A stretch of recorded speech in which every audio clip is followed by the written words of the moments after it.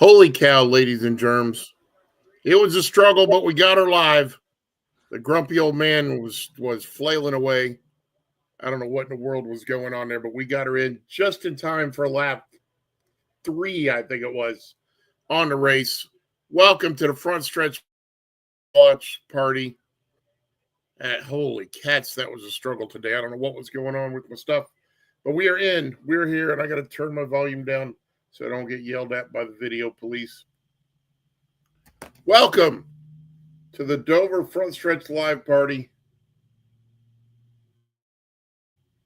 They are green and going at the Monster Mile.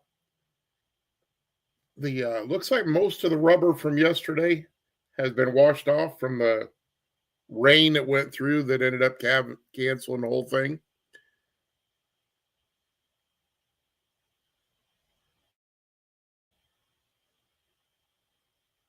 Oh, looks like we're having some kind of trouble on the Facebook side of stuff, but they're going to keep trying, so that's fine. Those of you watching on YouTube are all good.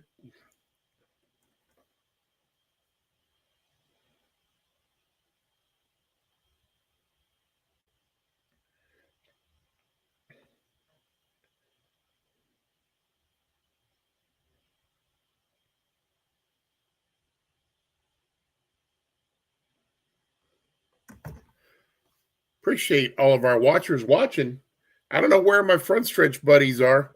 I'm going to keep bugging them to get their butts on here and give me somebody to talk to, because I know y'all don't want to listen to me babble all day, for goodness sakes.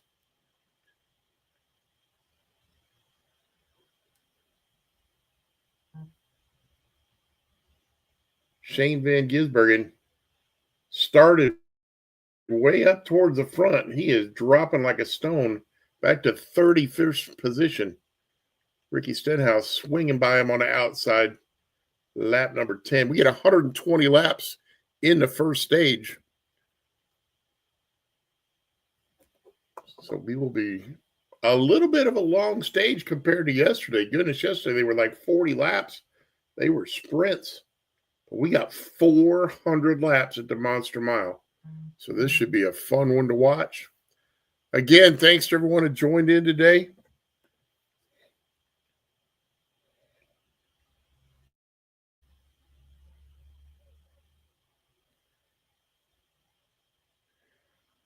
Glad that my friend Trey Lyle gave me a little bit of assistance getting this puppy up and running. Billy Sellers, great to see you, buddy boy. Thanks for coming on and joining me. I am doing well. It's a Sunday. We are watching Shane Van Gisbergen having some kind of a problem in the right front. They got their heads in there. They're looking underneath. Needless to say, this is not good.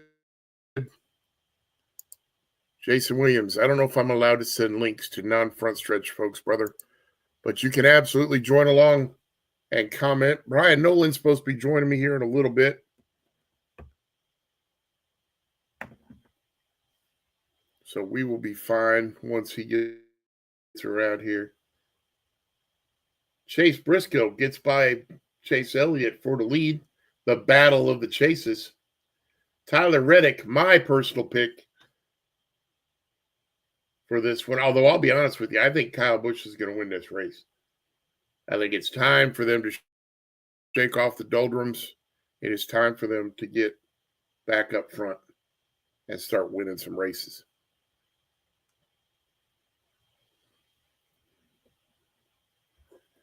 Let's see if I can invite some of our other Frontstretchians.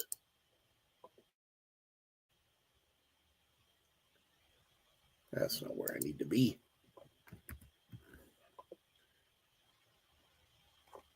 If I go to channels, I want to do that, general.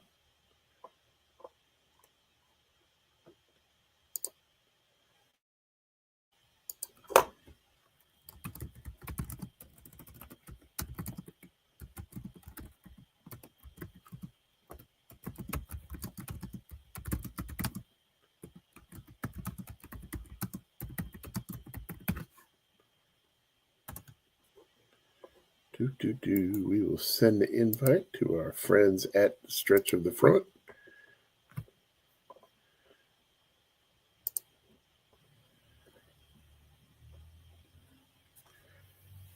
I agree, Billy. This is his kind of race. It's one of those deals where he's already near the front, which you kind of expect him to be middle of the pack and come on later. But as this groove widens out, and it wound out really fast yesterday, they get it up there near the wall, he is going to be ripping the boards.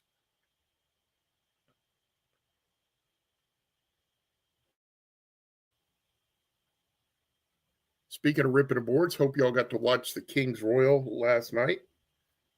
Kyle Larson and Rico Abreu coming in second and third to and I'm going to screw up his name, Marcy, the guy that won it. See if I can officially find his name so that I don't butcher it too bad.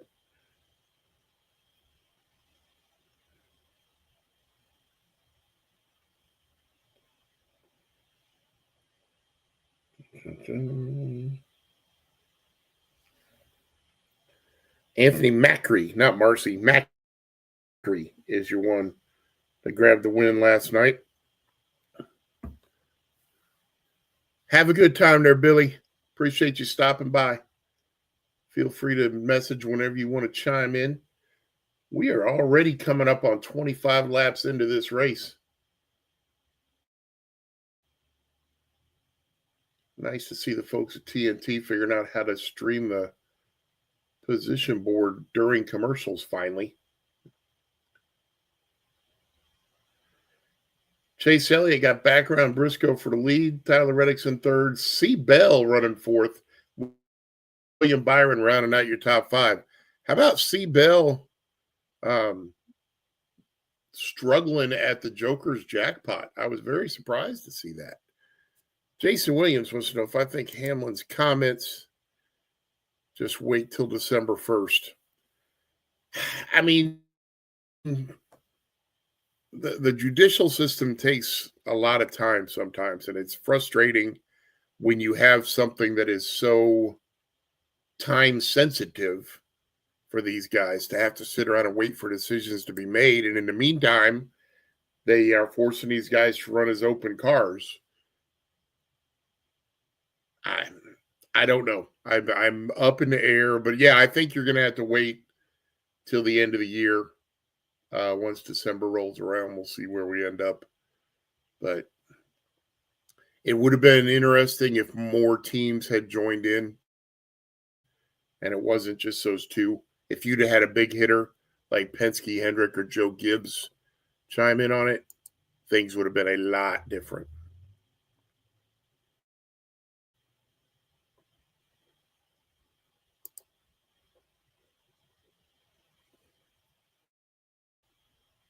Van Gisbergen is back on track. Waiting for him to show us where the scoring pylon is here. We can see how many laps down he is, because it's got to be a bunch. Because they were in looking with the wheel off, trying to figure stuff out. And at this track, you're running, 20-second laps. He is 4 laps down right now. Cody Ware right in front of him in 36. J.J. Yaley back there. Was messaging with some friends on Facebook this morning about the fact that I'm shocked that J.J. Yaley has never won a NASCAR race. If you ever get the chance to go back and look at his history as a race car driver, in the open wheel world, midgets, sprint cars, silver crowns, J.J. Yaley has won everything of any kind of importance. There's only 2 drivers in history that have won the USAC Triple Crown. Tony Stewart did it first, winning midget, sprint car, and silver crown titles all in the same year. J.J. Yaley is the only other one that's done it. And he's had an unbelievable open wheel career, but he has struggled when it comes to stock cars. Kyle Larson's sitting in 20th. He has not been good in the last 8 races. And it's And funny, I don't know. You don't think that the double takes that much out of people, but man alive, ever since he put the effort into the double, he has just been running bad in the NASCAR side of things. Not running bad in sprint cars. Won the Joker on Thursday night. Had a good run to, I believe it was third on Friday night in the night before the Royal, and then came home third again last night in the King's Royal. So how about this? Nemechek is 29th. Ty Dillon is 23rd. Reddick is 4th. Gibbs is 8th. So, and they were talking about it in pre-race. You got to think whoever wins the Reddick-Gibbs battle is going to feel like they have the upper hand in this deal. But I don't think so. I mean, the way this thing has worked out, you really don't know. Jason, I kind of agree with you, brother. JJ and he was in that car with Gibbs. That was a significant vehicle. I mean, let's face it, Denny Hamlin's had a hell of a run in that car. But for whatever reason, JJ just never really got the feel in that quality equipment. And needless to say, when you disappoint in that kind of quality equipment, it's really hard to get another shot. Me too, Jason. Jason Williams saying that he is hoping for Ty Dillon. I think everybody is. I think that would just be an amazing story to have such an underdog with an underdog team turn around and manage to win it. Because that's what, let's face it, nobody thought that was how this midseason challenge thing was going to play out. Everybody figured it was going to be your big guys strolling through and you were going to have a final four of, 8 or 9 of the 4 guys out of the top 8 or 9 in the series. And I mean, let's look at it. Gibbs, while his points are kind of up in there, he's not really a top 10 guy in the league. Dillon and Nemechek certainly aren't top 10. So your only top 10 guy is Reddick. It's really been eye-opening. And I have to feel like next year they're probably going to tweak it a little bit. Caution flag is out. Oh, where's my banner? Got to have the caution banner. I can't be a slacker. Where you at, caution flag? There you are. Caution flag is out.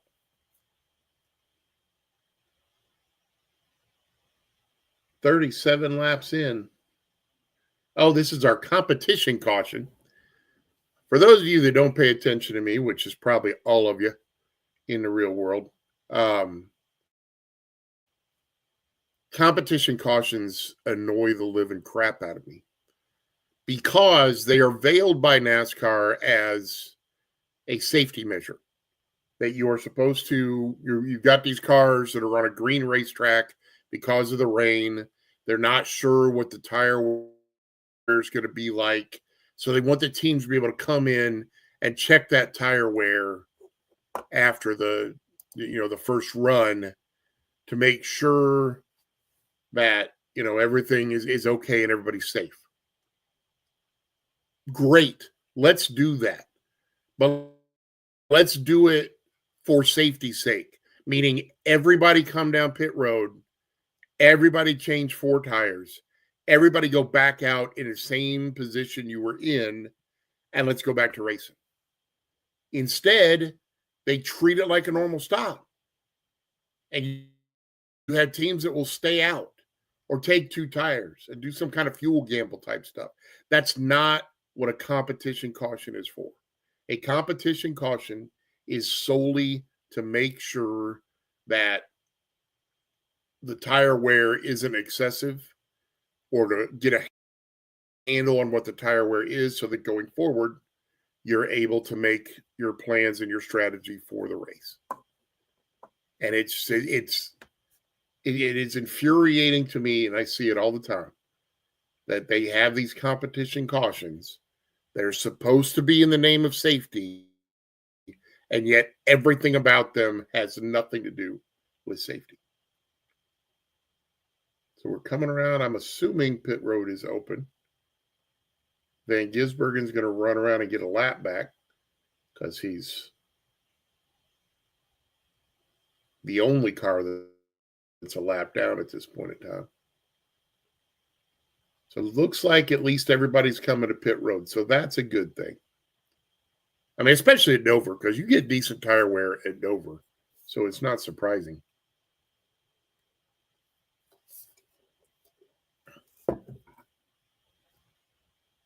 But I'm sure there will be somebody taking 2 tires out of this deal. Elliott's got that number 1 pit stall today. That's going to be a big deal, I think, by the time this all plays out. He gets off first, Briscoe second, Bell third. Kyle Busch gains 3 spots. He's up to 4th. Byron 5th. Reddick 6th. Hamlin 7th. Gibbs 8th. Logano 9th. Michael McDowell had a great qualifying run. He is hanging around up there in the top 10 as we get ready to get back out, get lined up, and go back to racing. We're on lap 39, I believe, right at this point in time. So it'll probably be a couple more before they get it back to green. We'll probably be somewhere around 42, 43 by the time to go green. But thanks again to everybody for joining in on this thing. We're trying hard to build this watch party deal up. I think it'd be great if, somewhere down the road, this could be as big as the tweet ups are at the racetrack. It would be really neat to have, a couple 300 people show up to watch these deals with us and just have a good time. I mean, that's the bottom line in this deal. I know that we're not the most influential and informative individuals on the planet, but we are all passionate about stock car racing and racing in general. And we like to share it with people that are like-minded, and we're glad that you all are on board with us.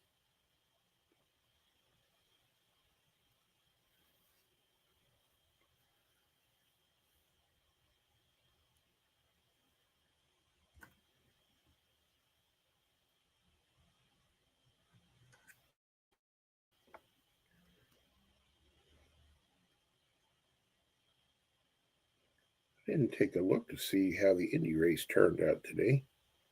I was thrashing away trying to get this deal up and going.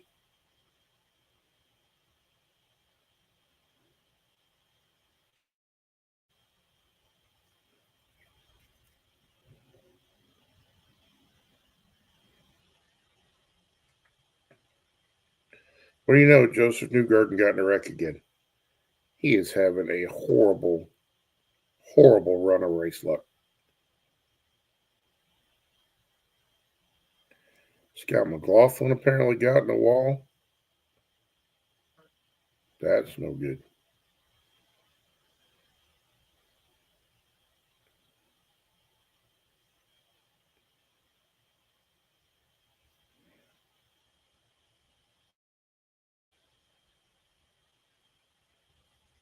So it looks like our boy Pato grabbed him a win today. Pato Award. I've been picking him for a while, so that's cool. Renus VK was second. Kiffin Simpson third. Colton Herta fourth. Marcus Erickson rounding out that top 5. Kyle Kirkwood 5th. Graham Rahal coming in 7th. How about that? Callum Illett is 8th. David Malukas comes in 9th. And Scott Dixon rounding out your top 10. Alex Palou, a 12th place finish today. Not good for the Dominator this year. Pato Award grabbed the lead on lap 62 and led to lap 90. Gotta love that. Alex Palou was leading early, but did not get it done.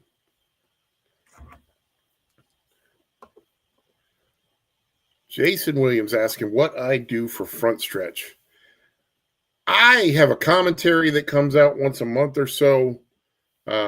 I've been writing for Frontstretch for 20 years. I started in 2005. I try to do all of these online video things that I can get into, the podcast. I search for sponsorship dollars like we all do. I unfortunately haven't been able to get to the track as much as I like to. I used to go a lot.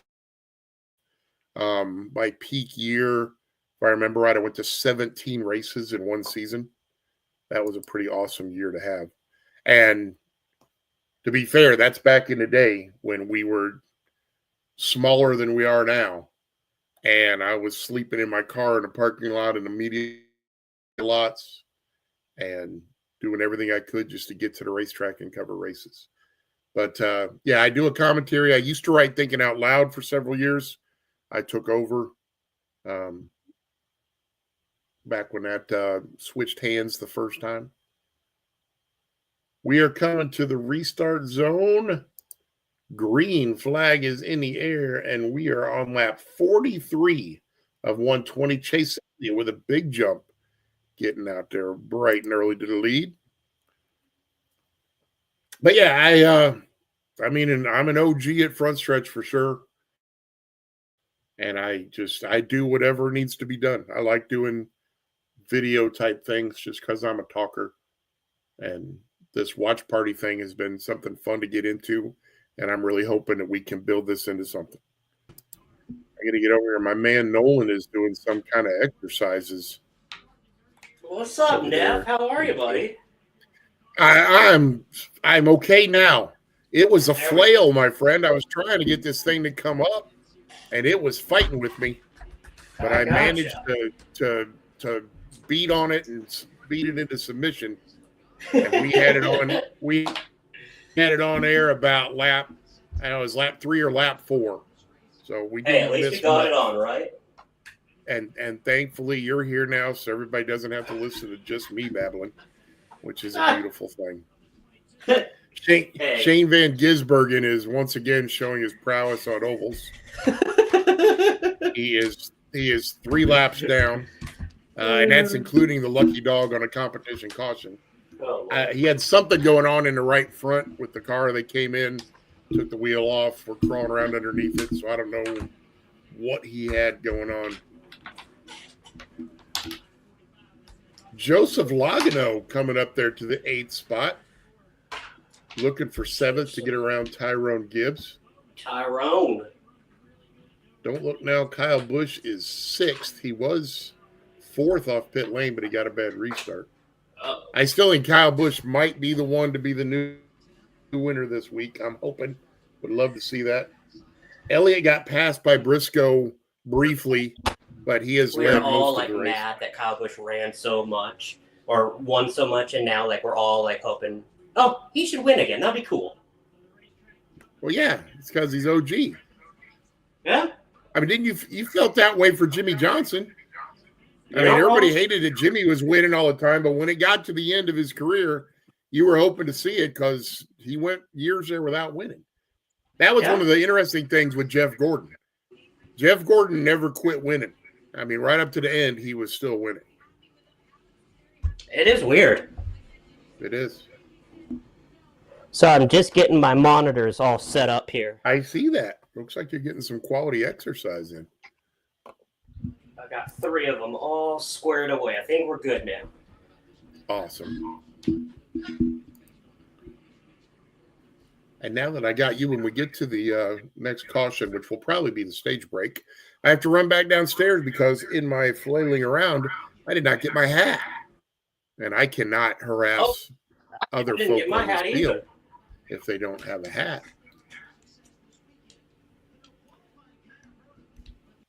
I shared the link on the channels and thought maybe we'd get somebody else to come join us, but you never know. As long as I got somebody to talk to, I'm happy. Exactly. Look at Jason coming up here saying he never wanted Jimmy to win again. Come on, man. Hey, there's going to be haters like that, though, you know? Oh, there are. There's people that hated Richard Petty winning all the time. Mm-hmm. 53 out of 400. Chazé Elliott. Chazé Briscoe. slightly ahead of me because I'm going Slightly. to 53 right now. Okay, So so yeah, I'm you're about probably a half I'll- to 3/4 of a lap, but you're all right. Okay, I just paused it for. I'll pause it for about 10 seconds, just so we'll be good to go. We'll be close enough anyway. And the in season challenge is very interesting. Gibbs and Reddick have been running right near each other right now. Reddick's 8th, Gibbs is 7th. But the Okay. other one that's fun is Dylan and Nemechek. Oh, Dylan was in 22nd, and Nemechek was 29th the last time they showed him. okay. So this could be. I want to see Dylan win this thing so bad. I think everybody does. Let's be honest. I did that just, and then I was talking about it before you came on that I think that this challenge thing has really caught everybody off guard. I think everybody thought that your Final Four was going to be 4 guys out of the top 8 to 10 in the series. And let's be fair, Reddick's the only top 10 guy in this thing. Gibbs has got the seed, but Gibbs is really, 15th or so in running orders. And Dylan and Nemechek are way down below that. So you've really only got one top 10 driver in the series that's in this deal. And I don't know. I think it would be really something to see an underdog, middling team be able to walk out of there with $1 million. Yeah, I mean, Colleague hasn't had the best season, especially. Honestly, though, Neff, I think their Cup stuff has been better than their Xfinity stuff. Yeah, which has been very surprising. Yeah. Their Xfinity this is the second year now that their Xfinity has just been off. It's been, and I'm really, I could see some wholesale changes. Yeah, I agree with that. I honestly could see at least 2 people gone. Maybe, I think there'll be one guy that stays there. But I think at least 2 people are going to be gone. I'm wondering, too, what's going to happen at Trackhouse. There is something going on internally there that is just not good. I mean, at all. There's finger pointing, there's name calling. I mean, you got a lot of people in there that are airing dirty laundry publicly. And that usually doesn't happen unless things are really, really bad. Yeah, I get it. So it'll be, and it's funny because they were like the flagship for a while of how to start up a team. Yeah. And they rose to the mountaintop and then they came down the other side really fast. Mm-hmm. Yeah, I really don't get it. I do not get it at all. Christopher Bell makes a move into 2nd spot. I mentioned him earlier. I was watching the Joker's Jackpot on Thursday night, and he was not good. I'm telling you now, that was one of the scariest couple of days for sprint car racing I've ever seen in my life. They tore up some stuff. Yeah. Yeah, 3 and it's funny because knowing Eldora, there was a lot of complaints, and there's still a lot of complaints about the track prep, especially in turn 1. Mm-hmm. And I'm like, if there's anybody that should be seasoned at track prep, I mean, it's the folks at Eldora because they do it all the time and they do it right. But I was surprised on Thursday because when I first tuned in for the C's, that track looked bad, but it raced fabulously. I do wonder how different it is when Tony's not at the track, because Tony was in NHRA this weekend in Pacific Northwest. Right. So, I mean, I don't want to say they were just lollygagging around, but I mean, I do wonder if everybody's not as uptight as they usually are. If they're not as on point. Mm-hmm, exactly. It does make you wonder that. Yeah. Oh, his support staff is something else. Denver Thurston chiming in. SVG just logging them laps. Getting ready for the first round of the playoffs. I don't know about that. I honestly feel like SVG is really honestly trying to craft better on ovals because he knows he can't go far in the playoffs without doing well on ovals. Yeah. And I think he's got to do it. Billy chiming in for Let's Go Byron. Billy was nice enough to be on nice and early for us today. Before he started his own podcast thing. Attaboy. Appreciate ya. Oh, the scoring pylon's down again. Uh-oh. Did you enjoy Dennis in the booth yesterday? I Did you listen did. to that at all? I did. I thought it was very, very. I thought it was. He talked a lot more than I actually thought he would. Right. So I'm like, oh, okay.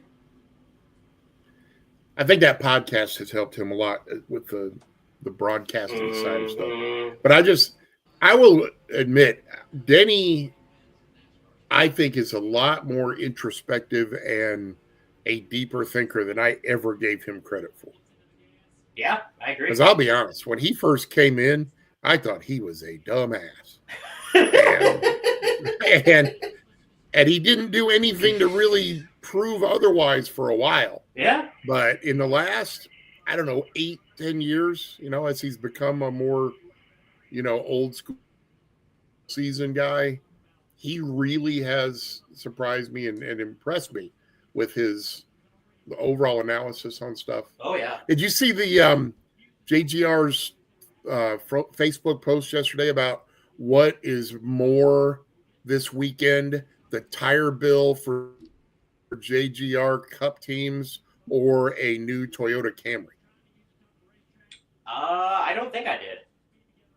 I saw it. I reached out to some knowledgeable folk who would know that answer. They said right now it's approximately $2,200 a set.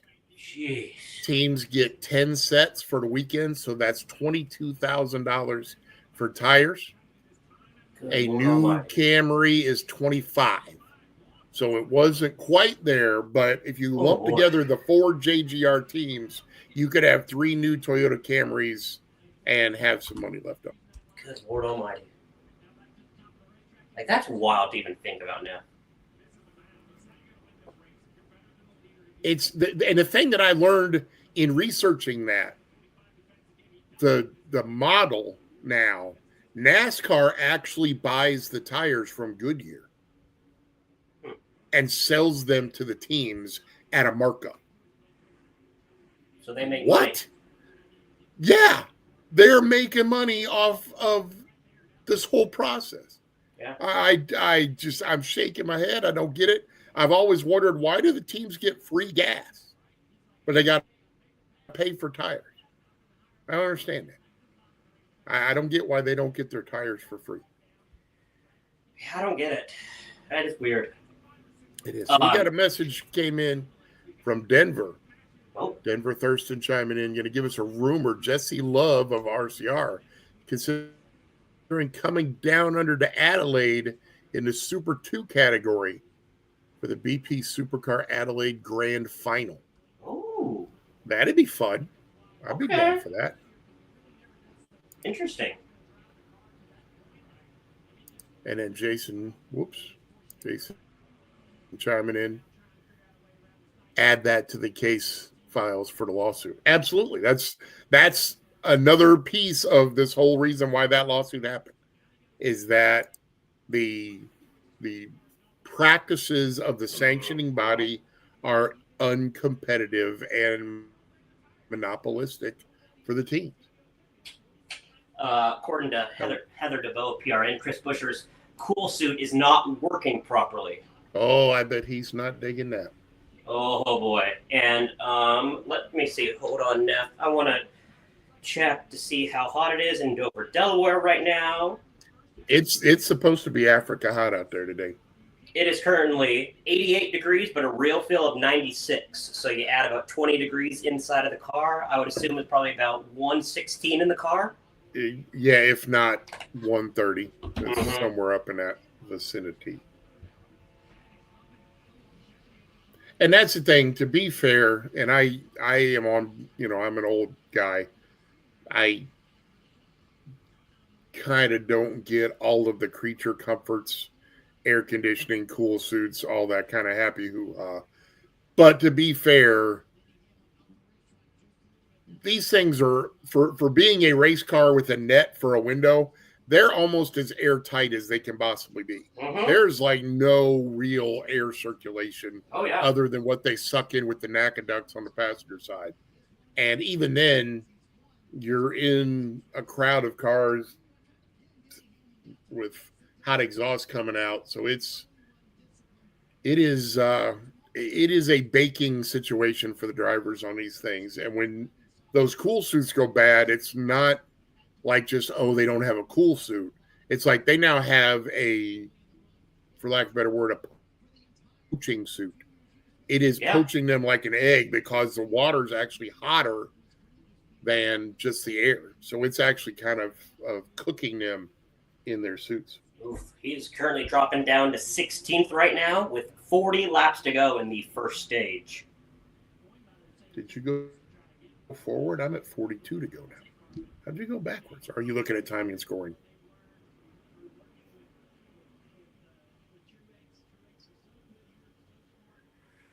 $80 out of 80 out of 400. A long race today, Neff. 400 miles. Almost good. Oh, Neff, I forgot it. Only 100 miles. Dude, I forgot who I'm talking to.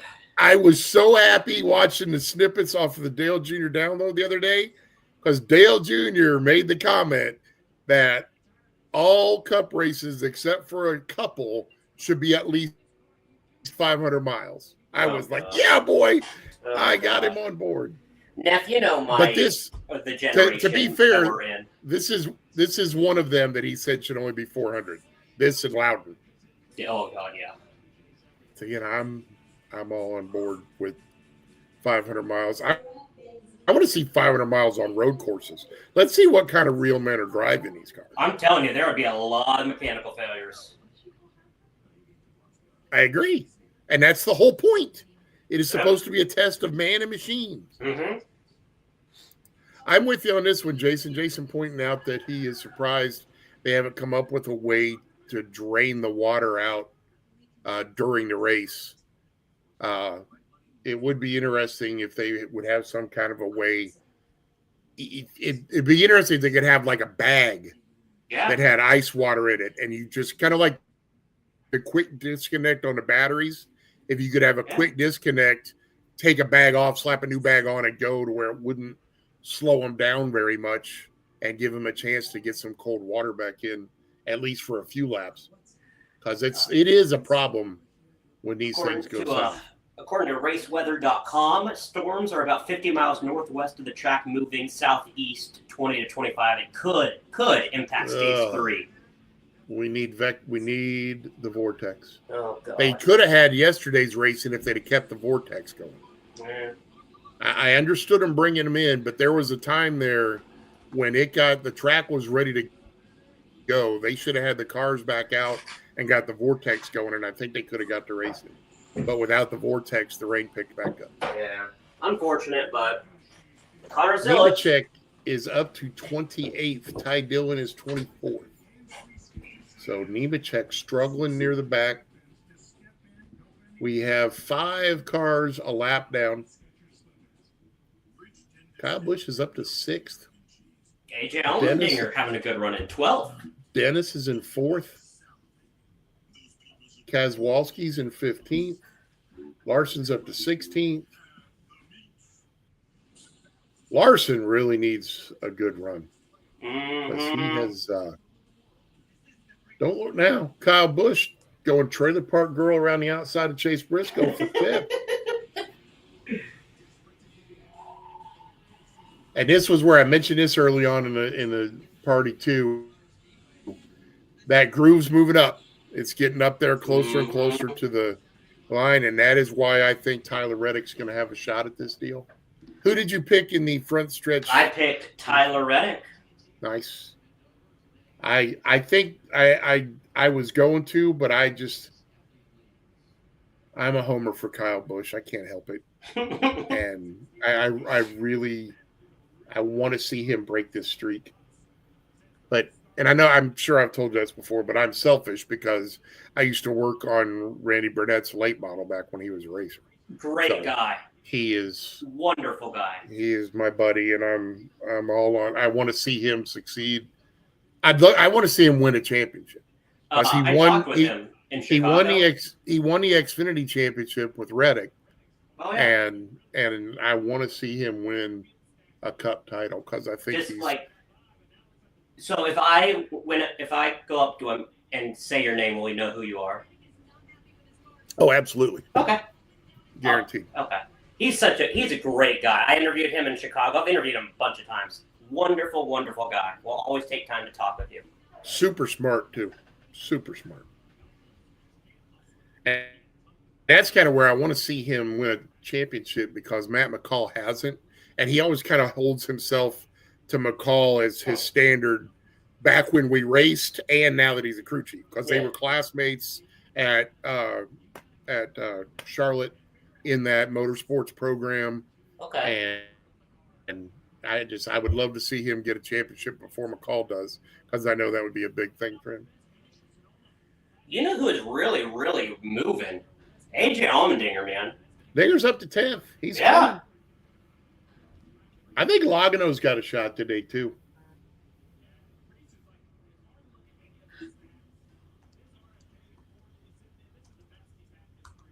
You got Ryan Preece on a short track. You got to figure Barry's going to be in there.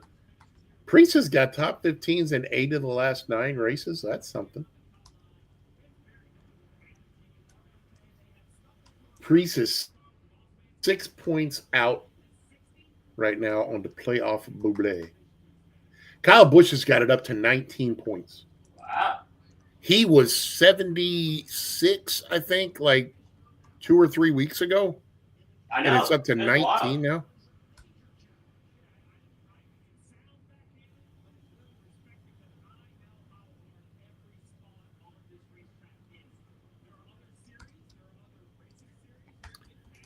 Denver Thurston pumping up those Australia tracks because they have drainage in the bitumen, which drains the water from underneath the track. I've seen they have the new asphalts that they can do in parking lots and stuff where it's the asphalt is porous and there's a sand substrate. So if you dump a bunch of water on it, it goes right through. Okay. It seems like that would be great for a racetrack. The problem is all the rubber from the tires would plug up all those holes that the water drains through very quickly. True. And you would have to have some kind of a brush cleaning type system that you would run over it to get all that rubber pried out of all those little pores in the asphalt. All right, we are at 25 laps to go in stage number 1. Chase Elliott has the best average finish among active drivers at Dover. Elliott leads Bell, Byron, Hamlin, and Busch, your top 5. Bowman, Briscoe, Gibbs, Logano, and Allmendinger rounding out your top 10. Once again, 5 of the top 10 have a last name that begins with a B. This is a trend that has been going on for a while. That's true. It's very interesting.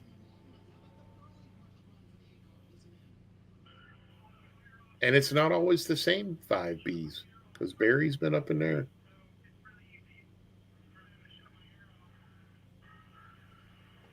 Wow, Van Gisbergen lost a lap. Technically, he's lost 2 laps because he got the lap at the competition caution.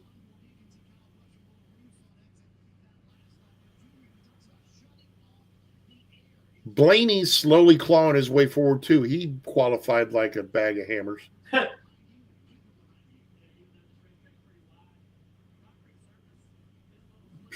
Bowman, the showman, is trying to put the pressure on Kyle Busch for 5th. I think he's going to clear him this time. Nope. Busch with the run. Busch checked it up. Smart maneuver. It's too early in a race to be trying to force your way into something.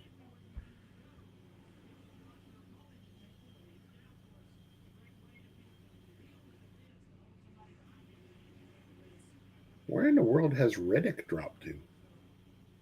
I just realized he's not in the top 10.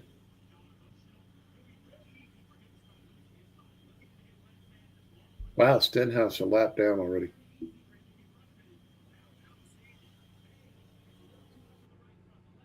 Reddick is in 13th position. 100 laps down, Neff. 300 to go. Yeah, Billy. Should be 4. Suarez is down too. Ty Dillon maintaining that 4 or 5 spot lead on Nemechek. Going to make that final. And then we go to Indy. Yeah. One of my favorite ever interactions. I was at Indy, and they had been, it was practice day, and they had been practicing trucks. I think it was trucks over at IRP. And I came over to the big track, and for some reason, I go in the bathroom, and I look to my right, and it's Ty Dillon. Now, Ty had been over practicing at IRP, but he had then come over and turned practice laps, I believe, at Xfinity at the big track. And his first lap in practice was like fastest in the practice. And so I looked at him, and I'm washing my hands after we're done, and he's doing his thing. And I'm like, I got to ask, how mentally do you go practice at a half-mile track, drive 5 miles down the road, strap into a car, and go 100 miles an hour faster into the first corner on the very first lap? I could see if you built up to it, but he literally sails it in there 100 miles an hour faster on the very first lap of practice. And I'm like, he's like, you just do. And I'm like, I just know. I can't wrap my arms around how mentally you can do that.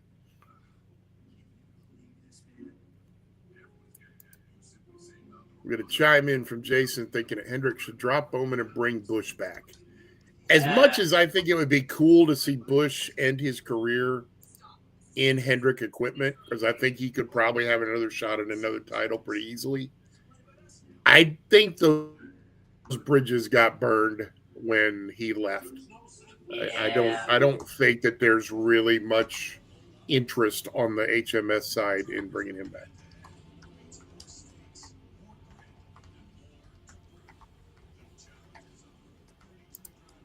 Denver coming in again from down under. We got a lot of people from Australia. I do, man. I love that we have it. That we have these Kiwis and these Australians. And the thing is, Neff, I don't know if I just learned that, but they're so nice. Like, y'all are so nice. They're nice. Really nice. Really nice, and they party like nobody's business. God, Australians can drink. So Denver says, what's the take on the whole SVG saga? I don't get why the NASCAR fans are trashing him because an elite driver on road courses, the way I see it, that Justin Marks may be the best business decision ever. I mean, it's a great business decision from the perspective of the increase in road courses on the Cup schedule gives Trackhouse the chance to legitimately have a shot at 6 wins a season, or maybe 7 next year. We don't know for sure yet. Although I did see yesterday that it is official, we're not racing the Chicago street course next year. It may come back, but it's not happening next year. I don't know that the NASCAR fans bash him because, I mean, let's be fair. He's obviously one of the best road course racers on the planet.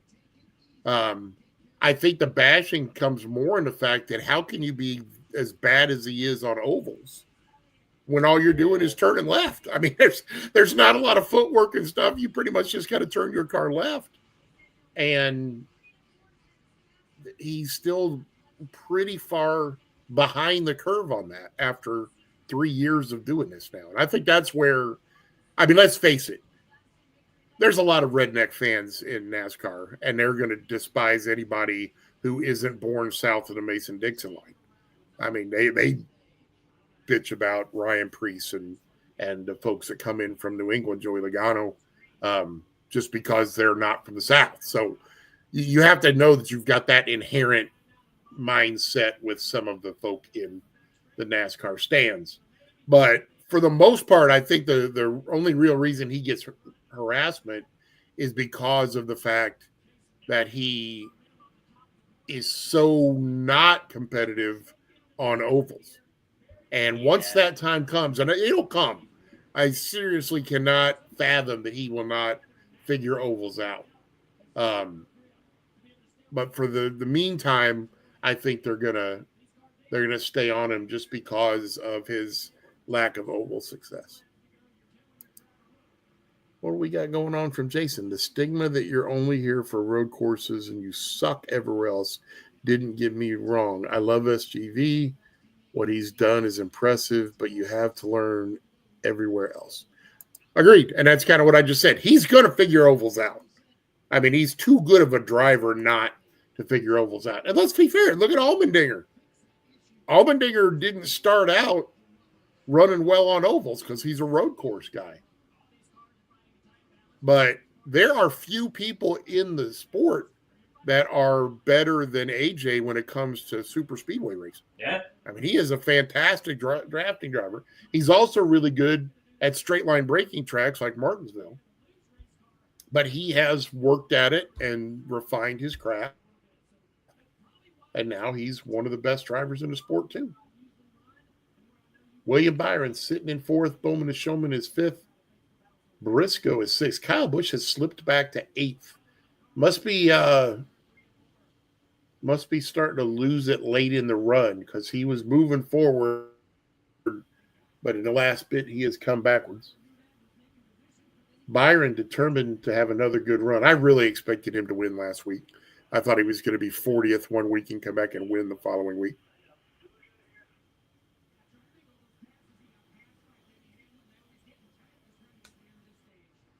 Two and a half laps to go at this point in time.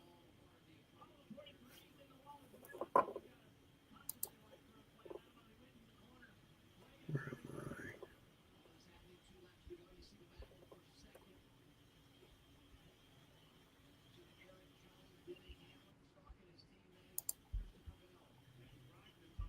Oh, Eric Jones slowing. Oh, no.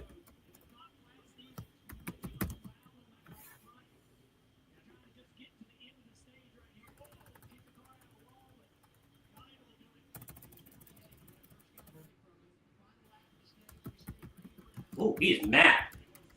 I feel like he's got a flat tire.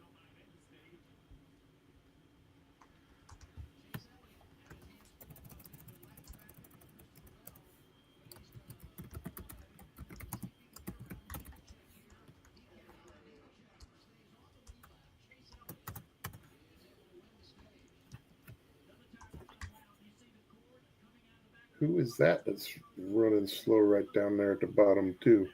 As Allmendinger's got a tire issue going on as well. All right, where am I? Oh, then he was third. Whoops.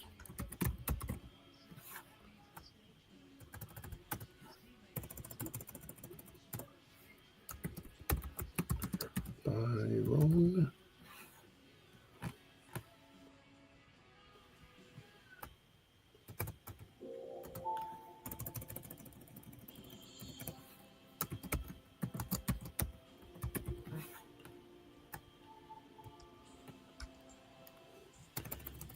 Try to update the finishing order of stage 1.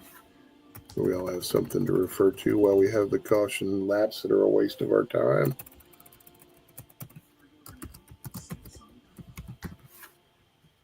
That's going to be Mr. Busch.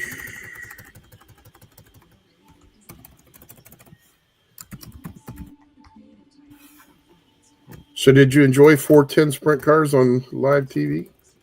I did. I thought it was really, really fun. I was thrilled. I really hope they figure out a way to get more of that. I mean, I hate to see it for Flow because, although as long as they're producing it, it doesn't really matter. Oh, don't need caps lock on for that. And there we are. We will save, and then we will show. Look at that. Like I knew what I was doing. Love it.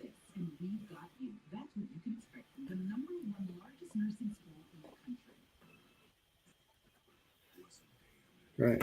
Now I got to unpause my TV. Allmendinger had a tire issue with like 2 to go, fell from 9th to 26th. Yeah, that'll happen when you got a flat tire when you're driving around the Monster Mile.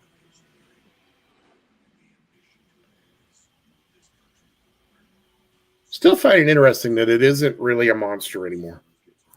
I mean, it used to just chew people up and spit them out. And now it's kind of, yes, it's a tough race, but you don't have a lot of guys spinning out. Let's put it that way. Yeah. We just won a whole stage there. We had one caution, and it was for a competition caution. Jason Williams is happy because Danny Hamlin came in third. Like to see that. Or was it fourth? No, third. Danny was third. 100. Never mind. Eric Jones did go a lap down. John Hunter Nemechek was the last one on the lead lap, so Suarez will get the free pass, it looks like. There you go. So I was bitching earlier on before you got here that... Oh, you bitching? No way. I am not a fan of competition cautions. Yeah. And I shouldn't say I'm not a fan of competition cautions. I think competition cautions are great if they are implemented the way that NASCAR likes to veil it that they are, when it really isn't. The purpose they have of a competition caution is that you've got a green racetrack because we had rain yesterday. It's clean. There's no rubber on the track. So let's bring the cars down and check their tire wear. Okay.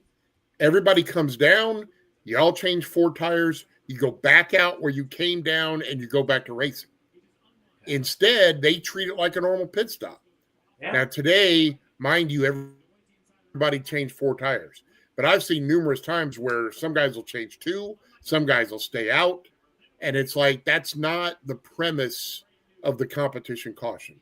If it is truly designed to be safety and checking tire wear, then bring everybody down, change all your tires, send them back out in the same spot. So it's not a competitive caution, because let's be fair, it's a competitive caution if you're not forcing everybody to change 4 tires and stay in the same spot.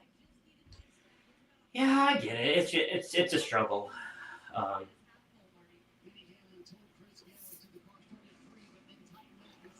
That Suarez paint scheme is disturbing. Which one is it? Suarez's paint scheme. What is it? It's for jockey. There's driver painted onto the side of the car in his underwear driving the car. Of course it is. It's just kind of creepy. That Jones boy tearing up that Lowe's lookalike paint scheme.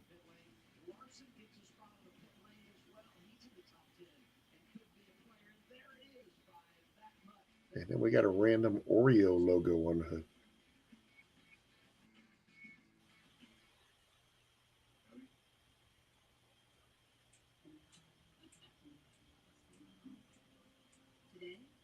Allmendinger's still dragging around that rubber. Wonder if they'll make him come in for that. They shouldn't.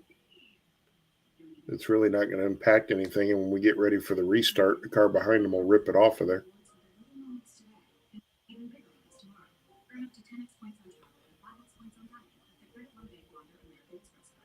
All right. So we are 5 laps in to the stage break, and we're finally going to pit lane. I don't get it.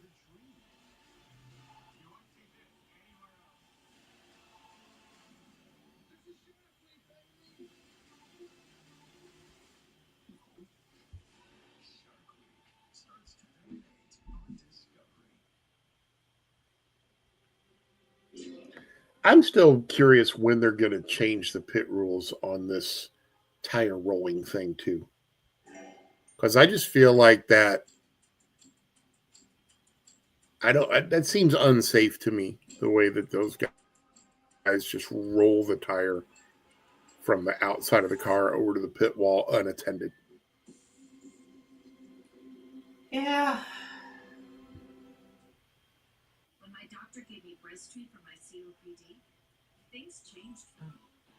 Breztri gave me better breathing, symptom improvement, and reduced flare-ups. So Denver chiming in on stage cautions. It's basically 3 sprint races and 1 long race. Imagine if they had 3 separate races to be going on from lap 1. I'm more of a fan, Denver, of we have the stages, but we don't have the cautions. so that basically you award stage points, but you just keep on digging. That's the caution part. I don't that understand won't why happen, we though.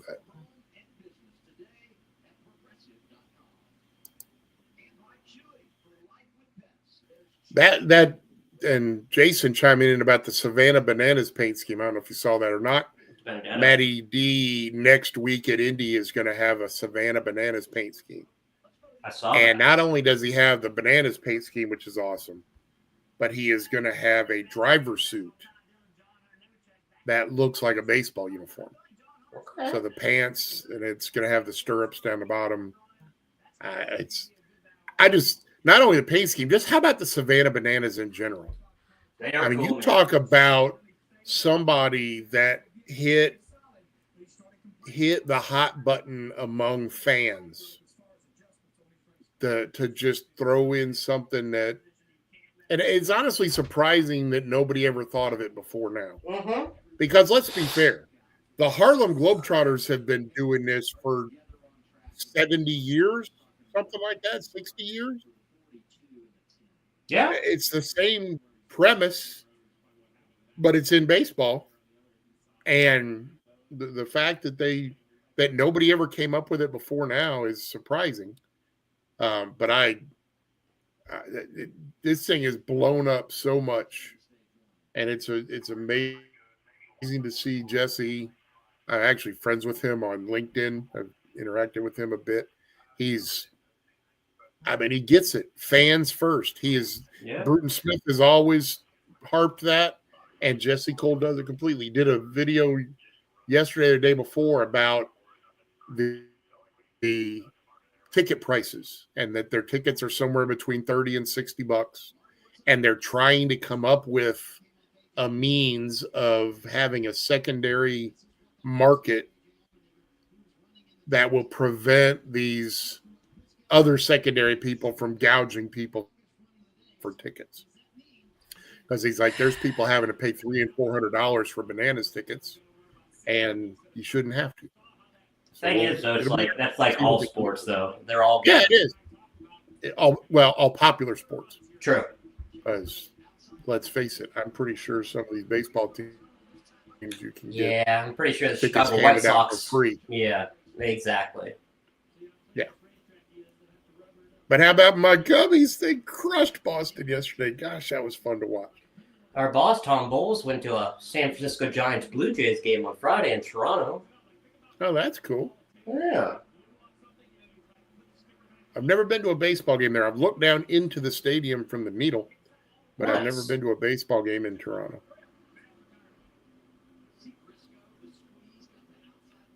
I've been to a handful. That's not a good-looking tire. Oh,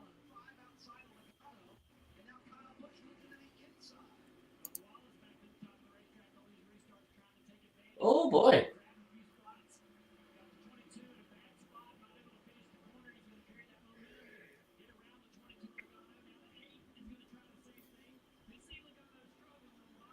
Oh, Neff, got to switch it. Green flag now. Well, you do. I'm still looking at them going down the backstretch. Okay. And they're showing this corded tire. That's not good.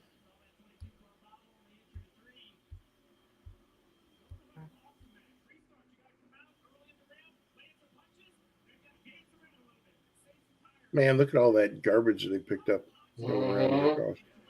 That's crazy. All right.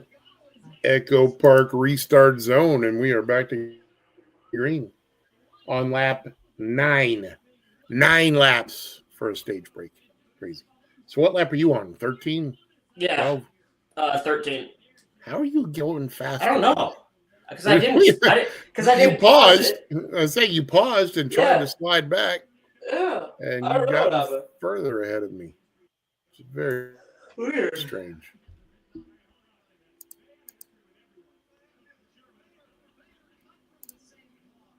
We are back at it. How's Mom?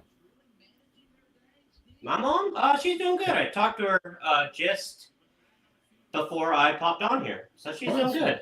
Yeah. Does she know that she's a popular topic of conversation among your front stretch friends? Oh yeah, she especially loves Massey. She loves Massey.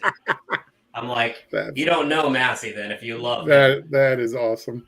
I I'm like, oh god. love it. Hey, Kyle Busch has slid back to 11th, lost some spots in those pit was Bubba Wallace jumping up to 9th. Look at that.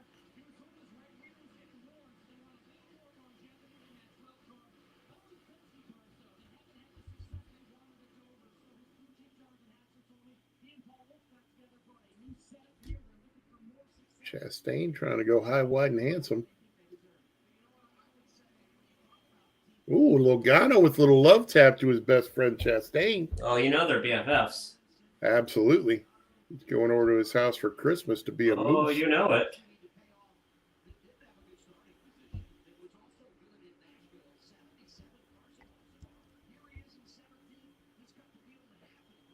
Yeah, that was intentional. I promise you that was intentional.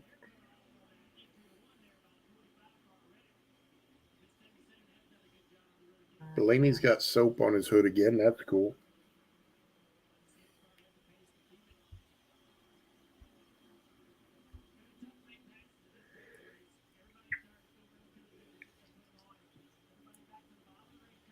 Blaney continuing to call forward. He's up to 13th after starting 30-something.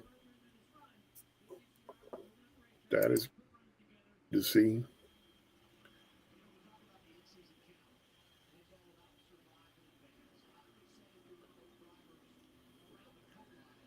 I don't know, Denver.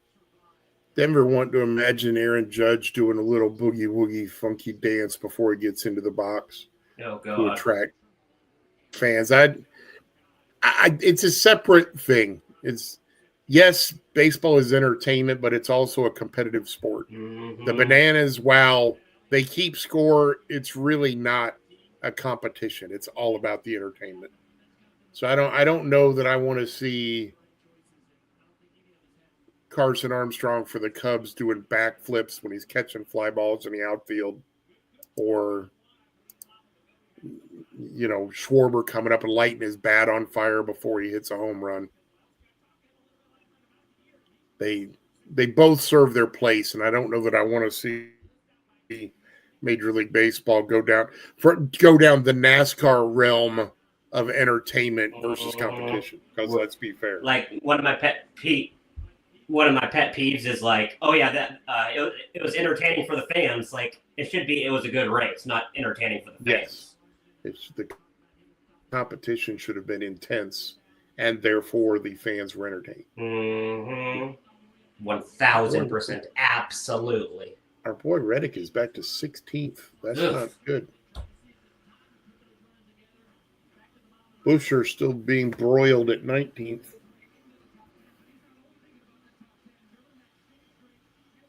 What is Buscher's paint scheme? I like that it's got that old school David Pearson feel to it.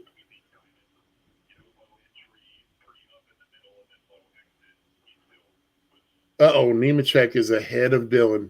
Oh, crap. 24th, 28th. Still a long race. Ty Gibbs, 9 spots ahead of Reddick right now. Wow. Look at that.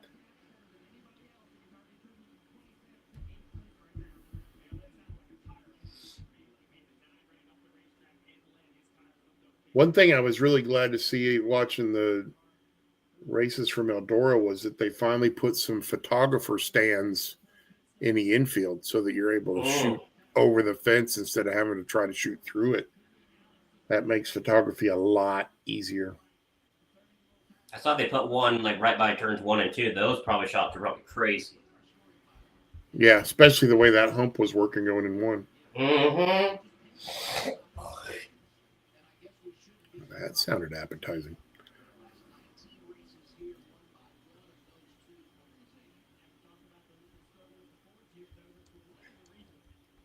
Kyle Larson started off terribly. He has clawed his way up to 8th, putting pressure on Gibbs for 7th.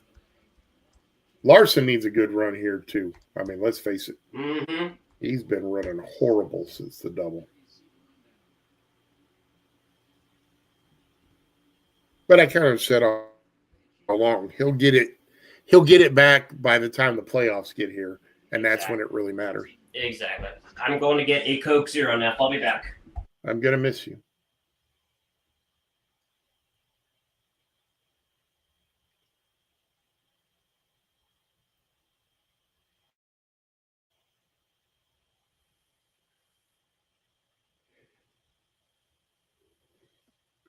Bubba Wallace is clawed to ninth. Busch is in 10th. Briscoe hanging around the back of the top 5 with Byron, but Gibbs trying to put that pressure on Bowman to get his way up there.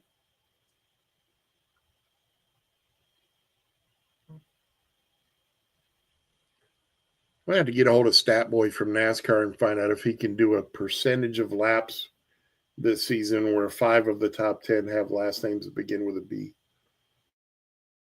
Because I feel like it's over half the racing laps, which is just a fun stat. Blaney's still sitting in 13th.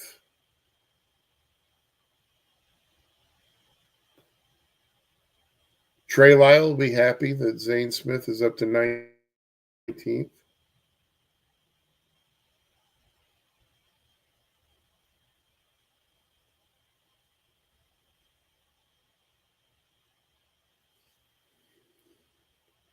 This could be one of those days where Chase Elliott leads 300 and some laps and then somehow manages to lose the race.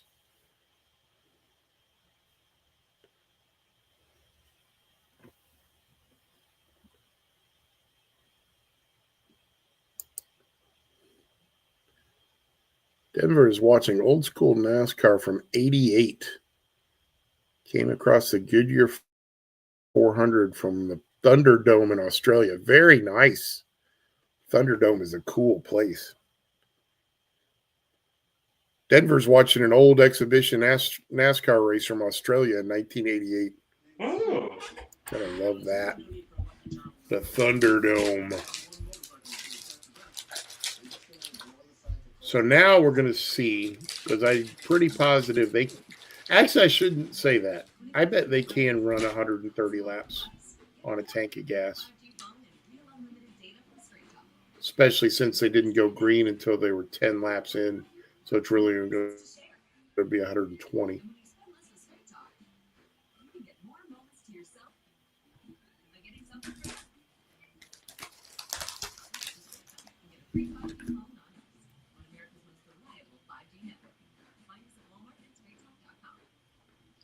.30 laps into stage number 2. Chase Elliott continuing to lead Mr. Bell.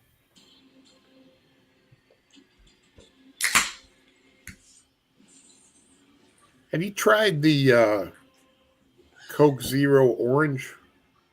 I have not. That sounds delicious. The zero sugar is quite tasty. I like it. It sounds awesome.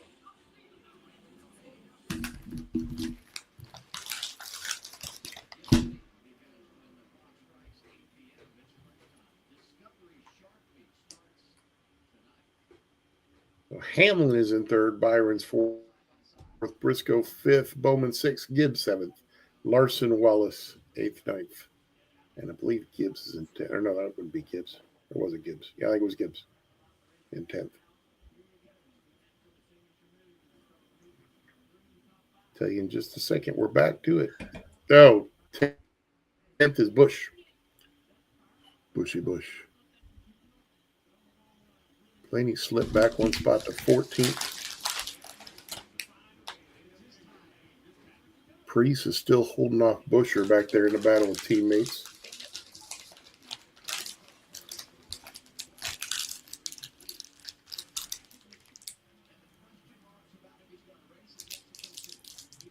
Kowalski's in 21st, right ahead of Barry. That's a new one. Ah, man, that's from that AI announcer stuff that we did. Oh, gotcha.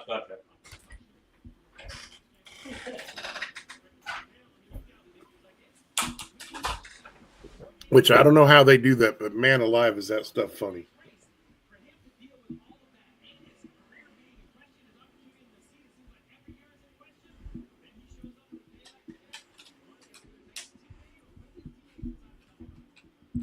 You okay there, Nolan? Do I need to call 911? Oh, there we go. I was worried about you. I thought you fell out. Oh no, I hit something. It went under the thing here in the office, so I had to go grab it. It was just one of my dog's tennis balls. Gotcha. Now, I understand that it's summertime and it's really hot, but man, I'm disappointed that these stands aren't more full. Yeah. Especially for it being only one race there. Exactly.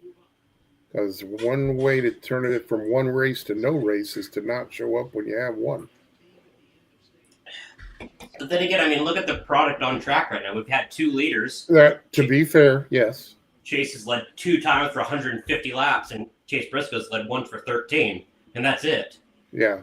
Briscoe got ahead of him briefly, and then...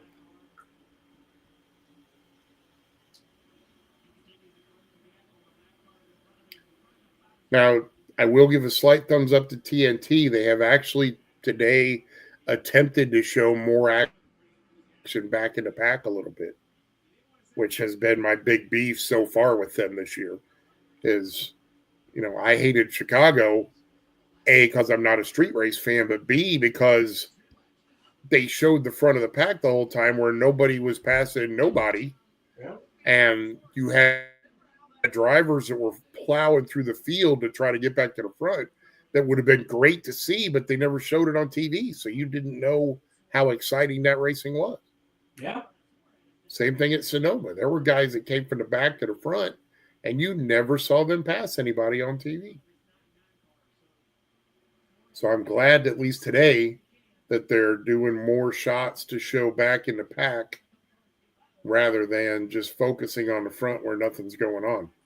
Well, to be fair, C. Bell is trying really hard to reel in Elliott. It's only half a second, but it's been a consistent half second. He hasn't been able to really gain too much. Have you ever been to Dover? I have. 2019. Nice. I've always wanted to go to a race there. They Billy Sellers, William Byron is in 4th, buddy.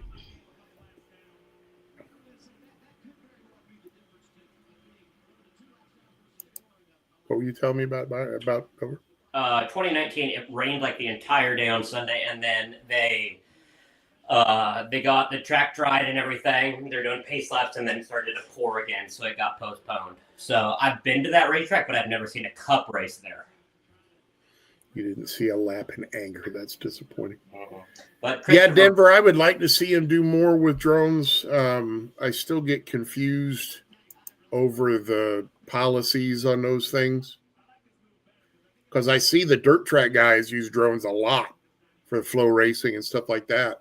But on the big broadcast channels, they don't usually do anything much with drones during live racing action because they're worried about the drone being over the track. But hopefully they'll change their stance on that soon. Chase Elliott bogged down by a bunch of lappers right here, giving C. Bell a great opportunity to get back up to his back bumper.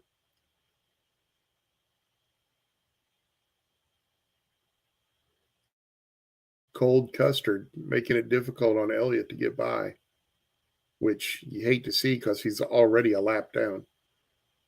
Once you're a lap down, you need to get out the way. Dennis taking advantage to check up to C. Bell, too.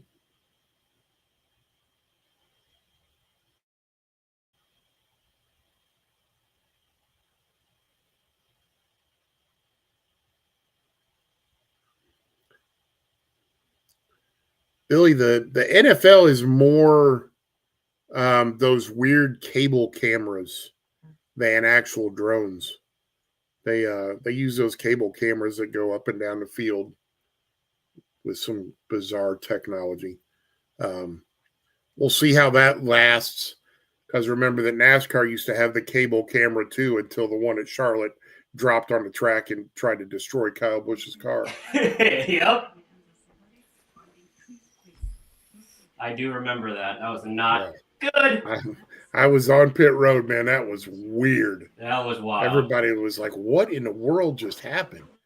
And then I went down to Bush's pit, and they're trying to unwind that whole thing from under his car. That was crazy.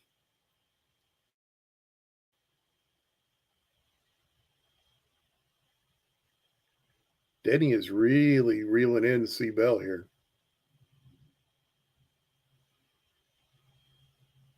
Suarez back down a lap.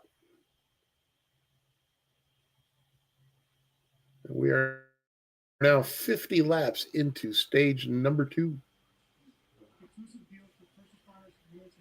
Chase Elliott continuing to lead, although feeling some heat.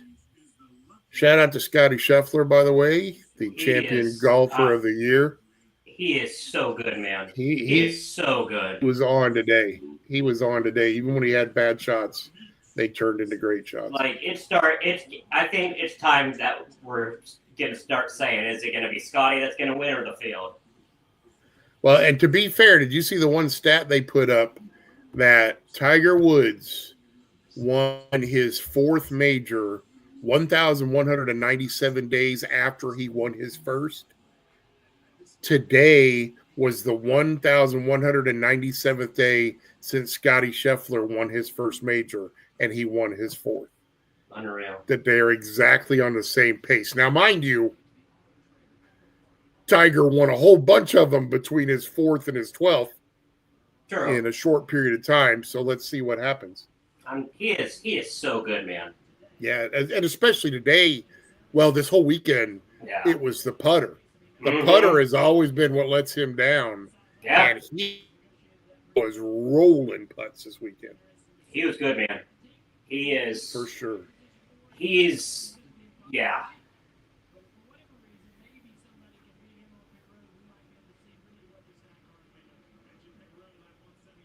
Billy's planning on getting the DirecTV streaming device to watch races next month.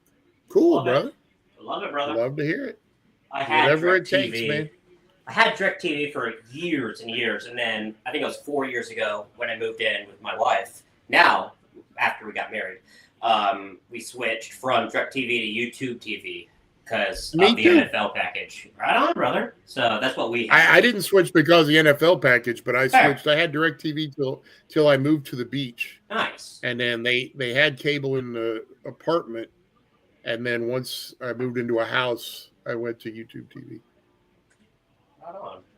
And my main reason for that is I would like to just do streaming for stuff, but doing the work with Frontstretch, I need to be able to DVR. And YouTube has a DVR function. Unlimited DVR and Tubi and all those dudes don't have the DVR function. So that's where it's the reason I stick with the YouTubes. Top 3 are definitely trying to make this thing a wee bit more interesting. Is there any question who the quote-unquote chewy top dog is? As Chase Elliott continues to lead 162 laps for the day, 136 prior to today. I'm assuming that's this year. Because I'm pretty sure he's led more than that at Dover. Who? Chase Elliott. Let me check.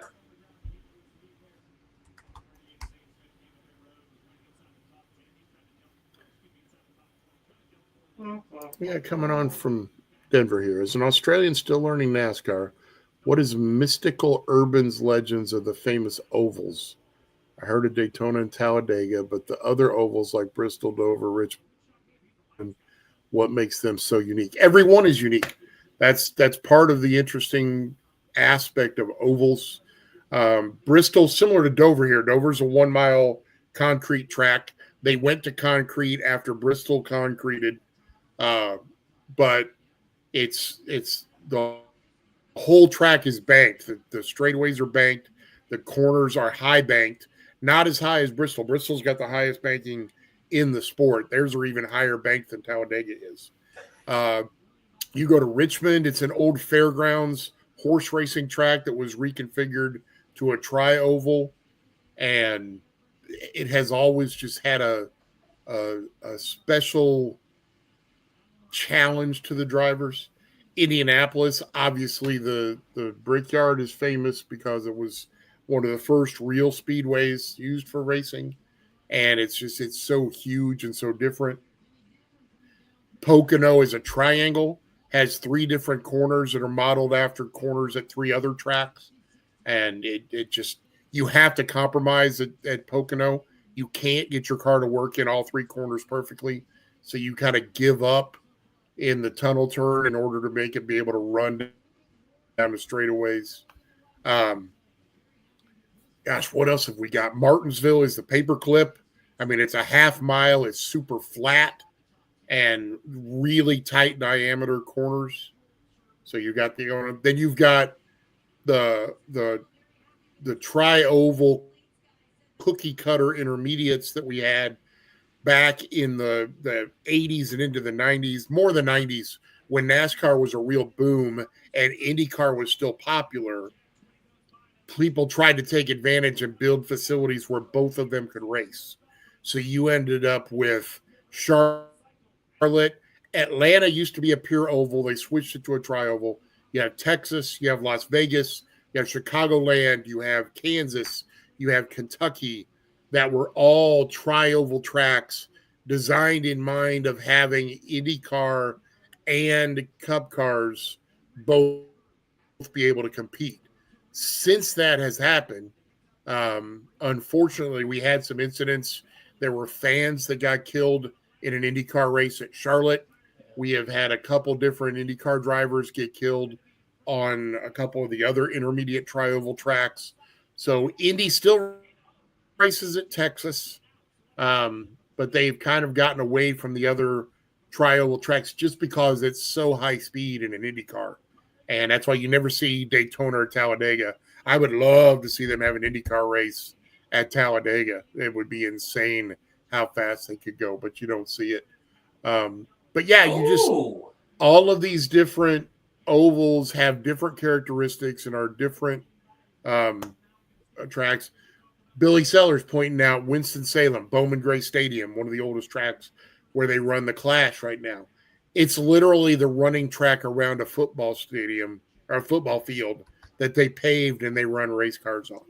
I mean, it is crazy that is what it is, and it's a huge hit for the sport because it's just entertaining, and the Winston-Salem folks pack that place all summer long to watch the racing.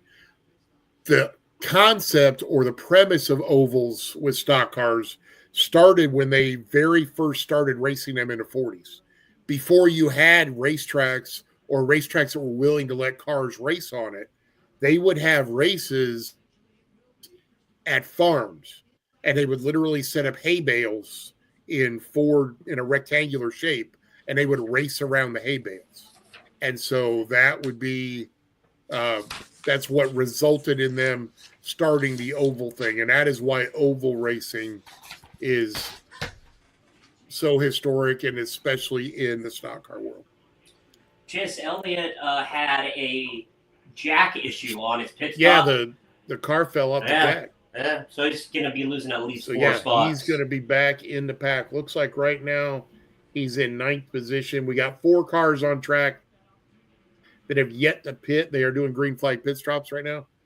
We have Hocevar, Barry, Nemechek, and Suarez who have not pitted yet. So when those 4 go in, barring a caution, you're going to have Denny Hamlin assume the race lead ahead of Christopher Bell. Bowman will be in 3rd, Byron 4th, and Elliott will be 5th. He is currently 9th. Nemechek is on pit lane right now, so that leaves us 3 of them that need to come in. What's our friend Kenneth Clark got to say? Hey, friends, how are you guys today? I'm doing good. Who are your picks for this race?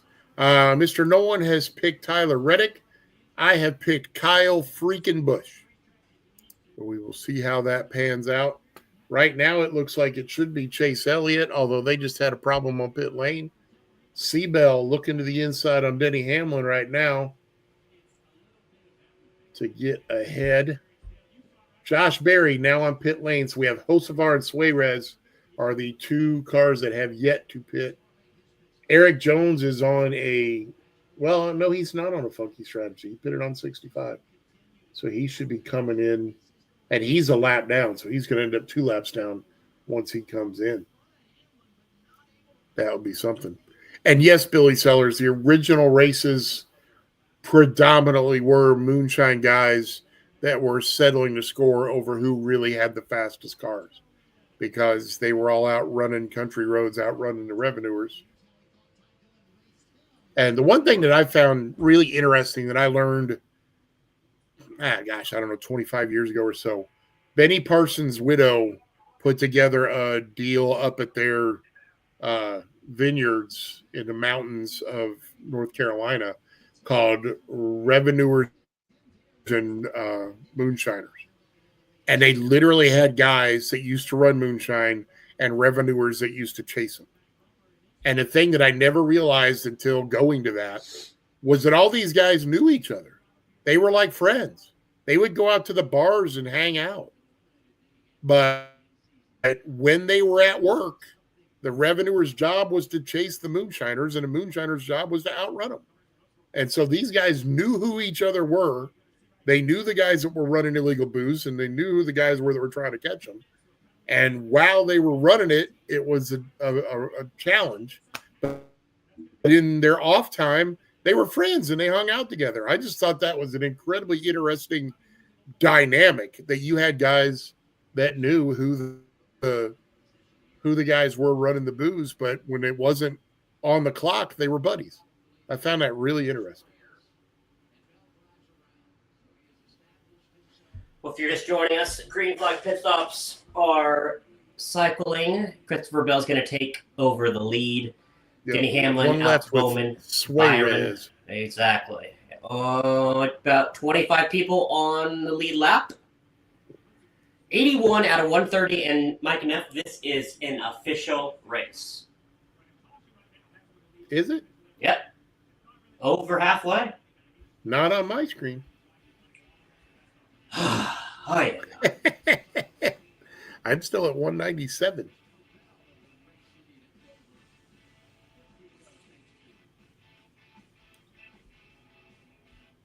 $198.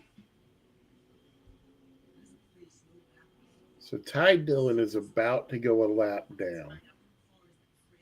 Well, technically he is a lap down.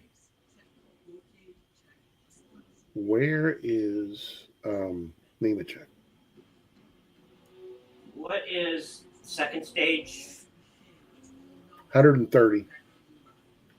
So we'll be at 255. Did that get out of the box? Oh, they're saying that got out of the box. Dang. That was so close. That is a real bummer.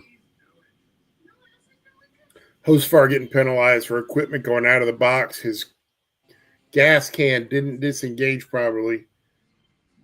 When it did fall off and slid, just a little bit of the neck of it got across the line, and they're throwing a penalty on him for it. That's a bummer.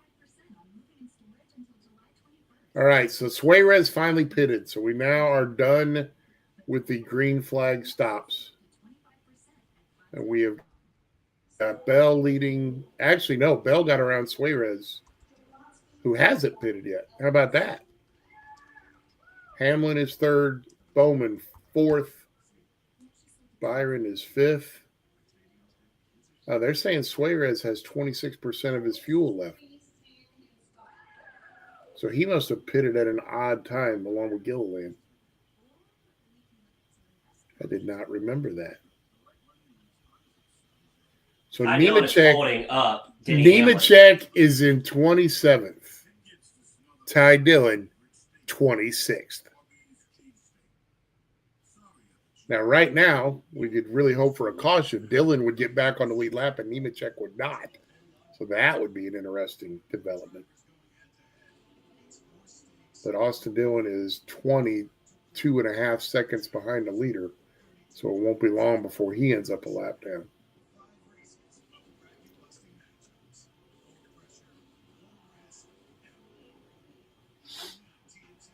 I'm trying to figure out if Will Ferrell has naturally curly hair. I think he does. Oh.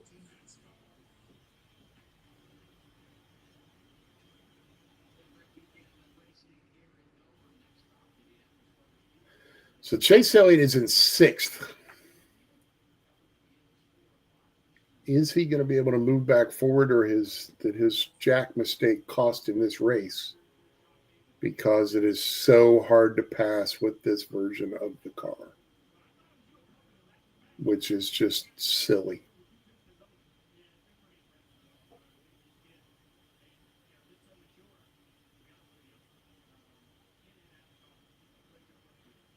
So do you have kids, Noel? I treat my dogs like my children. You got dogs? Okay, that's the same. We could sell Yeah. naming rights to your dogs. Sure. Yeah, I'm with it. Yeah. This I'll- has been. I would- Next time I'm talking to people about trying to sponsor the watch party, I'll see if we can sponsor the dogs too. That way you'll have a reason to show your dogs on the watch party broadcast every time. That could be fun. You know what I forgot to do? What? I forgot to go get my hat during the stage 1 break. Oh, yeah, you did? Yes, Damn you did. it, man. Damn it. So we got 43 laps to go. So we're going to be at 250 when it comes time for the stage break. By the way, my boy Pato finally won an oval. Yeah. I've been picking Pato all summer, and he finally came through for me. Pato is what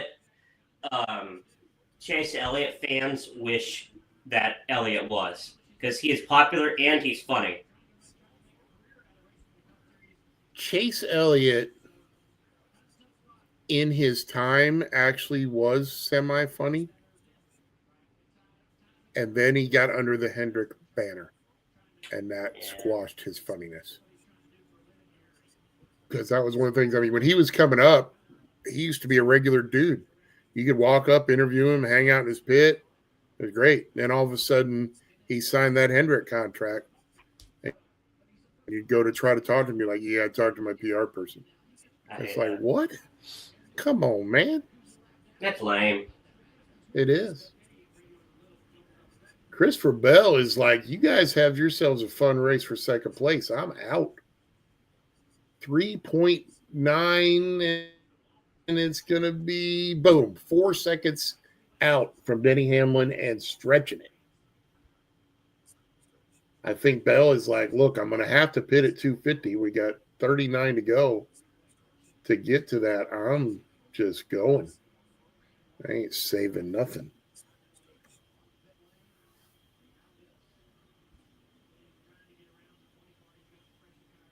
Have you been watching Sports Center's 50 States in 50 Days lately? I haven't, but I've heard about it. We had Marty Smith on the podcast. You did get him through? Yeah, and Trey did a great job with it. Highly recommend everybody listen to that. Nice. It's really, really good.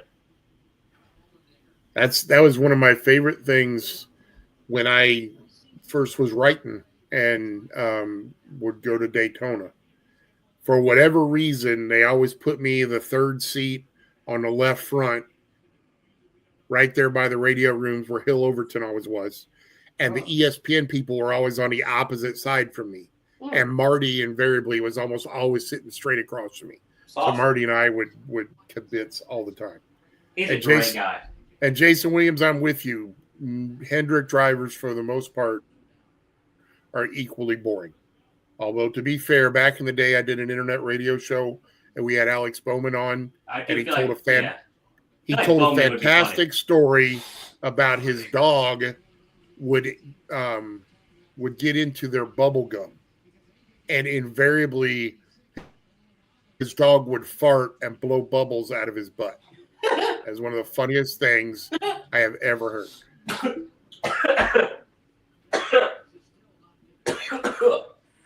Exactly. It's that funny.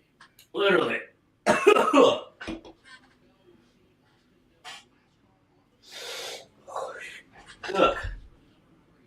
Carson Osavar. My bad. Goodness gracious. Carson Hocevar is taking his car behind the wall. Because he just pounded it off the wall trying not to run into Christopher Bell. Mm-hmm. Nemechek is trying hard to put the pressure on Dillon, but Dillon's hanging with it. I like that paint scheme on Nemechek's car, by the way. I expect to see O.J. Simpson come running out at any moment.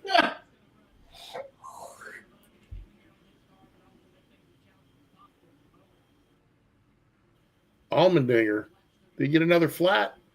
I think he has a brake issue.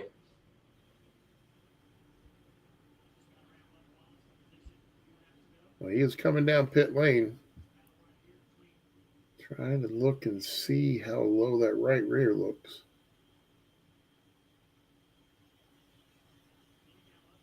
I never know. I'm always amazed at these dudes, the drivers that do these broadcasts, look at a car from half a mile away and go, yeah, that right rear's down. And you're like, I'm looking at it on the up close shot and I can't tell that it's messed. So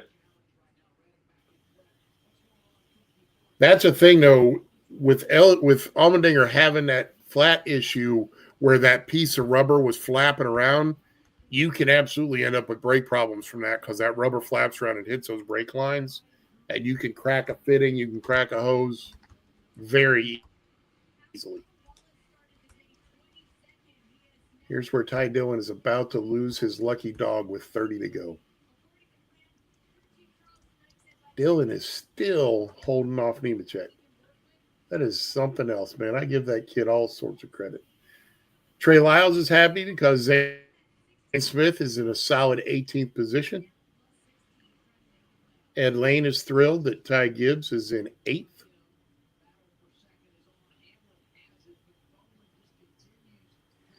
a gentleman there to the garage. He's having a right rear brake issue. There you go. I'm betting because that tire flapping around probably tore up his brakes. Mm-hmm. Kyle Busch still cruising in 11th spot. The possibility is still there of a KFB win, but it's going to take some special developments. Kezwalski is in 21st.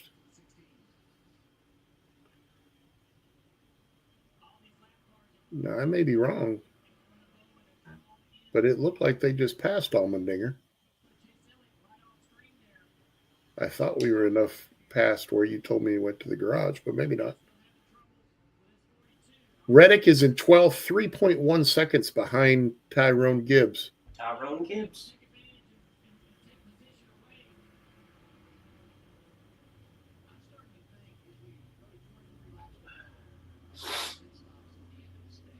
If you are just joining us, stage 2 here from Dover. We are watching from the Frontstretch studios. It has been a which are unbelievably spacious considering Mr. Nolan is in the Boise wing and I am in the Myrtle Beach wing. You know it, brother. You know it. It has been a non-eventful race so far. We got 20 to go here in stage 2. You probably have 23 to go, Mike, now. I have 26 to go. Okay. Fair enough. Because I still haven't figured out how you continuously are gaining laps on me. I don't know. I don't know really how it works. No idea. Here you go, because Allmendinger is coming down pit lane right now. Okay. To the attention of his pit crew again, which must be when they're ultimately going to decide to send him to the garage. I was surprised at that yesterday that they must have changed the pit lane layout. Oh, no, because they're going to the Cup garage. Now we got it. Yep. Because yesterday, those guys that went to the garage during the race actually had to leave pit lane and drive around the bottom of the track and then turn in at the entrance to pit lane to get to the Xfinity garage. I thought that was very weird. All right, so Hamlin has got 0.6 of a second on Bowman. That's what we're showing right now during the race because Seabell is 4.22 seconds ahead of Dennis. And William Byron is sticking his nose into it too. So you have got Bowman And Byron literally almost knows the tail. The 44's got a swash up here. 44 is now out of the way. So you got Hamlin, Bowman, and Byron all nose to tail, although figuratively because they're 6 car lengths apart. And Nemechek just got by Ty Dillon for the spot. Hey, look, Logano ran into Chastain again, or is that a replay from earlier in the race? I don't know. Curious and curious. William Byron is definitely faster than Bowman. Whether he can get by him is another question.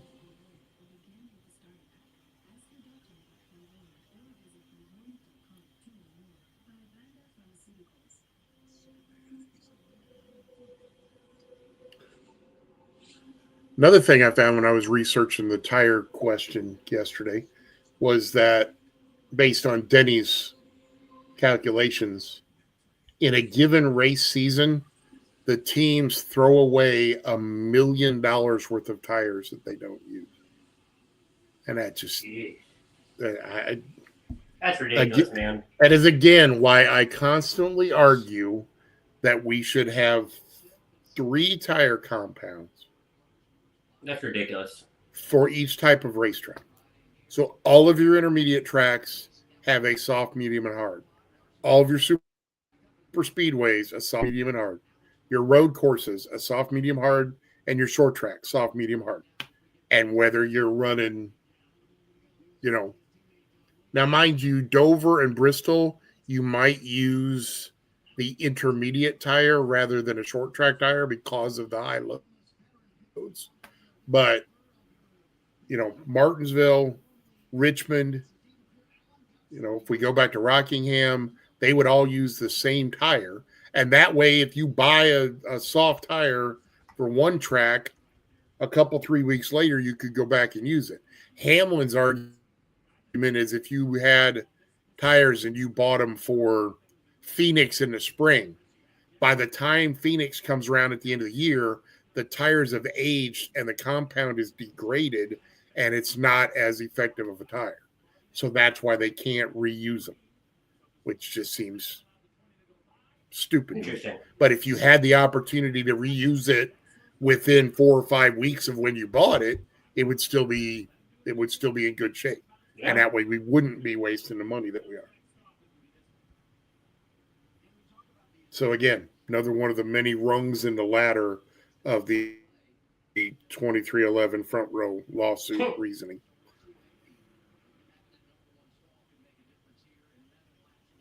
All right, we are on board with Chase Elliott as we come back with 15 laps to go, which means you're at about 9. I have 11. Oh, there you go. Kyle Larson quickly drawing into the back bumper of Chase Elliott. Wow, the top 8. Well, 2 through 8 are all within 5 seconds of each other. No, 1 through 8 is all HMS and Joe Gibbs. True. Bell, give you that. Hamlin, 1st and 2nd, Briscoe and Gibbs, 7th and 8th, and then 3, 4, 5, and 6 are all HMS. Truth.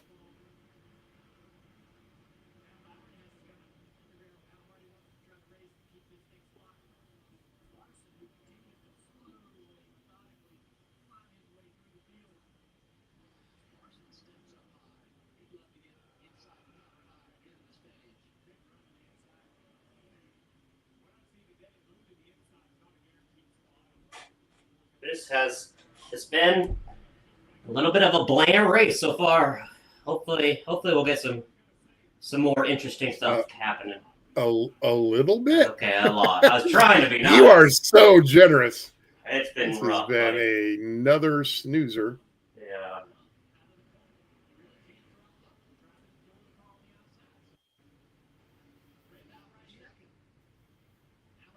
Larson still trying to reel in Elliott, but once again, you get to 6 car lengths back, and it pretty much just becomes cruising. Allmendinger off, Ware off, Hocevar off. Nobody officially out of the race yet. The Van Giz is 6 laps down. Cody Ware's 5 laps down. I think that was.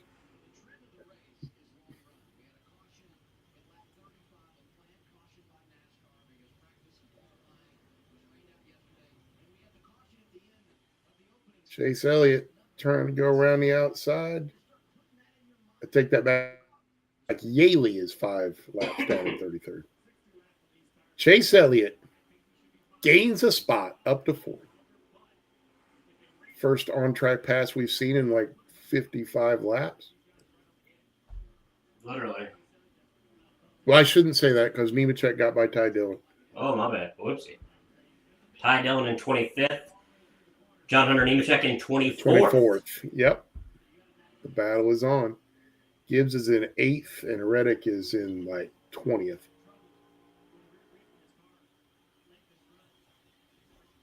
Ugh. I was just about to see it, and then I had to see Flo instead. Reddick is in 12th. I take that back. He's only 4 back. So Larson gets by Byron. Byron has dropped to 6th. Bowman, trailer park girl around the outside of Hamlin for the 2nd spot.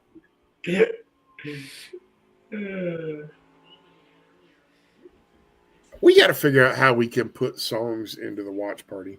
That'd be hot. Jason doesn't see how they could lose the case against NASCAR. Well, it's NASCAR. And I mean, I don't think so either, Jason, but based on the rulings that I've seen so far that don't really make sense to me either, I don't know the answer. I mean, to be fair, the fact that the judge said he doesn't see that it's a competitive or a disadvantage to the teams to race without a charter, it just I don't get it. We're talking these teams are going to get 1/3 of the prize money that they were getting if they had a charter. How is that not detrimental to these teams?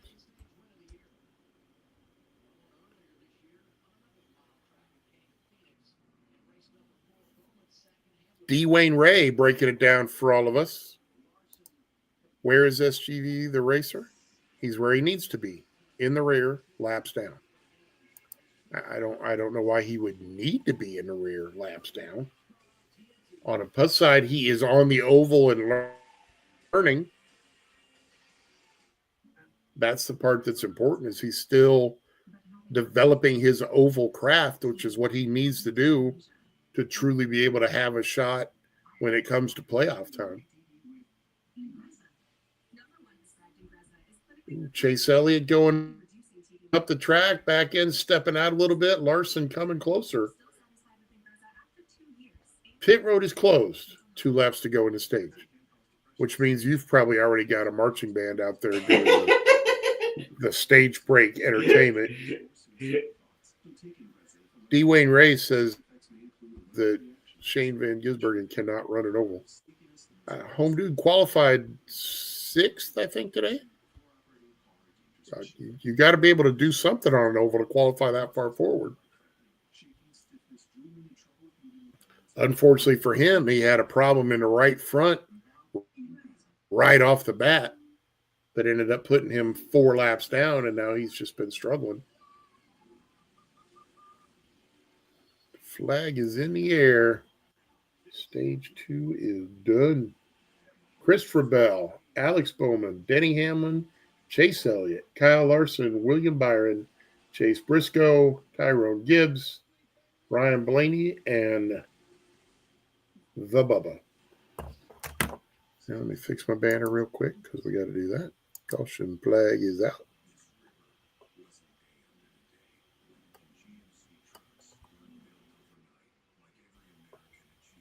Oh, look at me.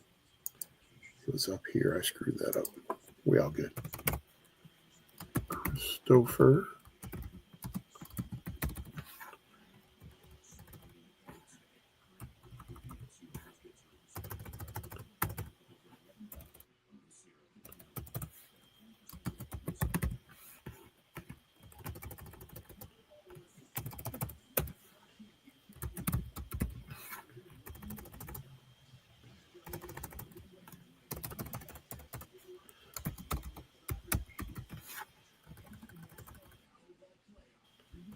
Larson all the way up to 5th place, starting in the 30s.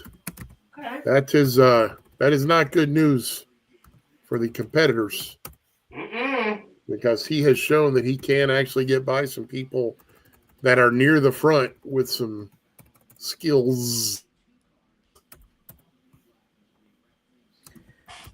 254 of 400 completed. Is Gibbs. How come I got to think of NCIS every time I type Gibbs' name?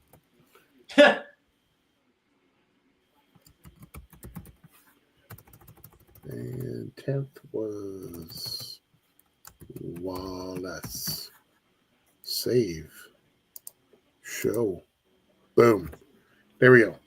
All right. I made the comment that I was going to go get my drink. I'm going to do it this time. Steven Duran is just letting SVG log last with no pressure. Yeah, exactly that. He's getting him the opportunity to run around traffic and learn the oval craft while in race conditions. Why are you not? Oh, hell, I hit the wrong button. That's why you're not. That's not what I want. Come here. There we are. All right. Cars are coming down pit lane. I'm going to zip downstairs and get my hat. I will be right back. Okay.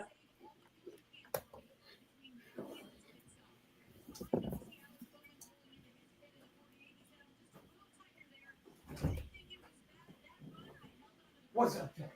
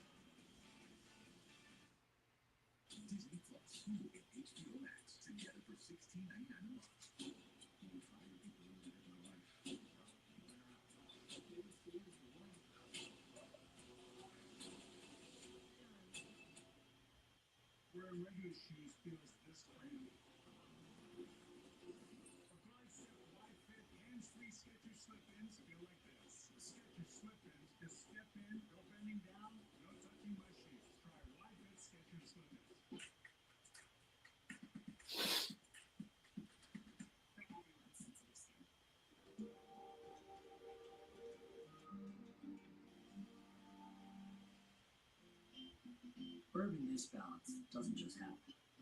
The subtle notes of bright cherry and warm vanilla. There's enough that 2 hours smooth. Well, if you're just joining us, folks, about to start stage 3 here for the NASCAR Cup Series at Dover. Christopher Bell leading, Chase Elliott second, Bowman, Hamlin, Byron. And then you got Briscoe, Kyle Larson, as Neff calls him, Tyrone Gibbs in 8th, Ryan Blaney in 9th, and his best friend in Bubba Wallace in 10th.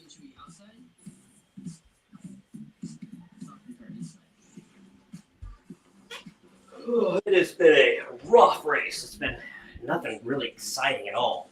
Sure, we've had 7 different leaders, but mainly just because of green flag pit stops.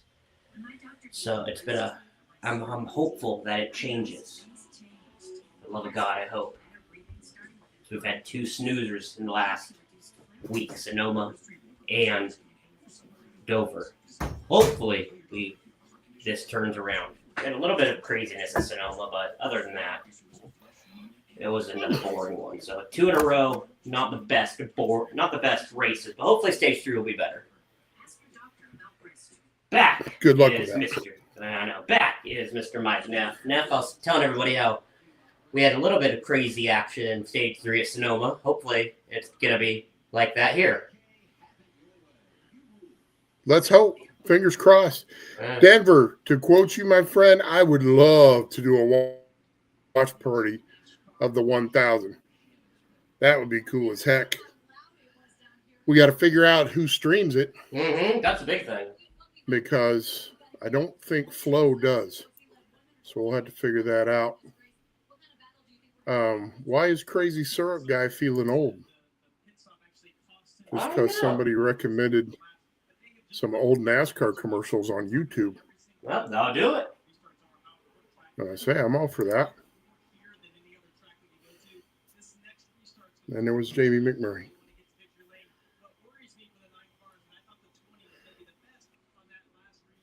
I would love to do that. I would love to do a watch party with the Chili Bowl, starting on actual race day with, you know, the Q main or whatever main they start with and go all the way through it. That would be fantastic.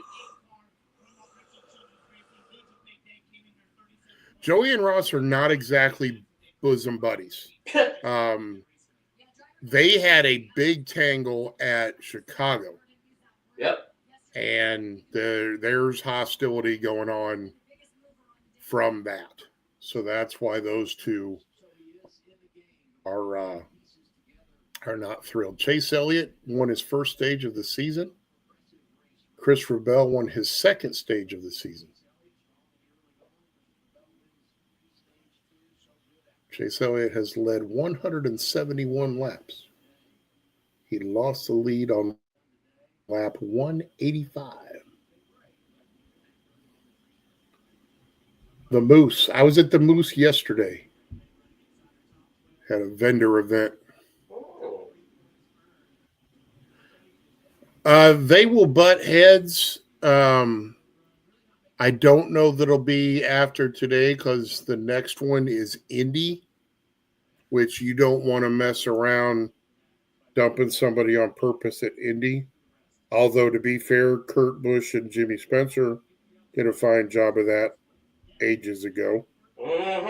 And Kurt was none too thrilled about that idea. And the funny thing was that everybody lost their mind because he patted his butt as Jimmy was driving by, because nobody realized in the short track world that is the symbol for the guy to go to the back of the field. And that was what Kurt was trying to say, was that Jimmy needed to be sent to the back of the field. But let's see. They could wad it up at Iowa. I think your better bet is Watkins Glen. Oh, yeah. And I don't think they'll do it at Richmond just because Joey is really good at Richmond. And I don't think Joey wants to take a chance on screwing up a chance at a race that he could really win. But Watkins Glen gives you plenty of opportunities to dump somebody. And also, to be fair, and I saw somebody talking about this the other day after Chicago. Joey has been in quite a few scraps. I have never seen Joey swing on anybody. Yeah. I've seen him get grabbed and thrown to the ground and all sorts of stuff go on, but I've never seen him actually like come off and try to whack somebody. So I would love to see that. I think that would be great. What? Christopher Bell goes around and into pit lane. Caution. Flag is out. How the hell are we all caught up now? We're perfect. I don't know, my friend. I don't ask. I'm just glad we are. Because if that's what just happened, and you just saw that, because I just saw that, I that literally makes just me saw that. very happy. I don't get it, but We're okay. now on the same thing. It's a beautiful, beautiful thing.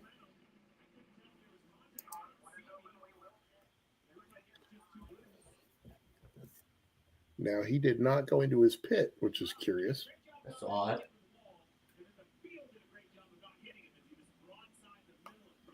Maybe he's just circling around? I guess he's trying to catch up to the field so he doesn't lose a lap. Yeah, and then he'll come in again? Yeah. Okay.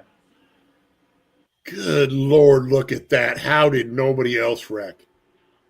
I mean, you spin from second sideways across the middle of the track. Holy crap. Good Lord. That is wild. That was crazy that nobody got wrecked. And that was all Bell, too. That Chase Elliott had Yeah. nothing to do with that. That was 100%. Car just stepped out on him as he was going by. If anything, he should have been getting a little extra air coming off the front of Elliott's car going across his spoiler.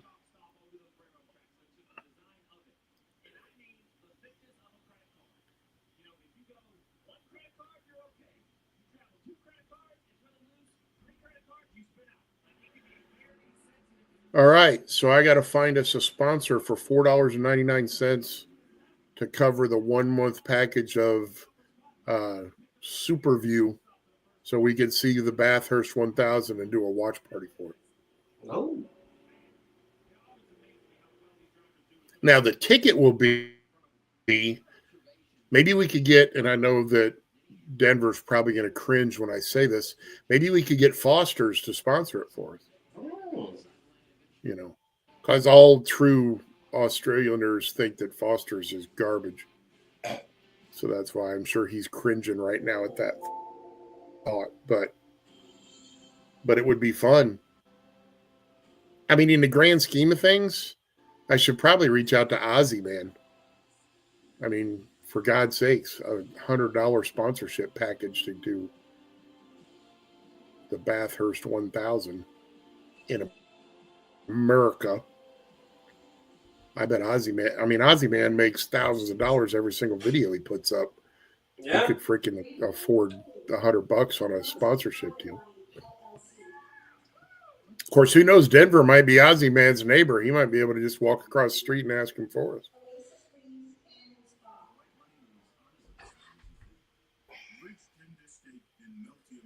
Obbies, we have the meats. I am so completely sick and tired of Dr. Pepper Blackberry. Yeah. I've never had it, never will. But I'm not either, because they did the same thing that they did with the strawberries and cream. Mm-hmm. They never came out with a single bottle of the zero sugar. Oh, They yeah. had the regular flavor. They did not have the zero sugar. I'm not buying a 12-pack of cans to try something, and the first can tastes like garbage, and I'm stuck with 11 cans of something, and I'm not going to drink. I agree. I mean, I had Coke Orange, the zero Coke Orange. It was a month or more before they finally came out with the 20-ounce bottle, and then I tried it, and I really liked it.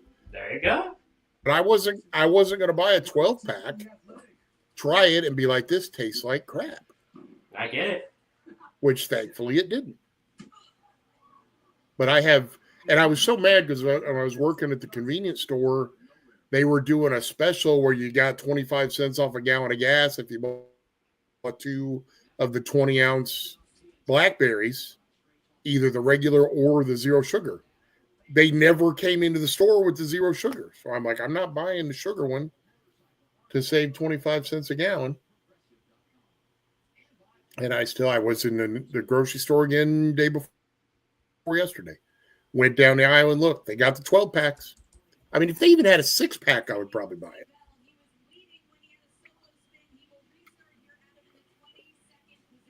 But no. Me and my flavored water, I'll just live with that.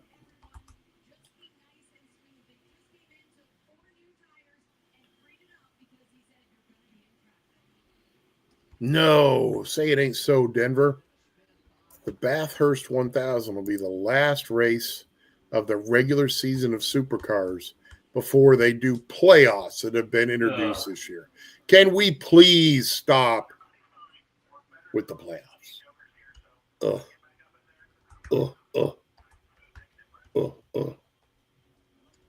I do like that advanced paint scheme for Josh Berry, by the way. It's very pretty. Which, if I worked for Advance, I'd probably be very angry because they've been closing all sorts of stores for financial reasons, but they're sponsoring race cars. And we come out of turn 4 into the Echo Park restart zone, and we are racing. Ooh. Chase Elliott has made his way back to the lead and fires off well. Dennis, On the low side, Bowman and Showman on the high side.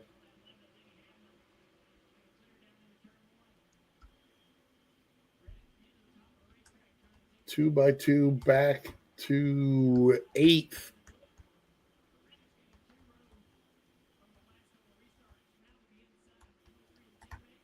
Tyler Reddick up to eighth. Tyrone Gibbs up to sixth. Bubba Wallace back around into eighth. Reddick back into eighth.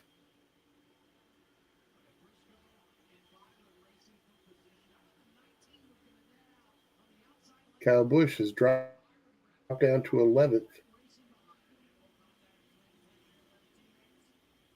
So Bubba Wallace got for a sponsor this week. That's a sharp looking ride. I think it's U.S. Navy something.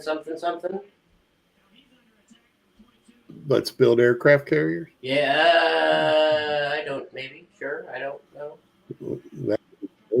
Kyle Busch. Trailer park drilling around the outside of Wallace. He's in the top. And Wallace back on the inside.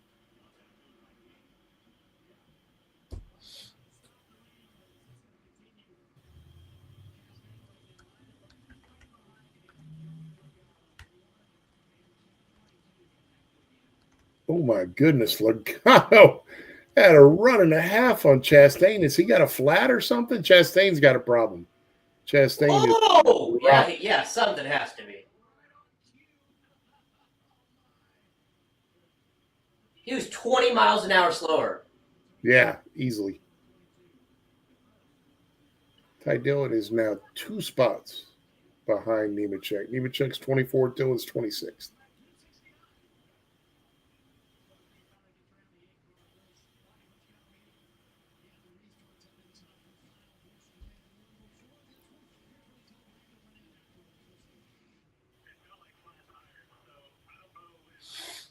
Elliott's got a 1 second advantage on Bowman, almost 2 on Hamlin, just over 2 on Byron, and 2.5 on Briscoe.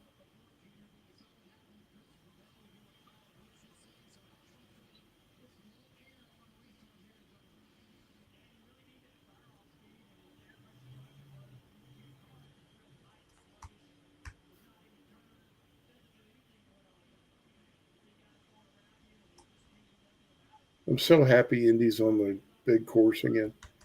I hated that road course garbage.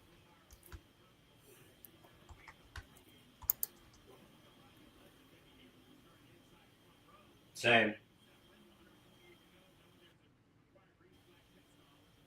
And I still wish they would get Xfinity back over to IRP. I can't stand Same. it's on the big track.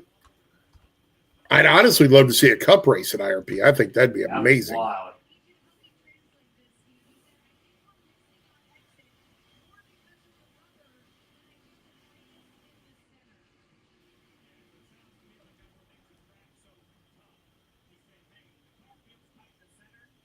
So Supercars playoffs is 3 events, 7 races in Adelaide. It has a dark history of making a breaking championship dream. Oh, you had me intrigued, Denver. I'm wanting to check this out. I mean, to be fair, I like supercar racing. I think they put on great shows.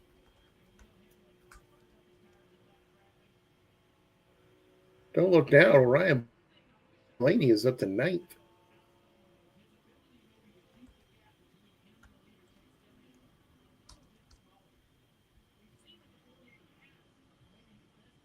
Busher still hanging out at 17th in the poaching suit. Hamlin is doing his best to reel in Bowman.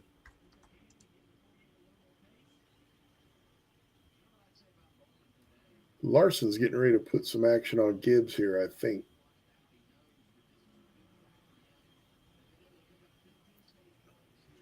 I'm also extremely disappointed to see Reddick not up at the top. I mean, for the most part, Busch is really the only car that I've seen make consistent ground up top. Larson did a little bit, but not a lot.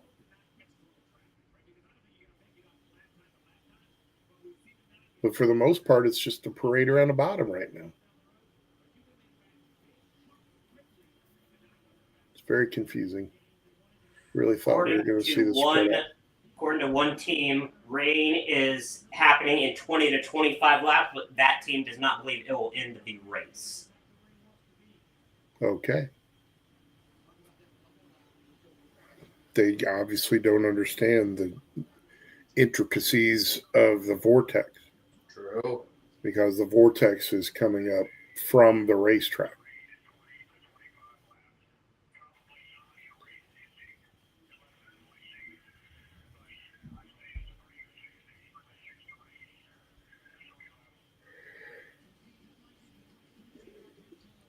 Trey Lyle, just so you know, Zane Smith is 21st.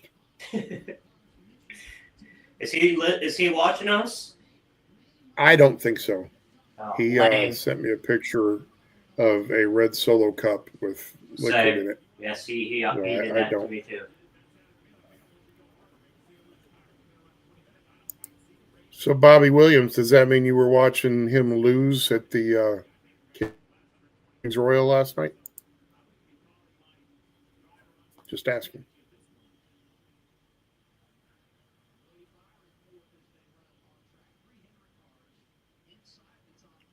The Giz is now 6 laps down. Hocevar is apparently back on track. 52 laps down. No, Denver, I don't think we're going to get to the end, to be fairly honest. As much as I am a pure believer in the vortex, everybody's talking about rain so much this weekend, and it keeps coming through. I honestly feel like the vortex will keep it away. And if it does, I still don't think we'll have a overtime finish because nobody's racing nobody in this thing. Ride the Dente. Ride the Dente.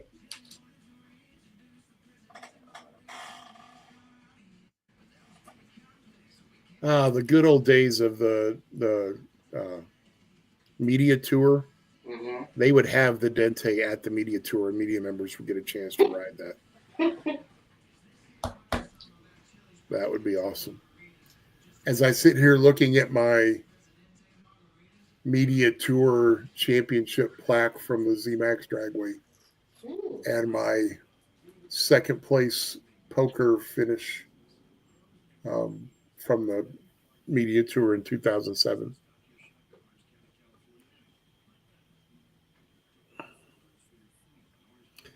You know, Denver, they have not shown the official sundown time, but yesterday sundown was at 8:10, so it's going to be somewhere around there.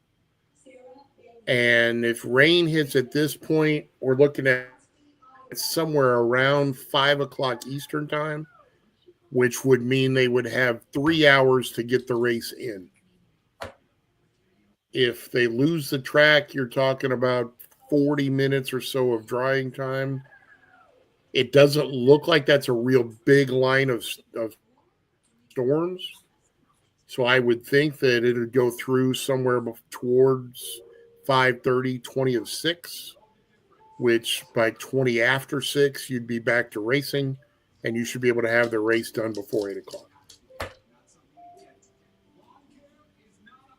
That's my story, and I'm sticking to it.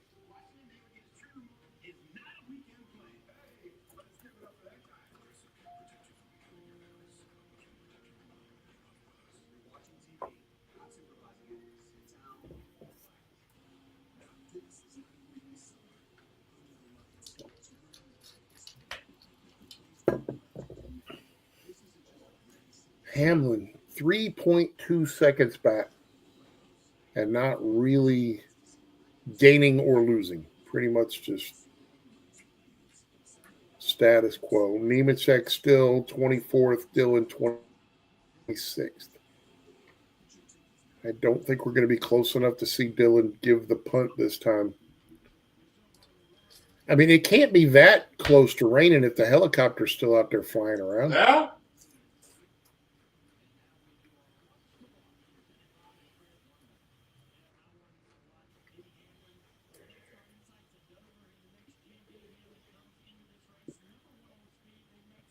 So Denny Hamlin is one to watch according to the show.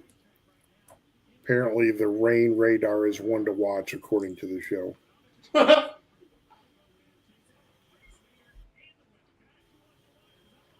Chase Elliott, one to watch since he's running in first place. Way to go out on a limb there, fellas. Then we have Bowman and Showman, who, what do you know about that, is running third. So our ones to watch are first, second, and third right now. Great.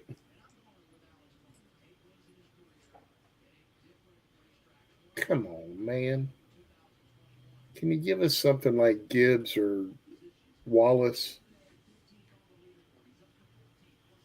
I think Larson should be one you have to watch, who's running seventh.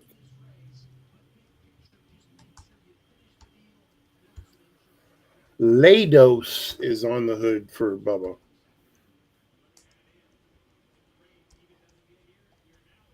Which I believe is some kind of a security firm. Okay. It's a pretty car, though, I'll tell you that, for black and white.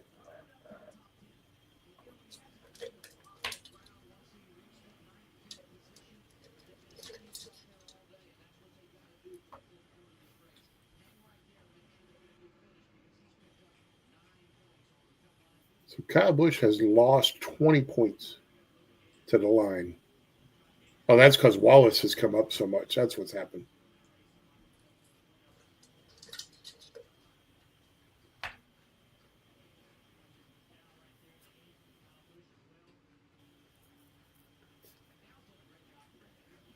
Logano's worked his way up to 11th. I'll be down for a quick caution. Get feel bunched up.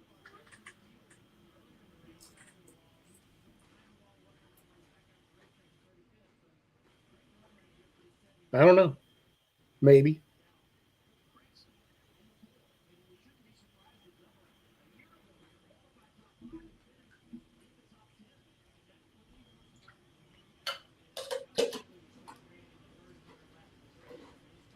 I'm gonna go get another Coke Zero now. I'm going to miss Caution you. is out. Caution is out. Oh wait, I don't know. It might actually not be. Hold on. No, it's not. Never mind. Hold that. Sorry, misheard Hamlin. Yeah, Denver, yes, they could invest in lights, but Dover at night would be even worse in the grand scheme of things. I mean, they have some kind of lights in the infield because they run, or they used to run. I don't know if they still run the trotters on the track in the infield anymore or not. They used to have lights on that infield track where they ran the trotter horses.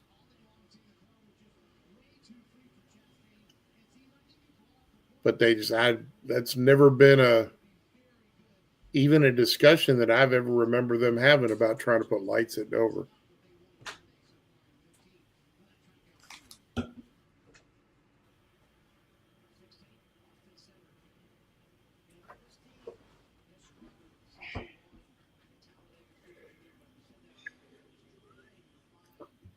Cindric looking like he wants to go to Atlanta and win a race in that Auto Trader paint scheme. Mm-hmm. Kowalski always used to show up at Atlanta in that scheme and be a threat.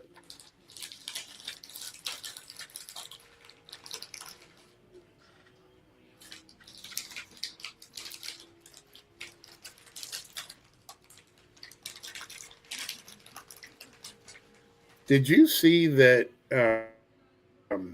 Cody Ware's wreck at Chicago? He actually broke his helmet. Yeah, and it didn't break the Hans device too.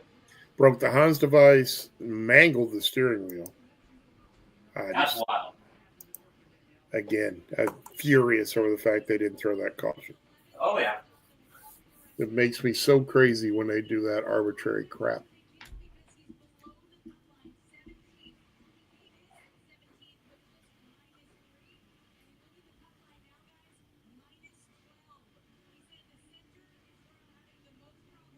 We need something to happen here so Bowman can win this race. Or Gibbs. And or Reddick. Ty Dillon advance. Yeah, or Ty Dillon win it. How about that? That That'd be that would awesome. really That would be crazy. upset the apple cart.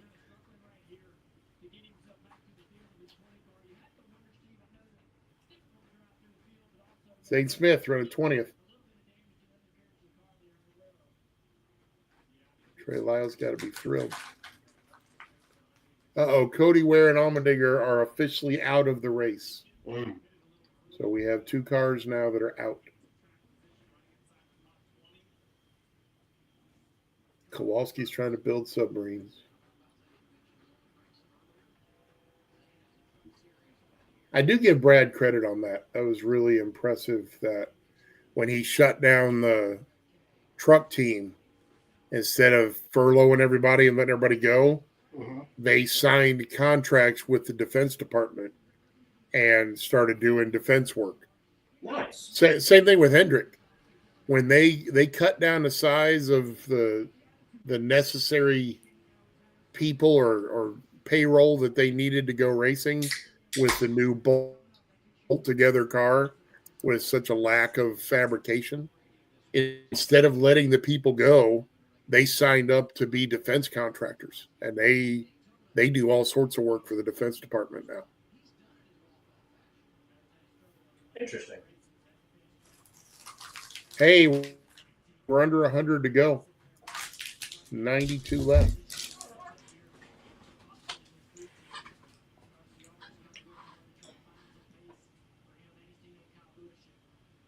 And they are doing everybody on the lead lap, all the way down to 23rd position. You think Justin Haley's on the hot seat now? I do. I do too. I mean, you screwed stuff up enough to have Rodney Childers leave. I mean, you have both of your teammates having really, really good success. I know they haven't won, but they've been in contention. Yeah, exactly. You've seen McDowell in the top 5, top 10 plenty of times. Hocefar's finished 2nd and 3rd. I mean, I don't remember Haley finishing in the top 10 at all. I mean, I'll check really fast, but I mean, he's had 1 or 2, but again, more of a flukish type of thing. Let me see here.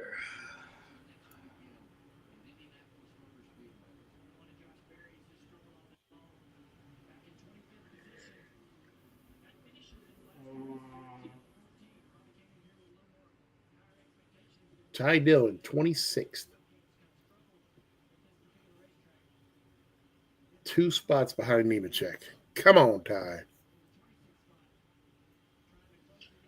Justin Haley has 1 top 10 this year, 0 top 5s, 0 wins, and has led 3 times. There you go. What's his average finish? Average finish is 22.0. Good God. I promise if you look at Hocevar and McDowell, theirs is in the teens. McDowell's average finish is 19.1. Now that's surprising. Well, but you got to be fair. He finished, 39th at Chicago? Yeah. Hocevar's. I mean, you have a couple of those 39th place finishes, and they kill you. No. And Hocevar's got like 7 DNF. Hocevar Hocevar's average finish is 23.0. That's surprising, but at the same time, he's got like 7 DNFs, doesn't he? Yeah. 8. DNFs. They don't put DNFs on here? What the hell? Well, they say running at the finish 15, so I'd assume 5 DNFs then. So, yeah.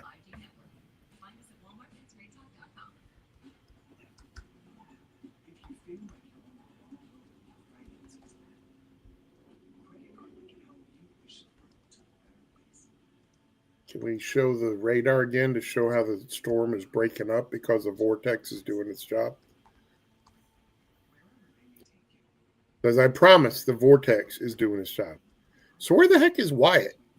He's in Toronto for IndyCar. Oh, Lati freaking da. That's where I will be next week. I'll be in Laguna Seca for IndyCar. I say you're going to Toronto for next week for the Laguna Seca race. No. That doesn't really make sense.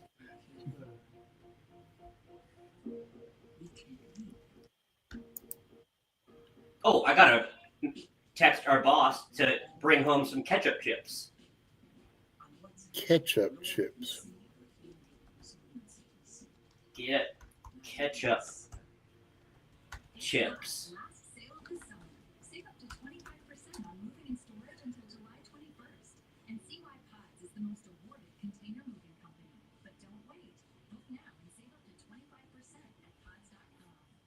This melty white American cheese is the luckiest cheese alive.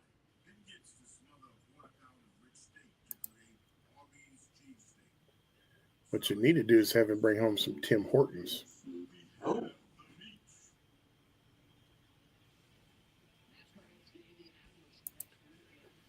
So Rebecca wants to know, whenever this race, I'm assuming, ends, will Joey and Ross have to talk? They never have to, unless it gets dangerous enough that NASCAR thinks they need to call them into the hauler and have a discussion. But right now, they haven't done anything egregious enough to where they have to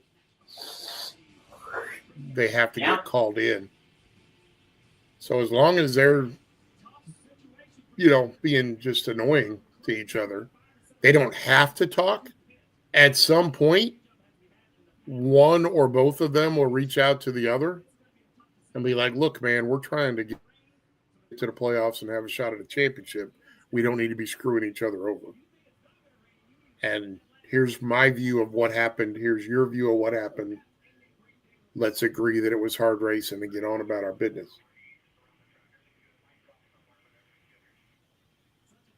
I don't know that it'll work out that way, fortunately. Yeah, between each other, yes, Rebecca. I think at some point in the next race or two, if Joey doesn't return a favor to Ross, that they're going to have a discussion. If Joey returns a favor and they both agree that they're equal, then they may not even talk.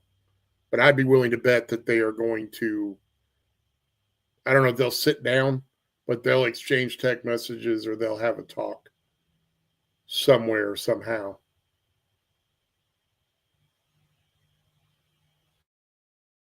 Why is Kyle Busch back to 17th? This is not good. It might be time for him to come into the pits.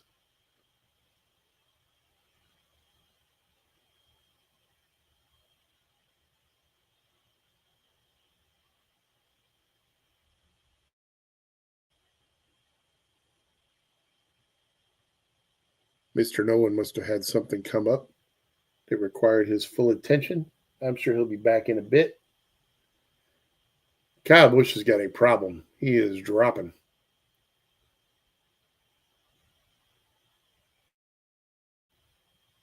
Oh, he's all the way up into gray stuff. He has got to get into the pits. Chase Briscoe, first one on pit road for this round of green flag stops. We are at 74 laps to go for this race. Missed you. Sorry, buddy. Yeah, so the hard rain is coming about 20 minutes away.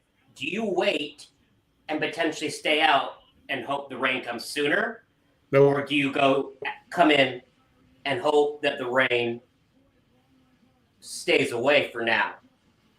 I'm coming in right now because everybody else is. All right. Because if you just try to stay out, I guess it depends on how far you think you could go. Yeah. Before you have to come in. I mean, if it's 10 minutes or something, then maybe. But I feel like you got to come in. I'm sure somebody will take a shot. But if I'm running up front, and I don't know what happened with Kyle Busch, but he had a problem big time. He was all the way back to 18th or 19th, when he finally just came into the pits. Gregson says 15 more laps until they have to come in, and they're going to run it for all 15. There you go. Which, when you got 22, 23-second laps, that's not 20 minutes. So it'll be before the rain. I mean, to be fair, 20 minutes till rain is almost the end of the race. Yeah. You're 70 laps from the end. You're running almost 3 laps a minute. So you need less than 25 minutes. So it'd be really close if that rain actually gets there. I still think the vortex is doing its job because I'm a believer in the vortex.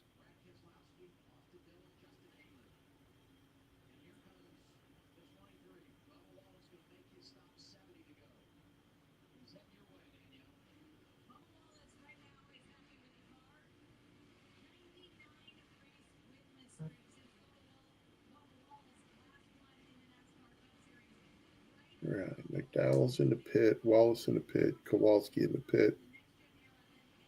So it looks like Elliott will be your leader once the green flag pit stops cycle out. Austin Dillon's praying for a caution.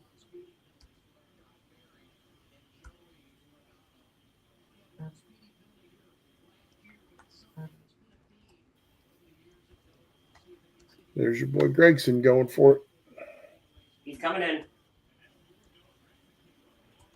Wow, that was a fast 15 laps. I know, right?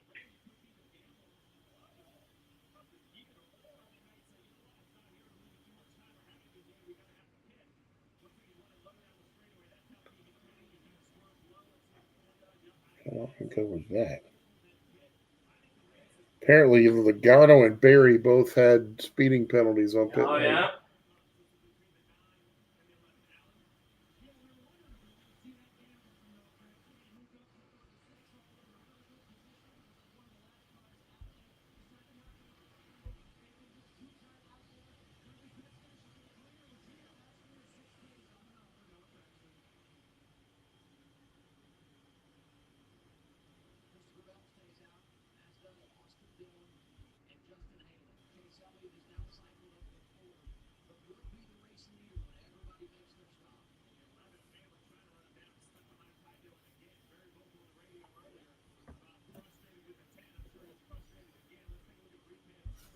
Dang. I don't know what happened there, but that was sketchy looking.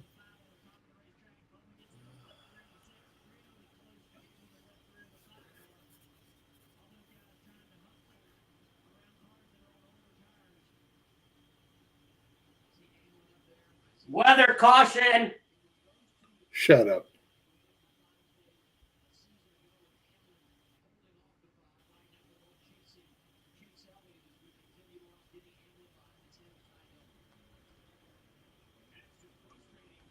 Are you kidding?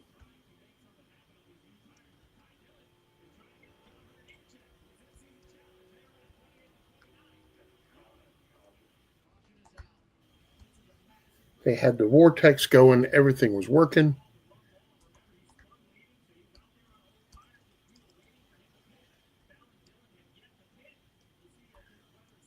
Rebecca, I don't know that the care center is going to be that swamped. You'll have a lot of guys getting a bunch of hydration for sure, especially Busher, whose cool suit failed on. All right. So if this works out, your winner is going to be C. Bell.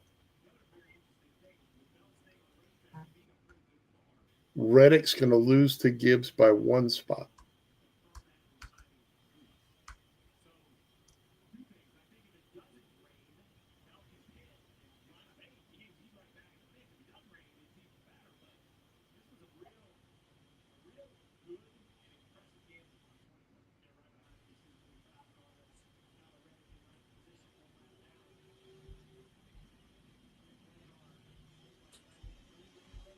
Honestly, you got to give credit to Austin Dillon and Christopher Bell's crew. Like big balls. Took a shot. Mm-hmm. I just don't understand why they threw this caution. There's not that much rain.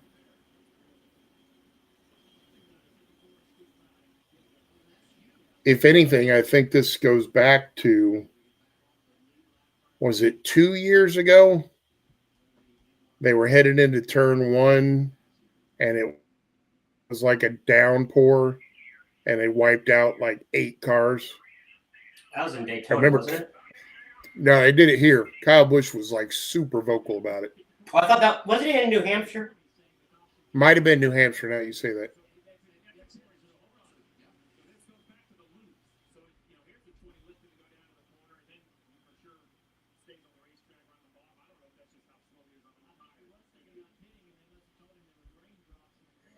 And now, once again, under caution, TNT stops switching the scoring pylon to let you see who's 21st on back. I don't understand why. Especially because we were in the middle of green flag pit stops. It would be very helpful if y'all would show that information.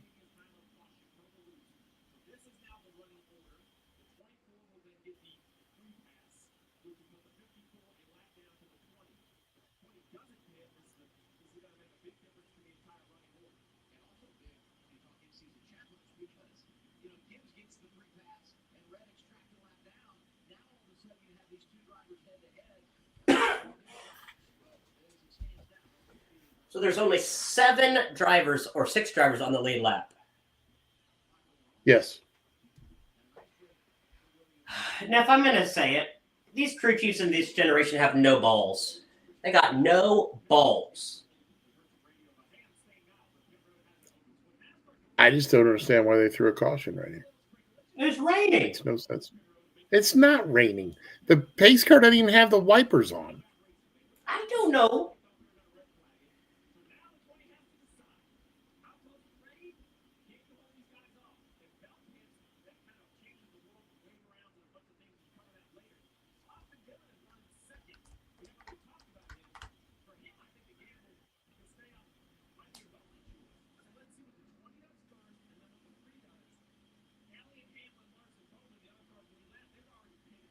Bell's going into pits. So's Dylan.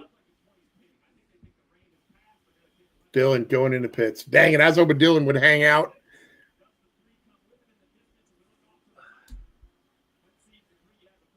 Wouldn't that be an awesome win?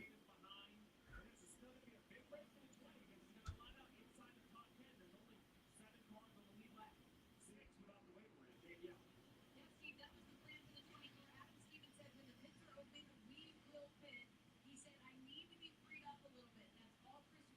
60 laps to go. Elliott coming back down. What? Why?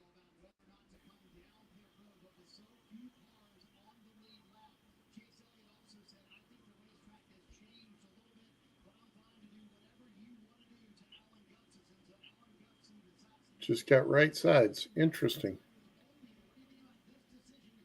Muy interesante.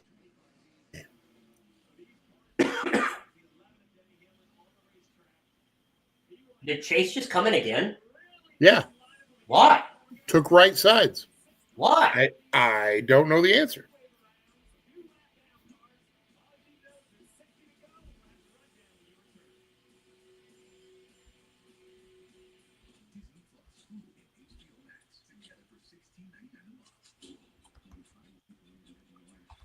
Get your Hulu for $16.99 a month.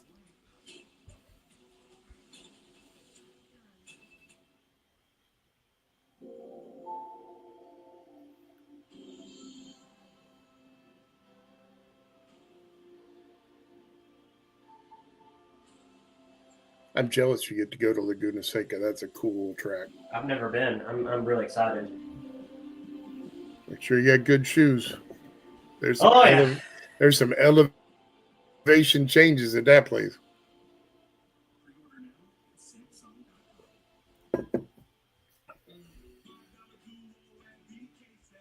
When did you go to Laguna Seca? I've never been. Oh, I would like to. Neff, I walked 62,000 steps in Chicago.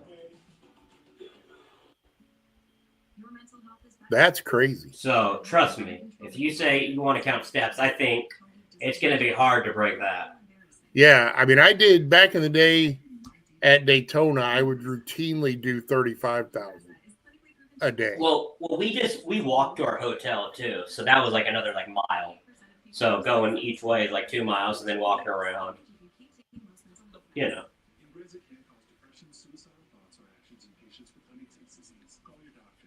I miss Grant Park. I used to play softball in those fields down there all the time. That's a great place. Yeah, I can't believe they built pickleball courts. It's disgusting. Mike Neff, not a pickleball fan. Nope. Who's up front row, guys? Billy, it is Christopher Bell and Diddy Hamlin.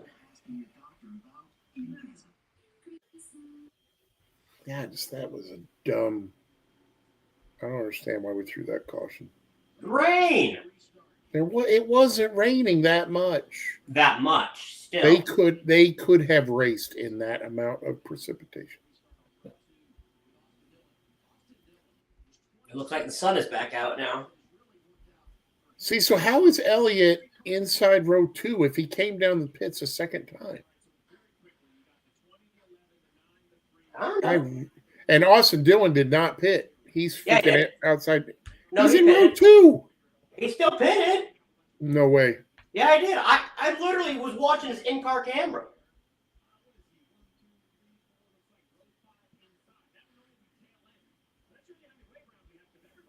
I don't understand. I don't either. I don't. Do you understand life, Neff? Because I don't understand life. Most of the time, I don't. Same. Although I guess maybe they're saying there's only 6 guys on the lead lap. Everybody else is a lap down. Unless they took a wave around.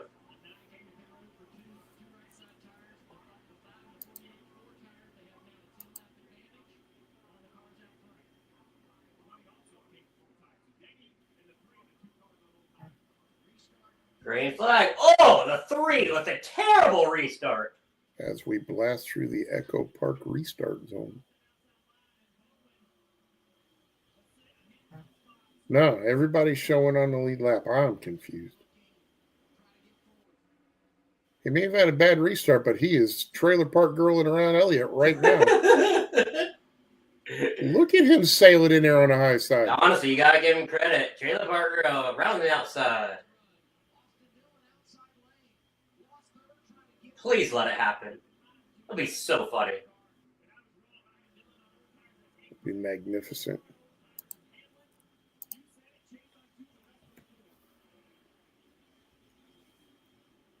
He is hanging with Elliott, that's for sure. Is. And Larson's just begging for him to get out the way so he can go by both of them. True. Kyle Busch 17th. Take that back, 16th. Blaney 10th. Reddick is in 8th.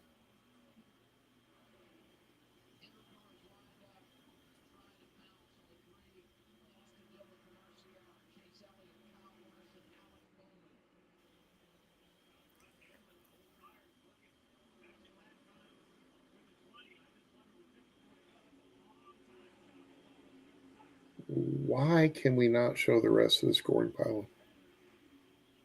It's like they pay the dude that does it by the hour and they quit paying him after the second. Who? Whoever runs the scoring pylon. Because whenever it gets past the midway point of the final stage, they quit flipping it. Yeah. Oh, wait. They just did. Praise Jesus. Thank you.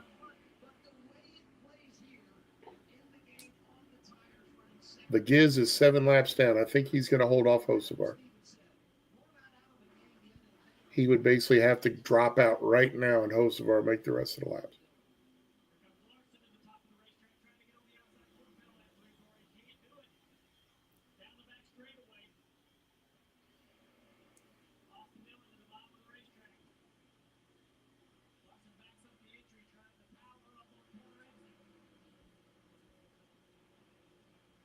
Larson trying to diamond that corner a little bit so he can straighten out the straightaway and get a better run.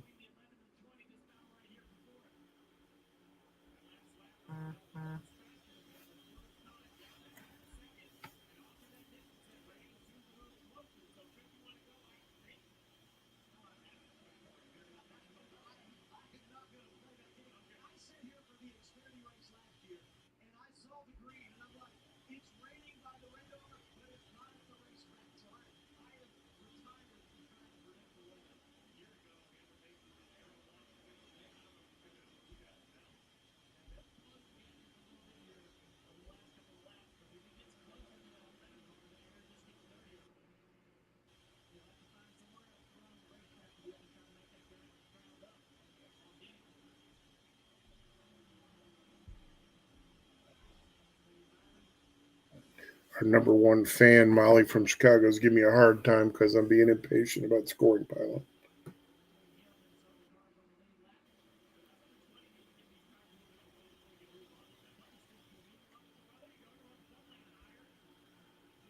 Bell seems to be gaining slightly on Hamlin.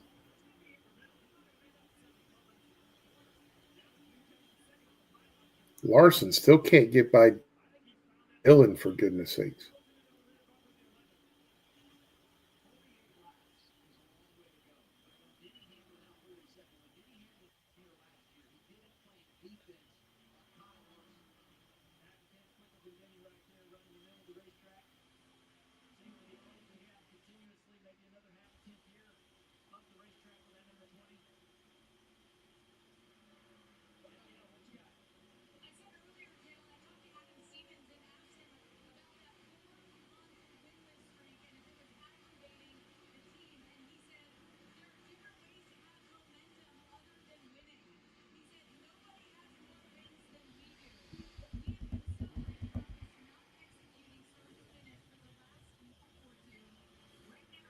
Billy Sellers, not a big Denny Hamlin fan, on the ABD bandwagon.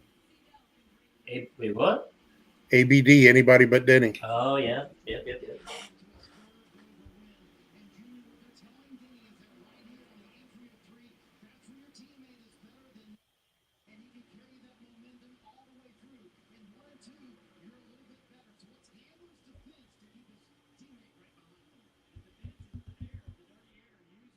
I just can't believe that nobody has made the top work today. Yeah. I mean, Bell's at least middle of the track, but he's not at the top. 400 laps, you think they would have had it worked in by now. John Hunter Nemechek, 25th. Ty Dillon, 26th. Still.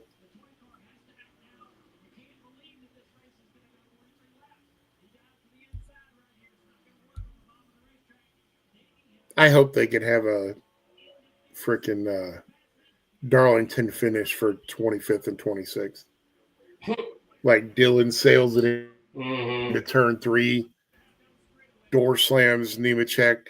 They ride the rim all the way out of 3 and 4, and they come banging down the front stretch to checkered flag for 25th spot. That would be magnificent. Don't look now, but Reddick is ahead of Gibbs. Gibbs is 11th. Reddick is 8th.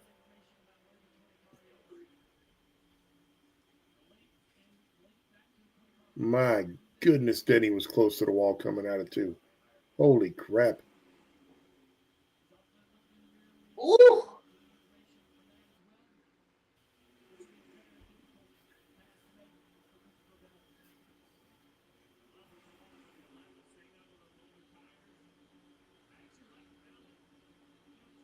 So we're at 40 laps to go, so we should be somewhere around 13 minutes till we're done.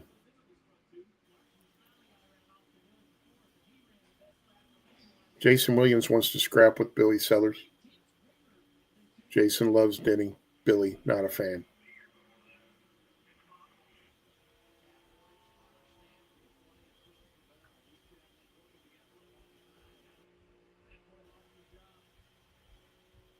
Bell is getting ever so much closer every single lap. It's that little bit. 1 and 2, he's not really doing much, but 3 and 4, he's getting a little bit better run.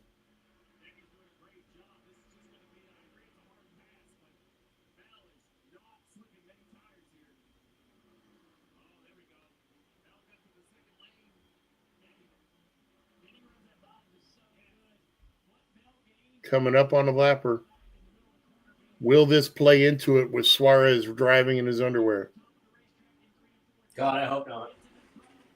Bell's to the inside. Suarez is up the track. Bell going to try to use him for a pick. Oh, he lost this position. If he could have stayed below Denny, I think he could have rode him in there and used Suarez for a pick. Oh, that was close, man. He could not keep the bumper below him.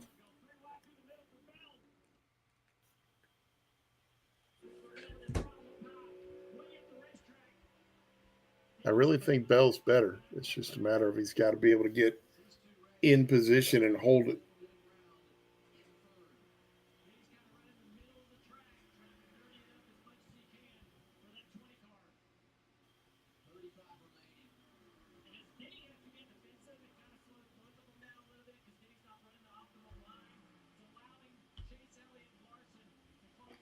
Bell takes a deep breath, lets his tires cool off just a little bit.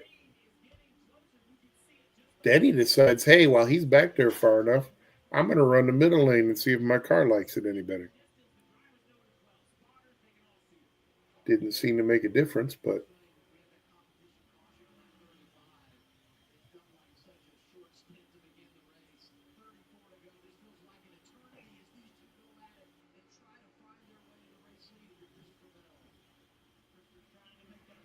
Bell going to run it down the hill, down the front stretch, get a run into one. Not close enough.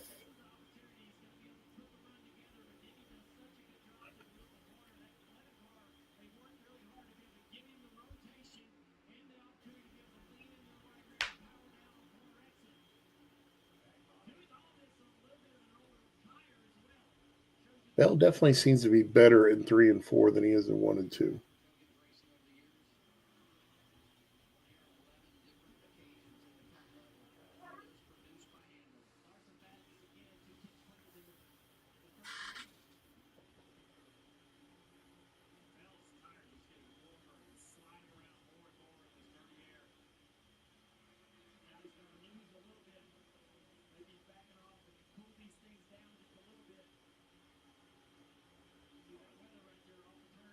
Oh, that sky looks ominous. The vortex looks stronger. Oh, gosh, shut up. Dude, I believe in it. If they hadn't thrown the freaking caution, we'd be done by now, by the way. We would probably have like 15, 10 to go. No. Yeah. No chance. I think so. That caution was a good 15 minutes, and we're running almost 3 laps a minute. I don't know. I do. That was stupid.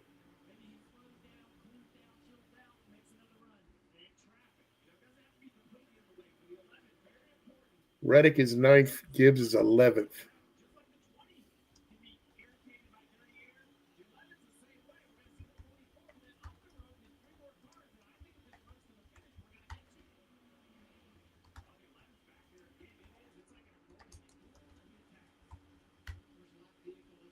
This is just unbelievable that Bell cannot get closer.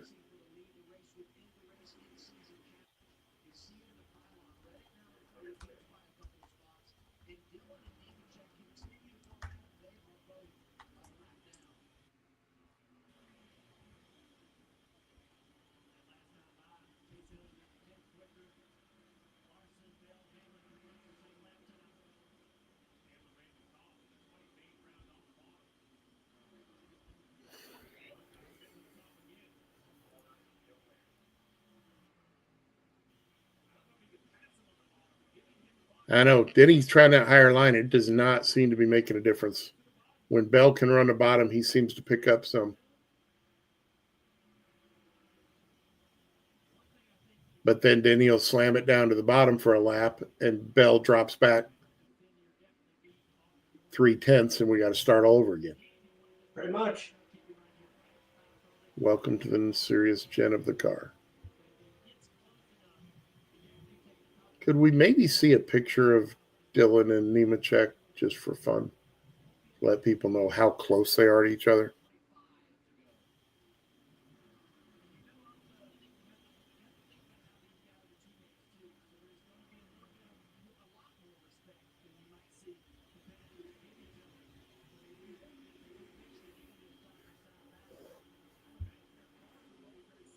So Bell's got 14 lap newer tires than Hamlin. 13 lap. That's very curious.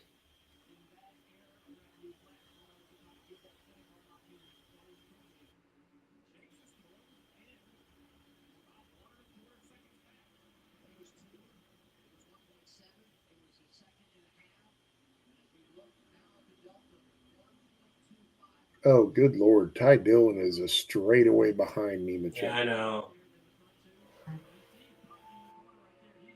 That sucks. I was hoping they were close. Nemechek actually just gained a spot. He's up to 24th. Ty's not going to make it. That's just disappointing. Although it's not over, Nemechek could still nose it into the fence. You never know. Wouldn't be the first time.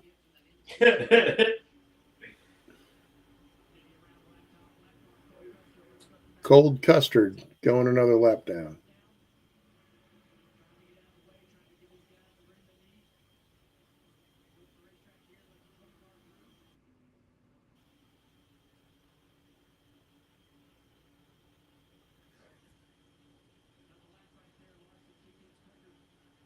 Down the back stretch into 3.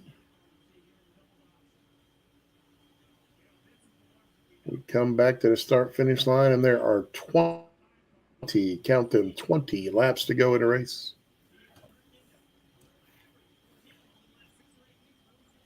Larson trying to figure out a way to get around Elliott. Elliott struggling a little bit with cold custard.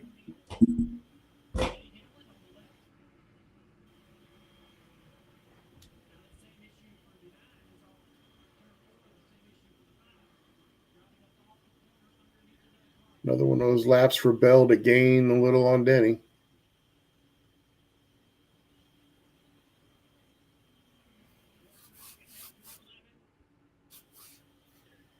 I have a hard time calling that a battle for the lead when it's 8 to 10 car lengths consistently.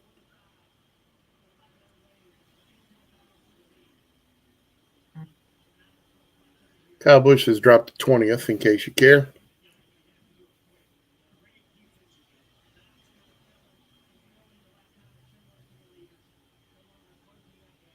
Caution's out. We got a car on the wall.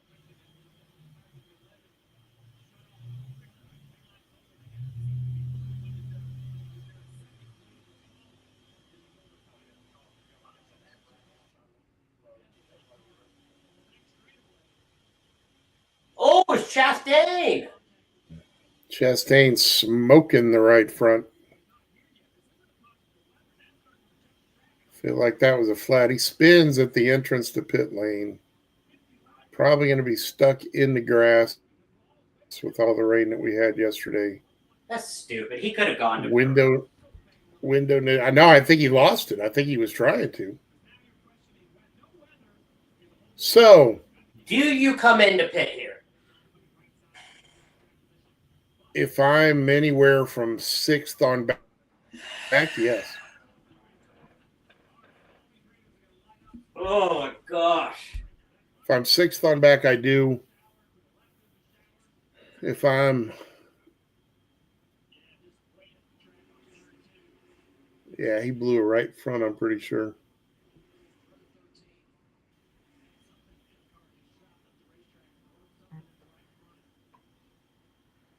Certainly acted like it was a right front.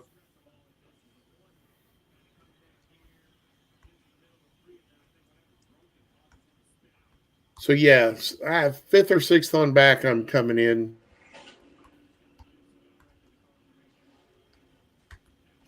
I mean, the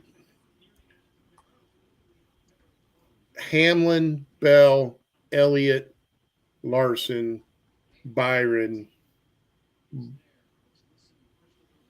Blaney. Blaney won, didn't he? Has Blaney got to win?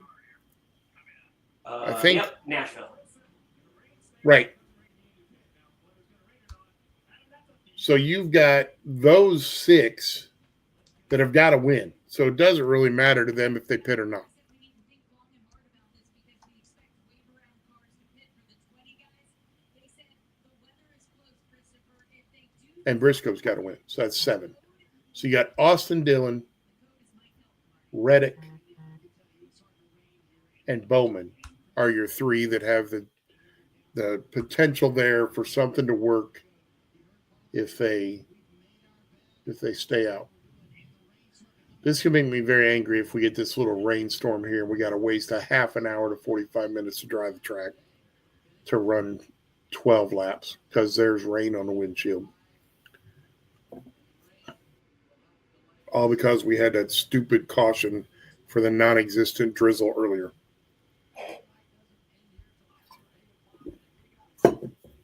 Why, Nolan? Why did we have to come in?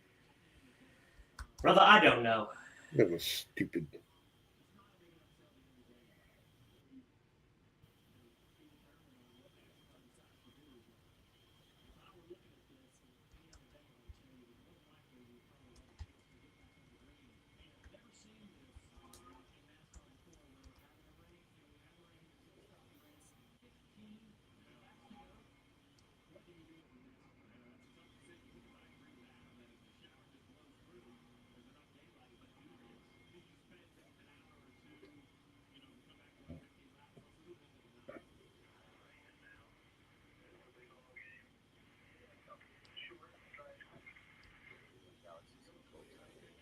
Yeah, everybody's coming on.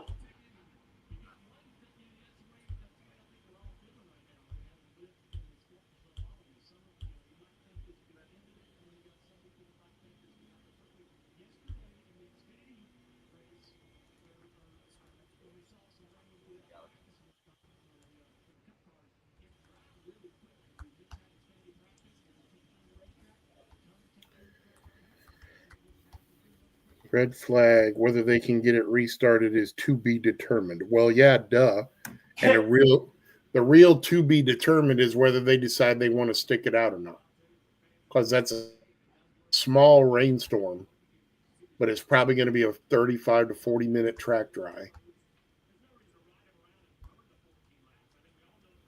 And so it's basically are they gonna wait around for it, or are they gonna listen to the TV partner and call it? Because the TV partner wants them to call it. Rebecca, I wouldn't have had the caution for the first rain incident, and the race would have been over. My call, like I said, other than the 3 guys that haven't won a race, anybody else that was going around there, I would have come in and got tires.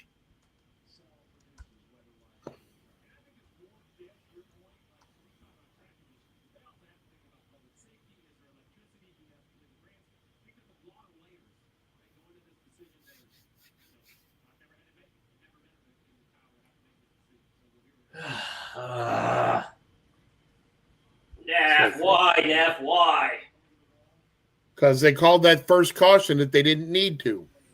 That's why. It's great. We'd already be done with Victory Lane by now if they hadn't done that.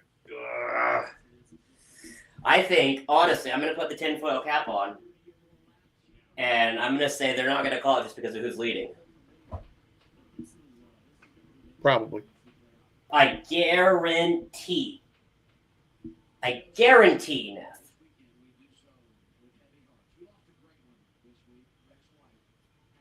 Sorry, I was listening to Double A. I guarantee that if the chase was leading, they would have called it. I would probably concur with you on that. By the way, we didn't have a moment which we should have at the beginning of this thing because I was late getting started for Rex White. He was the oldest living champion, passed away just the other day at 95 years old. Super nice dude. I've had the chance to talk to him a few times. So now your oldest living champion is the King. Yeah.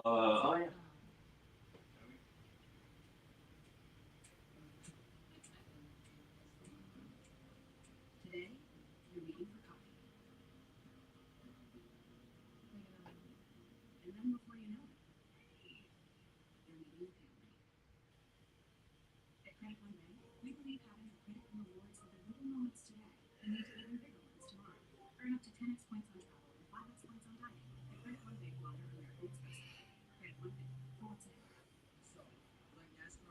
On the plus side, as long as we can get to a restart, the possibility is there for Di Dillon to give Nemechek the old bumper. I was listening to Ty's radio. He says if the 42 car waves, he'll wave, and then it's just going to be a shootout on the restart. Wow, here's a fun question. Rebecca says, out of all Hall of Famers besides Rex, who have I met? Oh boy. Oh my God, that's a long list. I spoke to Dale Earnhardt one time. I didn't really meet him. I was fishing in a tournament, and he came home from a race, came down to the dock, and turned the lights on so we could catch fish off his dock, which was really cool. Oh my God, Richard Petty, Same. Inman, No. Bud Moore, No. Rick Hendrick. You're same. Is Joe Gibbs in? Yeah. So Gibbs, all the champions, Stewart, Kenseth, Richard Childress, probably one of my favorites because that's one thing I always tell everybody that the best perk out of this entire thing that we do, anytime I see Richard Childress at a racetrack, he comes up and smacks me on the stomach and says, "How you doing, big guy?" And that's just the coolest thing that I ever get to do. Neff, call it now. Are they gonna call it? No, they're going to call it. Did you see how dark that was? There's nothing. I mean, Neff, you got 12 laps to go after this. Yeah. There's nothing after the radar. I know. I'm telling you, they're going to call it. I Stupid. don't think they will. Mainly because of the person that's leading.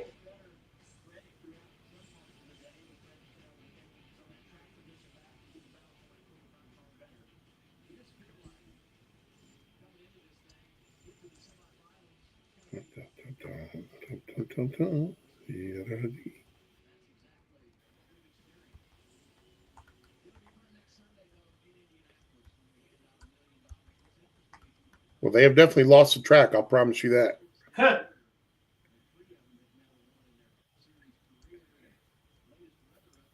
All right, so let's go through the list.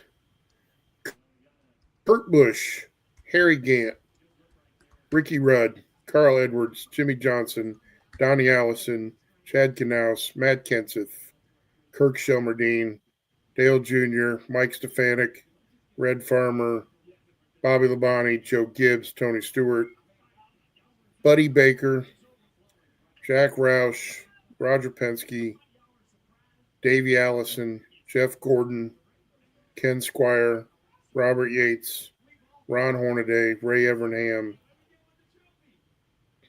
Mark Martin, Rick Hendrick,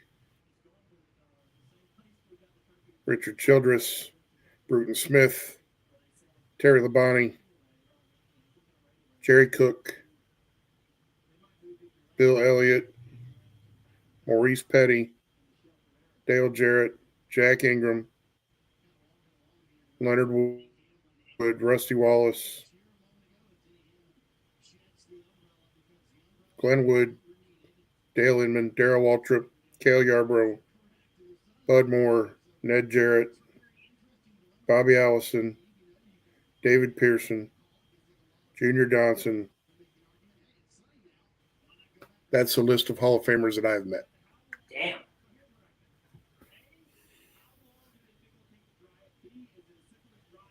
Coolest one out of the whole group, David Pearson. I would have loved to have hung out with that dude back in the day. He was one womanizing son of a gun. The other one I really wish I would have met that I didn't is Curtis Turner. You talk about a guy that knew how to have fun. Holy crap, that guy was an animal. NASCAR just told the drawing team to fire up and go to work. I had a guy in my bass club in Charlotte that used to run moonshine with Junior Johnson. Yeah. And he told me stories of back in the day when they went down for Daytona. He rented out 2 full floors of a hotel for 2 weeks and brought down 4 cars loaded with moonshine. And they did nothing but party their brains out for 2 weeks. Good God. He's like literally naked women running around the hotel, cars in the pool, all the classic stories that you hear about the old days of racing.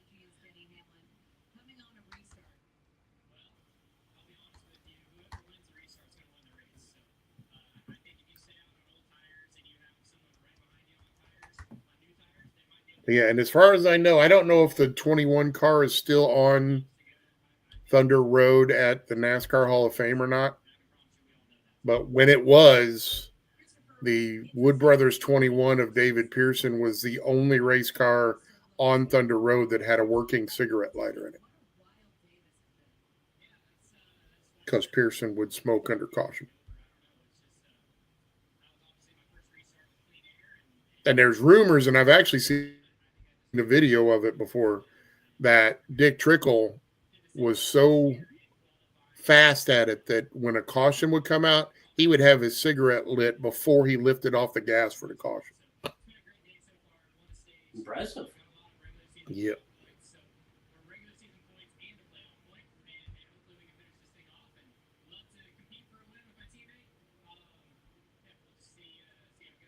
We're looking at the spin that happened earlier in the race, Christopher. What do you make of this surface, this new tire? You have the right sharp fit. I'll be back now. Another Coke Zero? You're going to be up all night, dude. You must have muted yourself because I don't hear what you're I got to saying. go to the bathroom now because of the Coke Zero. Yeah, there you are. Mm-hmm. Understand. 14 laps to go. In typical fashion with the Air Titans jet dryers, on a 1 mile track, this should take approximately 35 to 40 minutes. So if they just started at roughly 5:40, somewhere around between 6:20 and 6:30, we should be in cars. We may be faster than that, specifically because A, it is hot out. I don't know what kind of wind they've got going up there. Wind is really a big helping factor in drying tracks. But the disappointing part is that it's a concrete track. Concrete tracks are whitish, grayish, so they reflect the sun more than absorbing the sun. So track temperature is generally around 10 to 12 degrees cooler on a concrete track than it is on an asphalt track. So having a cooler track makes it a little bit slower on the drying process. Not a lot. But 1 mile, the other advantage is the whole thing is banked. Your straightaways have still got like 12 or 14 degrees of banking. So the water runs off better. So you end up having a better shot at having much less water on the track that needs to be moved. Hopefully they won't monkey around like they did yesterday with the weeper under the safer barrier on the front stretch, because it was right at the start finish line. There was really no way it was gonna make any big difference for restarts or whatever. They're talking about maybe tire spin or whatever. You're already rolling. That little bit of moisture that they were going through would have been nothing, but they monkeyed around with that for a good bit yesterday. So I'm hoping that we don't have to mess with that this time around. It also helps, as you can see, if you're watching them interviewing Chase Elliott right now, the sun is out. Having the sun on the track is a huge benefit when it comes to drying a racetrack. So that will be helpful too.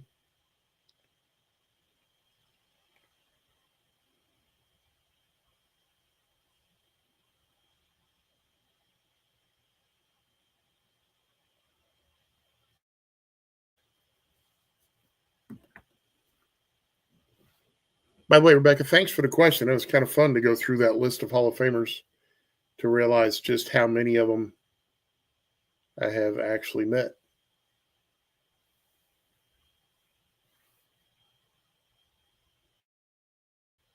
but it's one of the cool perks I have. I used to live in the Charlotte area, and so I was at all of the Hall of Fame inductions while I was living there, and a bunch of other events that would take place around the Hall of Fame.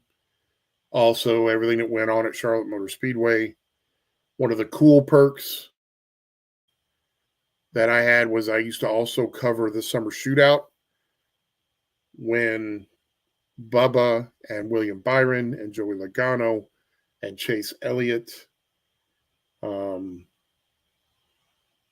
Hemrick, all those guys were running the summer shootout in Legends cars. So I got to know all of them before they even got into late models. And that way, when they did get to the upper levels, they already knew me. So it was a nice benefit to really have those relationships established before those guys ever got to that level. And I've always said, I always thought William Byron, who they're interviewing right now, was going to be a really good race car driver because Daniel Hemrick is the best Legends car driver I have ever seen. The 1 year that I covered Summer Shootout, Daniel Hemrick won all but 3 races that summer in the Summer Shootout.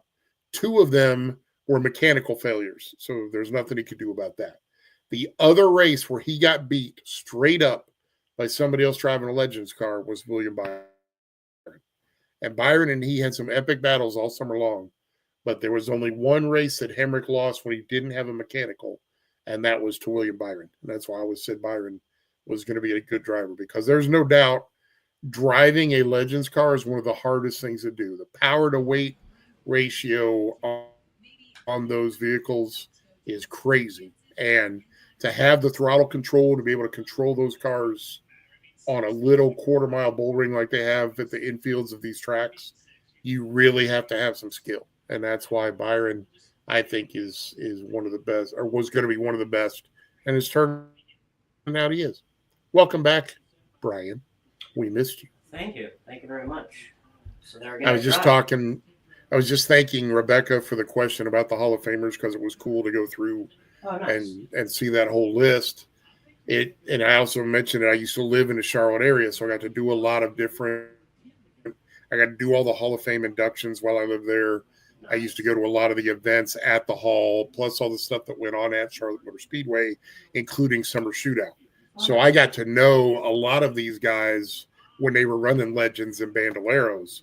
So once they got to the national level, they already knew me. So that helped having those relationships.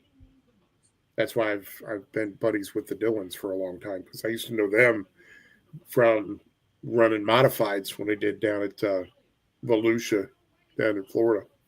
Nice.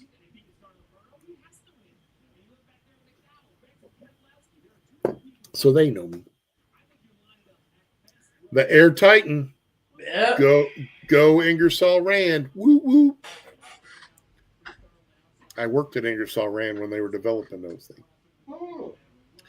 And the thing that you learn about on those is it is way more involved than just sticking some air nozzles on a thing and letting it go. Because the concentration and the force of the air coming out, if you don't have that all in a nice balance, you can destroy your racing surface in a big hurry. They will absolutely. It's almost like a water pick. When you have a little bit of stream of water that's pulsating, you get the air pulsating too concisely, it'll just pick the pavement apart and blow it to pieces. Interesting. So yeah, I knew 3 of the engineers that were working on that thing when they did it. It was really cool. Now the funny thing, which I don't see them doing it now, they used to when they first came out, they had the Air Titan and then they hung a jet dryer right behind it. So the Air Titan cleaned most of the water out, and then the Air Titan and the jet dryer would finish it off. Rebecca says, who is one driver you saw as a young kid and you are surprised how good they are now?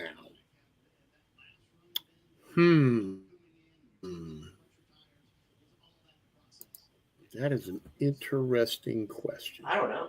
I really have no idea. I'm trying to run kind of through the national level of stuff.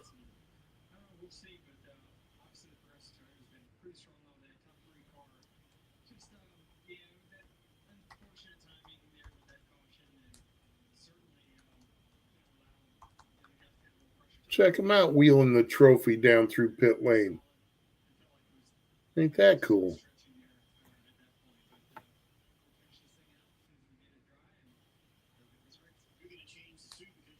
Now the question is, what car is in its hand? Because I thought they put the diecast of the winner in the hand before they gave it to him in victory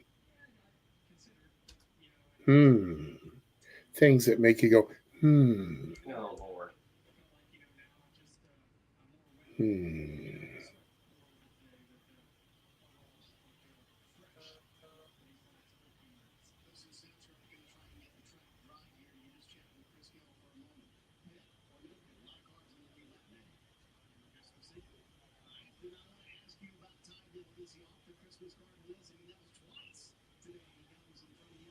Oh, look at you sucking up. You're so nice. Why did I suck up? Sucking up to Wyatt. Well, he deserved it, man. He does. He puts in a lot of hard work. Yeah, he does. No question about it.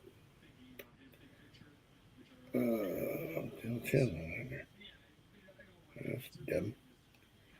According to race weather, estimated 35 to 40 more minutes of drying time. That's about what I said when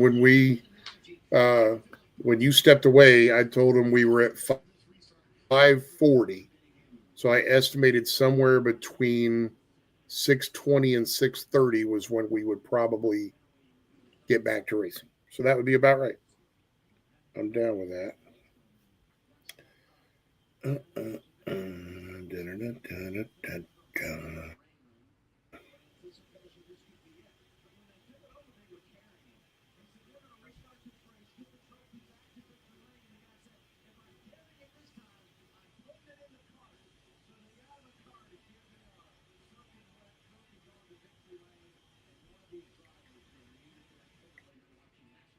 Now, one that I would answer, Rebecca, and not so much surprising as much as impressed, is Daniel Suarez. Because Daniel came to this country and didn't know a word of English. And they threw him into this whole scene with no real coaching. He was going and running late models and running at local tracks, and he taught himself English. And he taught himself to communicate and work with his teams and work on his cars. And the thing that I loved about Daniel, there were two things. Number one is he was never afraid to ask for help. And he would go up to other drivers at every racetrack and tell them what he was experiencing and ask for feedback.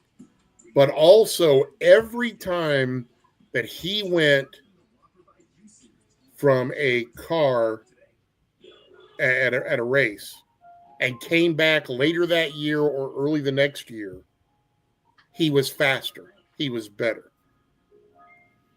And it was amazing to watch every single time that he came back to a track for the second time. He always ran faster and finished higher. And the fact that he has come to where he's at now, where, to be fair, I mean, he's a true spokesperson for the sport, and it's because he learned to speak English by himself. So yeah, that's a good one. I know your story, Rebecca. She was talking about when Denny was running full-time Xfinity and Cup, and they were racing in Kansas, but Xfinity was in Milwaukee. Oh, so he was flying in, and Almirola started the race, and they let Denny get in the car when he got there. And the part she talks about him being that story and him being a good driver, the part that I love best about that whole story, Denny did not want to get in the car. Oh, yeah, he did. Denny specifically said, let Eric finish the race. Eric was leading. He's like, let Eric finish the race. He deserves that. But Rockwell was the sponsor on the car, and Rockwell was like, no, we paid to have Denny Hamlin drive that car. We want Denny driving the car. So against Denny's wishes, Rockwell told Joe Gibbs Racing that they wanted Denny in the car. And so that was why Denny got back in the car and ended up winning the race. But yeah, he flew in from Kansas because he was running full time. That was back when you could run multiple series and get points in both.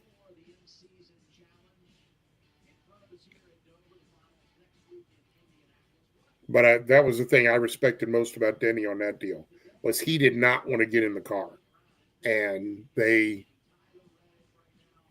basically said, you're going to get in because the sponsor was paying to have you in that car. Two guys that I will tell you, and I've known both of them for a while, are the Quapple brothers, Carson and Caden. Oh, yeah. Both of them have really impressed me. I have seen them coming all the way up from racing at Millbridge and basically running on dirt in little winged box stock cars to where they're now running at the national level. And both of them, I was somewhat surprised. I did not expect to see them do that. Another driver that you may not have heard of, but you should, is Gavin Bochelle. Gavin Bochelle is a racer. He's done some stock car stuff, but he's mostly an open wheel guy. But Gavin started at Millbridge Speedway when he was 4. And to be fair, I honestly don't know if he could touch the pedals in the car. I really don't. They would start him and he would just literally like idle around the track.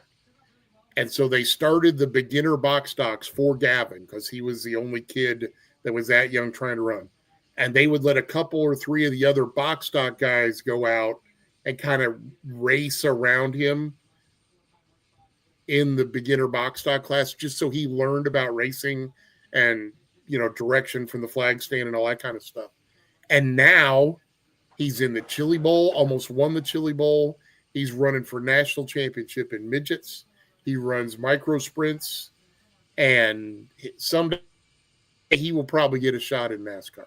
And from the days of him putting around, I'm like, this kid's just out here because his dad wants to have him in this car. He's got no idea what he's doing. But turned around and ended up becoming a really good race car driver. So he's a surprising one. Jason, he was not laps down. They waited till it was a caution. But since they did the driver swap, he ended up at the back of the pack and had to race his way back through to get to the front and win the race. But Eric was leading when they took him out. Look at Denver. He's got the tinfoil hat on. He thinks Austin Dillon's going to win, doing the bulldozer job again. I would laugh my butt off. That'd be fun. That would be fun.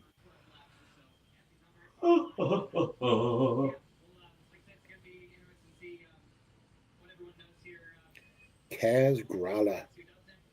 Grala's a fun dude.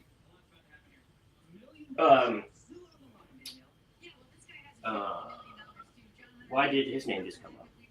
Because I was going through the list of Xfinity drivers just to see if there were any other drivers that I remember as a kid and seeing them move up. Ryan Truex, I honestly thought he was going to end up better than he did. He was really good in K&N, really communicated well with the team, and I thought he was really going to be something. Sam Mayer's another one. I saw Sam Mayer when he first came to Myrtle Beach Speedway, and I'm like, the only reason this dude's here is because Daddy's got money. Because he was running a full-blown Menards paint scheme.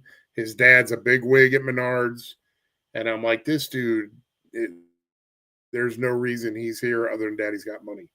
And then I was running the 50-50 raffles for the Cars Tour for the Racing Brotherhood Foundation and went to Wake County Speedway. And Sam Mayer was behind Josh Berry and I think it was Bobby Pierce, and passed both of them on the next to last lap in a 3-wide move going into turn 3 to win the race at Wake County. And I was like, maybe Sam Mayer's a little better than I thought he was.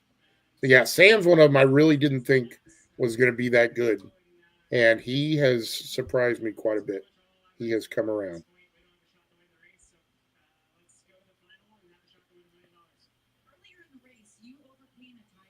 But yeah, it has been an honor getting to cover racing and talk and learn all these guys. John Hunter Nemechek with the John Hunter smile.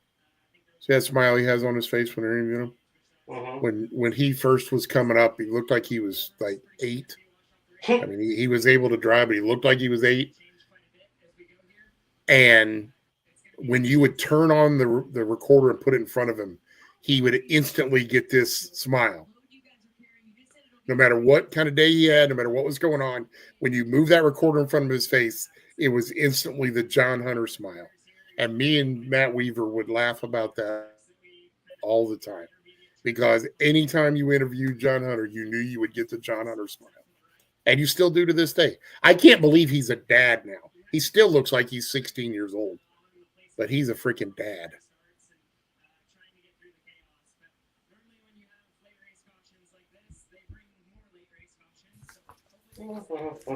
So Denver says, what will happen if he wins and does again, you think, if he does it like Denny or Christopher?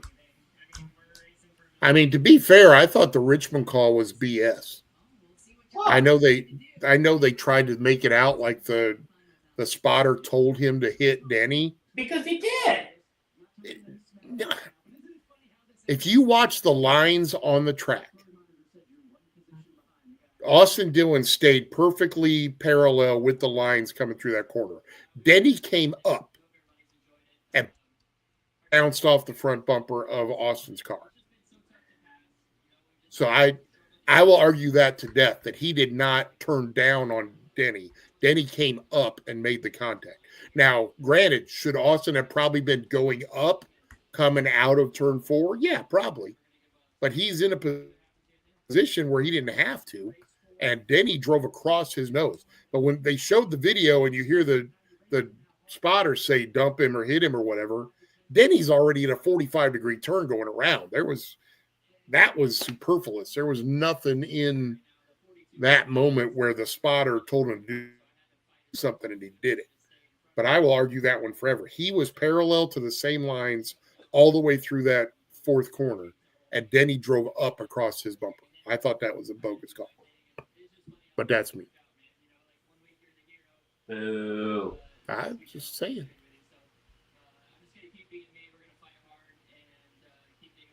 What's ludicrous? We got turned down for what? That's Little John. Really? I thought that was ludicrous. That's Little John. Oh, I love that song.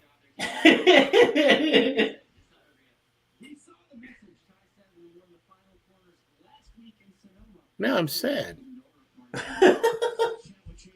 Oh, Jason thinks I'm ludicrous. Well, turned down for what, Jason? You're welcome to go pull up the video. I'm sure it's on YouTube. And watch Dillon's car in relation to the white lines on the track. And you will see that he goes in a straight line. He does not turn into Denny. Denny turns into him.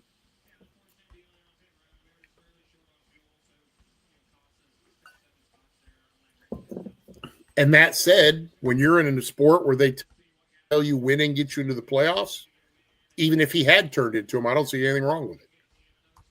Yes, he shouldn't right rear somebody because that's totally uncool. But at the same time, win and you're in. Yeah, the SMT data, he turned to the left after Denny made contact with the bumper so that he didn't go into the wall.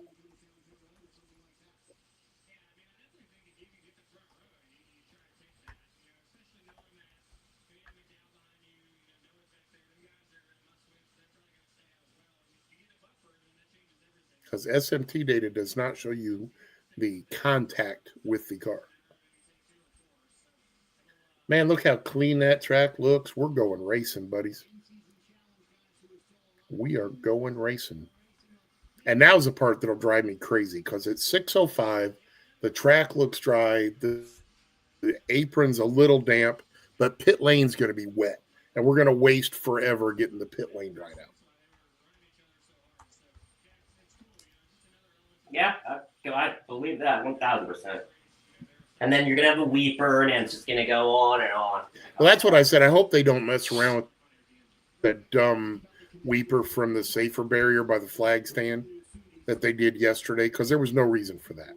That minute amount of moisture that was coming out under there was not in any way going to impact the cars, because by the time they were up to speed, they were already rolling fast enough that it was like running over a piece of chewing gum on the interstate.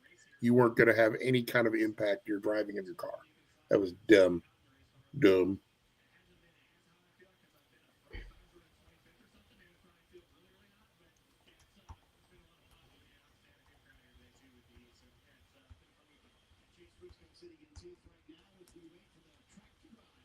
Briscoe's another super nice guy. Oh, 1,000%. One of the nicest. He is so nice.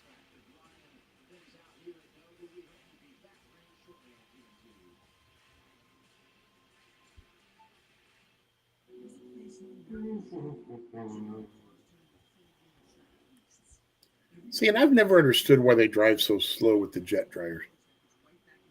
I feel like if they went like 3 times as fast and just cranked things up and went, that the residual heat in the track as they went by I feel like it would dry faster. But I've never seen anybody actually do a test on that. Somebody probably has, but who knows? But yeah, I always thought even before they had the Air Titans that they should use those street sweeper deals that suck up the water and then have the jet dryer on the back of that. So it's sucking up most of the water, and then the jet dryer just does the finishing work.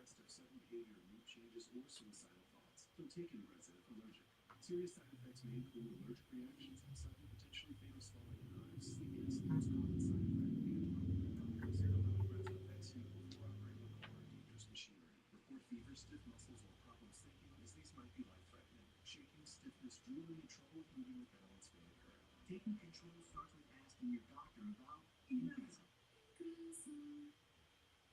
This melty white American cheese is the luckiest cheese alive. It gets to smother a quarter-pound of rich steak to create Arby's cheesesteak. So apparently PRN notified affiliates that they would be back on the air at 6:30.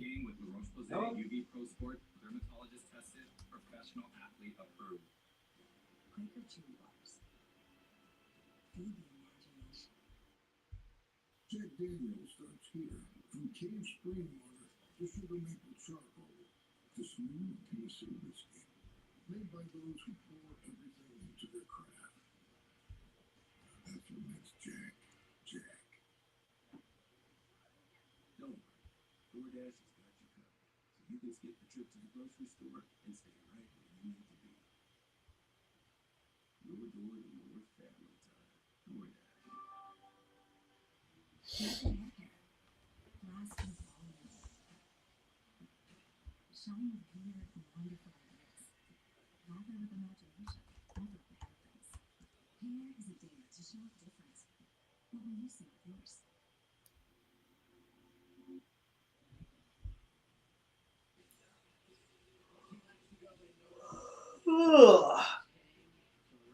And then there's Noah Gregson.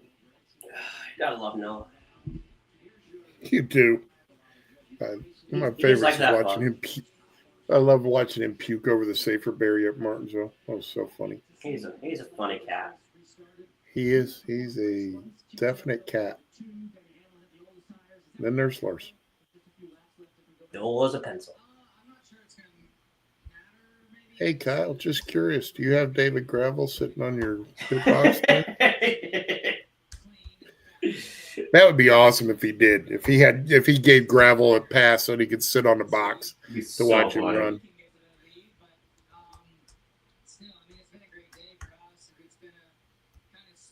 Did I ever tell you my Kyle Larson story? Why I'm a huge fan of his. Uh-uh. First time I ever saw him race was at Millbridge. He actually, I think I'd seen him in an asphalt midget before that, but he's at Millbridge for a big race, and he and Justin Allgaier start side by side on the front row. Green flag comes out. They sail it into turn one and get together and nose it into the tire barrier. They drag him out. Allgaier's wrecked. He's done for the day. They push Larson off, and the front wheels on his car are like 90 degrees to each other. I mean, it's a V. So he pushes off and he's monkeying around with it. And he gets down to turn three and he punches the gas and goes through the corner and it sets down and he fights it down the front stretch. Then he punches the gas again through 1 and 2. And then they line him up and they get ready to race. They drop the green. He sails into one, throws it in the corner, and lifts the left front wheel off the ground. So he tools it all the way through 1 and 2. It sets down on the backstretch and throws him to the inside. He throws it back to the outside, sets it again, lifts the left front off, and goes through 3 and 4. He does that for a 50-lap race and ended up in third position. 50 laps of carrying the front wheel all the way through the corner so it wasn't trying to pull his car to the left. It was unreal, man. I'm like, that's one of the coolest things I've ever seen in my life. And that's when I was like, this dude can drive anything. Nice.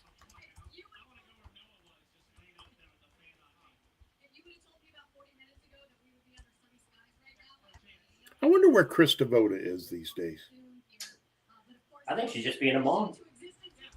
She was one of the nicest people ever to. She really is. I got to do it. I did a thing at Charlotte with her and Joey Logano. It was the whole thing, but it was a lunch deal, and I sat with her and Joey Logano at a little high top thing and had a great conversation with Joey about marriage and how getting married and his wife, how much she changed him as a person and helped him realize that what you do to and for other people is far more important than what you do for yourself. And he said he became a far more selfless person by being married to his wife. And it was a great conversation. And like a year later, his wife was pregnant at the time. So a year later, I talked to him and he's like, yeah, being a dad took that to a whole nother level because now you've got a human being relying on you.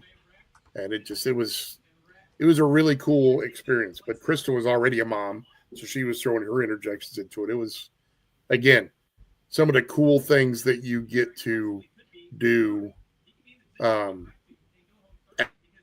as part of this deal. I don't know if that translates to the racetrack or not, Jason. I mean, don't get me wrong. Joey Logano will race you as hard as anybody and doesn't care about your feelings when you do it. But at the same time, how he cares for his team and his teammates, I think that makes a big difference in him as a leader too. I mean, let's be fair. He became a leader when he got to Penske. When he was at Joe Gibbs, everybody there viewed him as the young sliced bread kid and didn't take him seriously.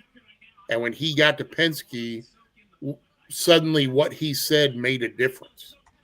Instead of them giving him a car and telling him to learn how to drive it, he gave feedback and they built cars so that he could drive them.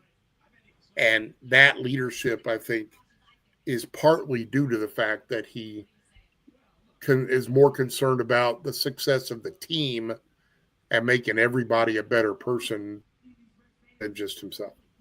So I would say that there's some of that does translate to the racetrack. But yes, how he races other people, you're 100% right. He's there to win and he don't care. Noah, man, that is some serious lettuce, brother. Holy crap.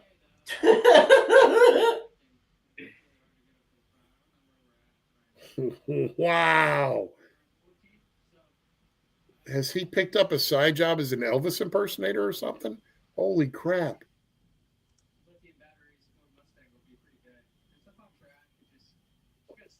And then there's Alan chilling in his freaking Nike Airs.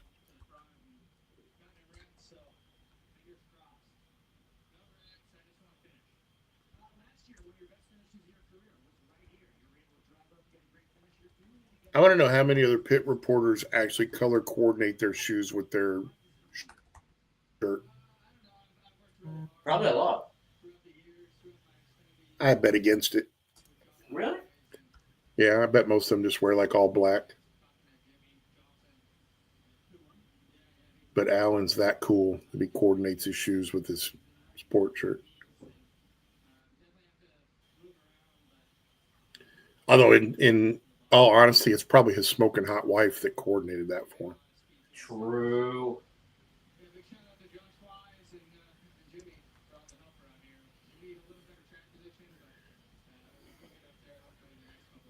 All right. I feel, I'm purely guessing, but I feel like we got about 4 minutes before they call drivers to cars.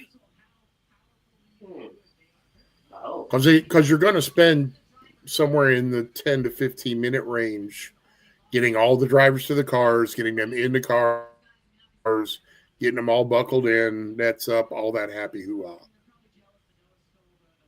Yeah. So I feel like we're really close to drivers to cars.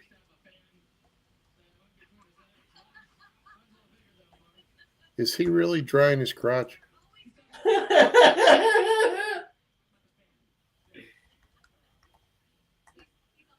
Alan's like, please get the camera off this crap.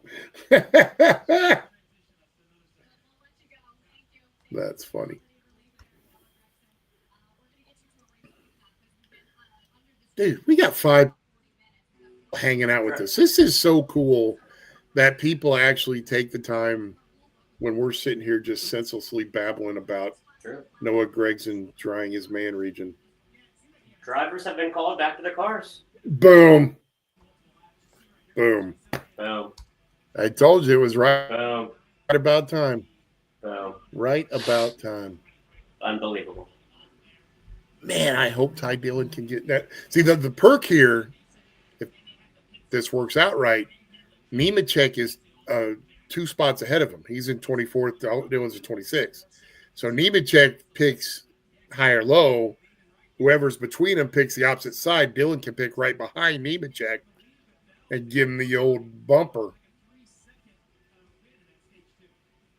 Slide him up the track and slip under him.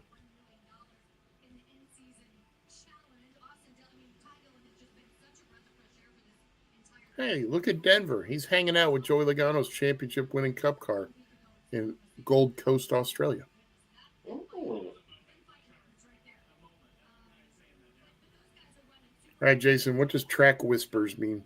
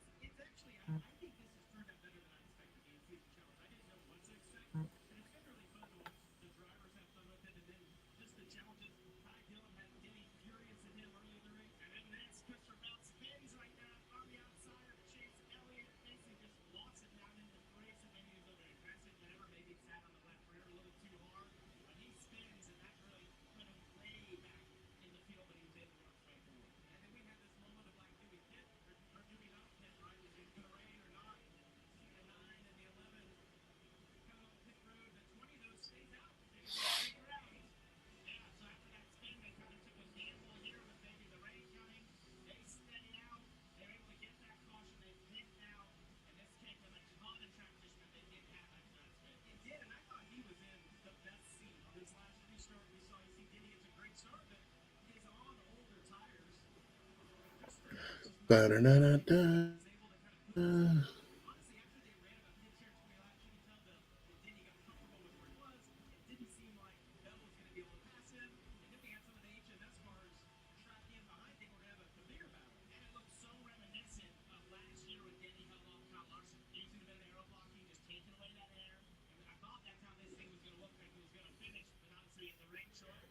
Jason thinks I'm a track whisperer. Oh. At least I think that's the way I'm reading that.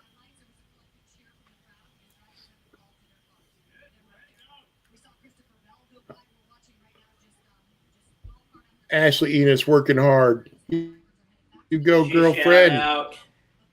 Actually, no, that's not Ashley. I take that back. Ashley's Williams' PR girl. Yeah, that one's Forgot that. Sarah. What is this? I have no idea. What is going on?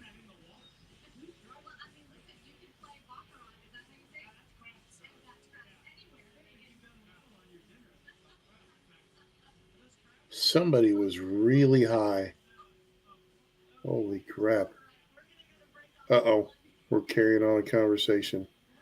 See, I told you they were going to screw around with this stupid safer barrier weeper junk. Just race. That little bit of water ain't going to make a dang bit of difference.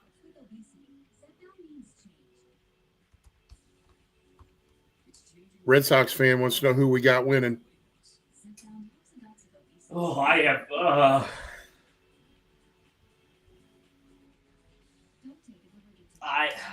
I don't know. Part of me wants absolute chaos and be like Austin Dillon. Of course I want chaos. I want to see Austin Dillon win the race. I do too, but I think it's going to be like Chase. I think Chase may do it.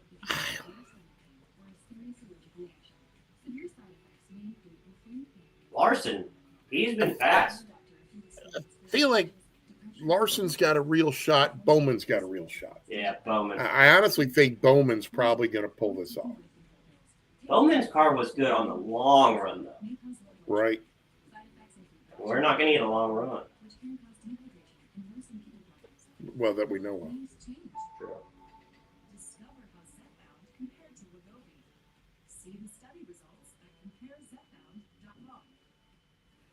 Oh, that's cool. Denver said the Joey's car is at the DJR Supercars headquarters. It was a gift from Penske from when he had a stake in that supercar team before he sold it a couple of years ago. Oh. I knew he was doing the supercar thing.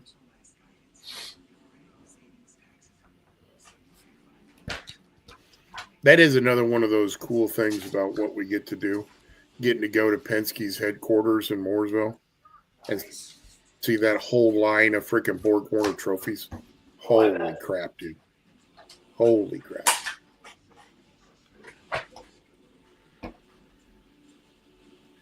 Remember when Shark Week was cool?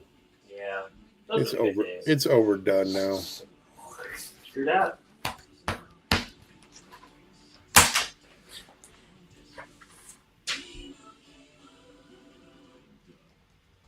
Yes, Red Sox fan, do it. Bowman is 20-1 to win right now. Put $5 on him.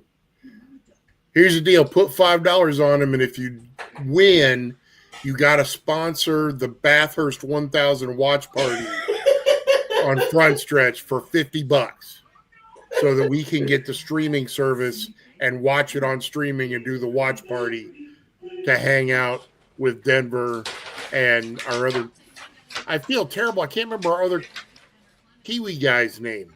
That's the big SVG fan. Golly, I should remember his name. Denver and he isn't on today. He's been on before. He's not on today's stream, but he's from New Zealand.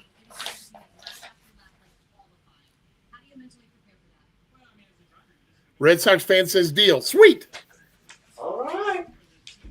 All right, come on, Bowman. This will be epic if Bowman pulls this off. Be almost as fun as when Ty Dillon freaking sent it in last week to get into the next round. My camera or my in-car camera is going to be on Ty Dillon.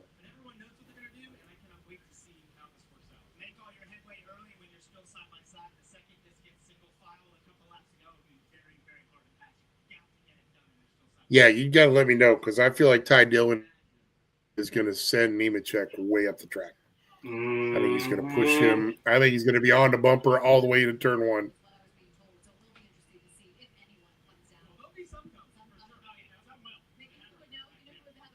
So now we get back to the question we had before.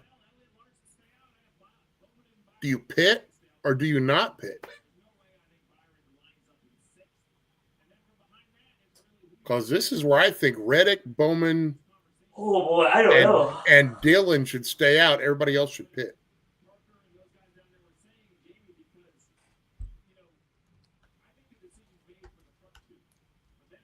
I'm with you, Denver. I would love to see Scotty Mack racing in a Same. Cup car to He give is- SVG He's a good dude. give SVG a case of the business. He is a good guy too. Well, his teammate is not, but that's a story for a different day. Who's that? Rosen Newgarden. or Newgarden? Yeah. Newgarden wrecked again today. I know he did. It's called karma. Please stop screwing around with this dumb safer barrier and just go. Gosh almighty.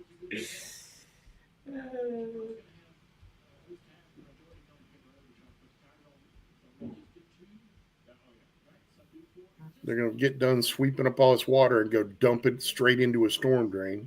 Pretty much. Oh, man, I was so mad about that. And I hate that I didn't catch it on camera when it happened. I didn't know they did that. Oh, yeah. When they first came out with the Air Titans and they were talking about picking up all the water and all this stuff, we were at Martinsville for the presser. Mike Neff, Frontstretch.com. Just out of curiosity, when you suck up all of this water out of the inside of the track and the pit lane, where are you taking that water to be treated to get all of the chemical contaminants and everything out of it? Deer in the headlights. All four of them up there at the thing are like, we'll let you know on that. So the next time they were up, they made some, like it was like 2 weeks later, and they had some stuff about we're going to take it to Safety Clean and they're going to mess with it. And Jason, the safer barriers are not broken. They hold the water behind them because they're sitting right on the track, and the water slowly seeps out from underneath them. So they're putting all this oil dry garbage up there to try and get them to not leak. So anyway, so NASCAR has said that they're going to treat this stuff, right? So the Charlotte race rolls around, and it's been raining all morning, and it's finally stopping, and we're going to be able to go race. So I drive over and I pull in the media parking lot, and right as I pull in, here comes one of the street sweeper looking things. Yeah. Drives over to where there's a drainage ditch that runs out of the media parking area down towards the dump. Dude backs up to it, opens the back door, and lets all that water run right out into the drainage ditch. And I kill myself to this day that I didn't grab the phone and record it when it happened and call NASCAR out on it, because I was furious. I'm like, you try to glay us this whole thing about, conservation and green fuel with the E85 and all that kind of stuff. And then you turn around and dump contaminated water straight into a storm drain. I was, livid, just livid. Oh, I bet. I would be too. Because I'm all for the idea of cleaning up this water and treating it. And the Safety Clean has the technology to do it, because we used to recycle all that stuff from Myrtle Beach Speedway. See, here we are with this stupid little bit of water coming out from under there. Send them off, AMR. Tell them you're done. Get him. Drag him out of there. Let's go race, you dopes. Yeah. Dopes. Yeah. I got to get Jason to load the sarcasm font so I can tell when he's actually joking.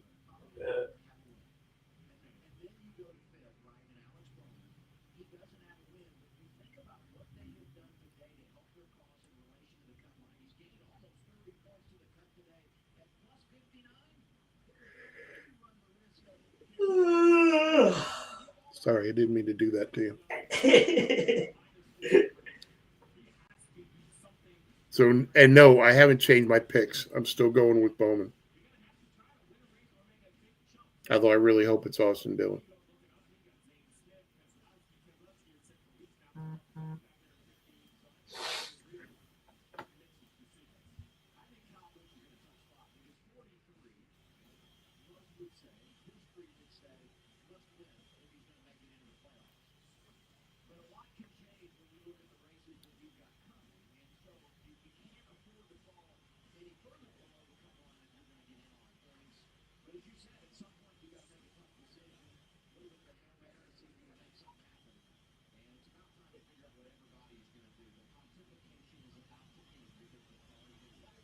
Here we go now. Cars are rolling.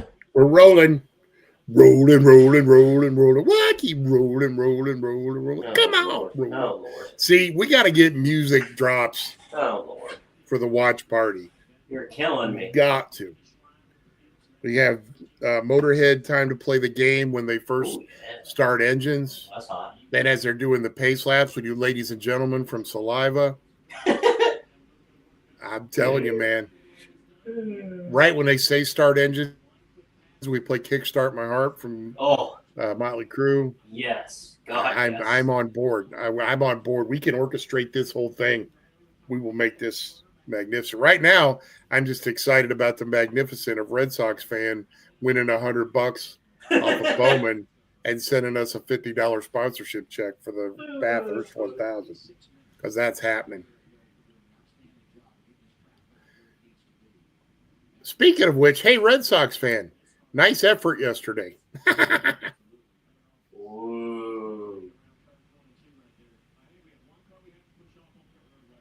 Hey, man, as rare as it is that the Cubs are good, I got to revel in it whenever I can because it doesn't happen very often.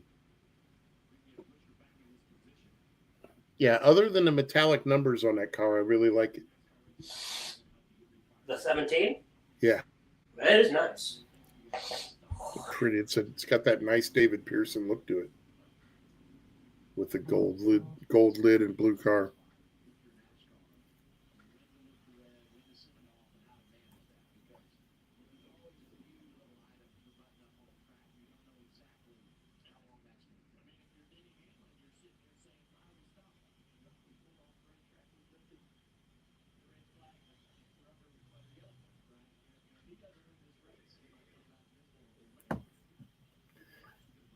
And by the way, the Cubs did lose to the Sox today, but we still won the series.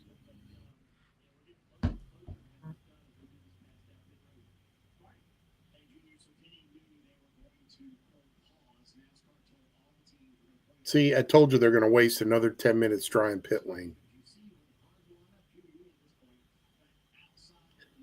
Well, yeah. How could they be able to drive pit road when the cars are on it? Start the cars. Duh. I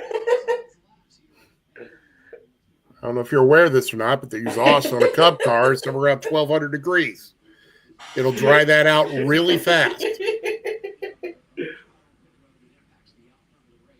Simple concept.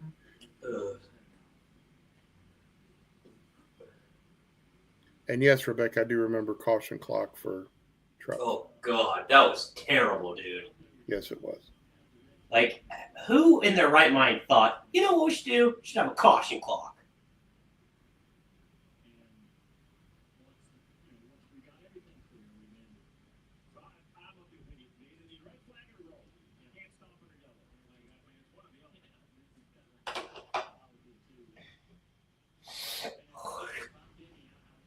This is another thing that I haven't understood, and we've seen this weeping safer barrier thing before at tracks. Why, as part of the installation of the safer barriers, they didn't put some kind of a drainage system at the base of the safer barrier and run a line down under the track so that it would drain off into the drains in the infield. I don't know, brother. Seems very straightforward to me. But you'll have that.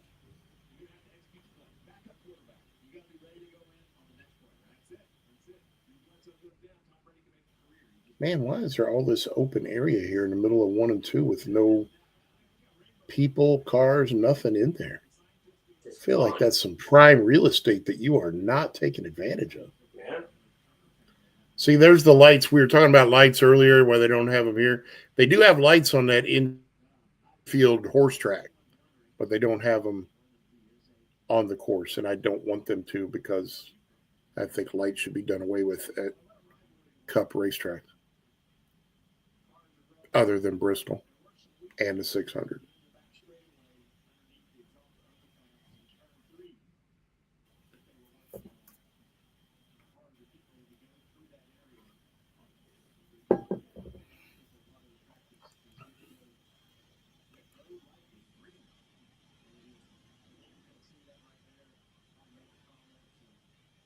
See, and here we go. We're now at 13 laps to go. It's probably going to be like 8 by the time they drop the rag.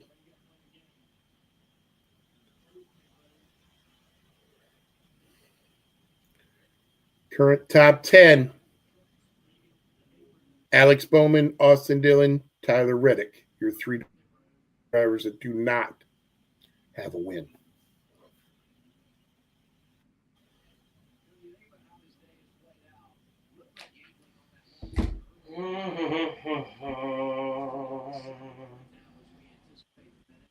All right, is pit lane open? It is not. Pit road's still closed. Pit road is still Pit road's still closed, so we're going to waste at least 2 more laps. Because they're going to have to come around for it to be open. Then they're going to have to choose. So we're going to waste. There's 2 extra laps wasted. Oh, sorry. To be fair, Jason, you can't work out all the bugs, but as long as you make continued progress going forward, it's a good thing. Our problem is NASCAR has had bugs that they've dealt with for 60-something years that they still deal with instead of fixing.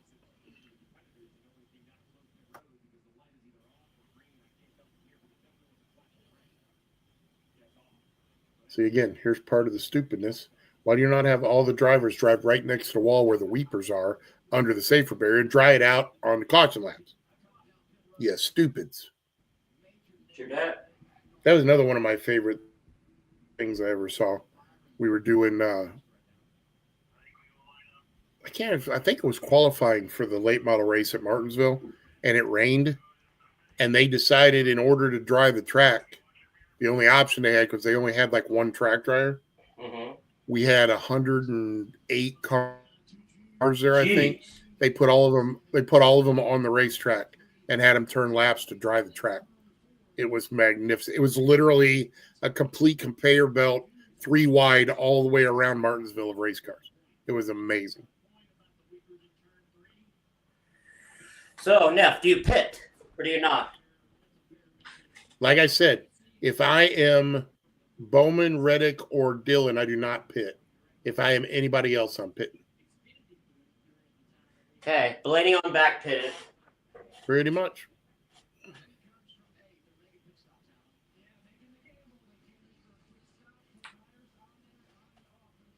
Did they even give Blaney tires, or did he just get gas?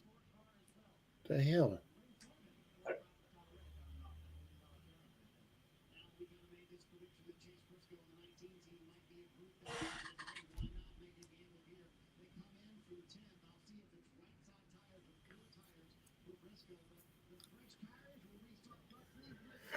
$11 to go. Still burning laps. Oh, Neff, you crack me up. I've always argued this. If there is a red flag condition, it should be 3 laps and you're back to racing. You come around the first time, anybody that wants to pit, come around the next time, you choose, and then you go green. Yeah, I agree. The fact that we've spent 4 laps or 3 laps now, and we're still not choosing our spots, is just dumb. I agree.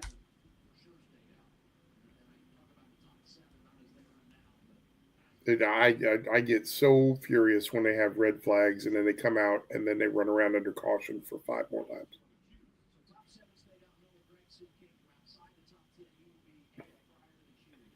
So now why have we got 800 other cars going down pit lane? All lap down cars coming into pit. We didn't have that many lap down cars. There was like 8 cars on the lead lap, Neff. No, we said that all those guys that were a lap down came around. There was 21 cars on the lead lap, so yeah. Oh yeah. Why couldn't we have just done a quickie caution and let everybody pit? Just dumb. Dumb, dumb, dumb. What is up with that picture of Bell, by the way? It looks like it should be on the cover of Vanity Fair. Vanity He's Fair. got Good. he's got like magazine. he's got his head like tilted to the side with this little kind of smirk. Right there, Neff. Like, what are you doing, dude? Right here. Nice. I subscribe to 2 magazines, Vanity Fair and GQ. Oh, that's fantastic. You know it. Catch my reading on the airplane. Okay. So the top 8 cars did not pit. There you go. So we got to look for Reddick and Briscoe to make things happen. Please tell me they're turning the lights off on a pace car this lap. I think they are. They're doing shoes right now. Praise Jesus. Thank you. All right, so here we go. The question is, does Dylan end up behind Nemechek?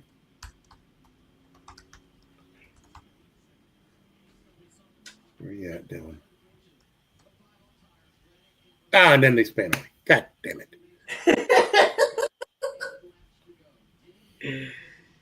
Because you know they're not going to show it on the damn scoring pylon. True that. Son of a biscuit. So Bowman's on the outside of row 3. So we need Larson to sail it in. Wreck Bell up into Hamlin, who takes Elliott out with him. Bowman dives to the bottom, gets around Larson, and grabs the win. Stop showing the weepers, you stupids. All right, Neff, here we go.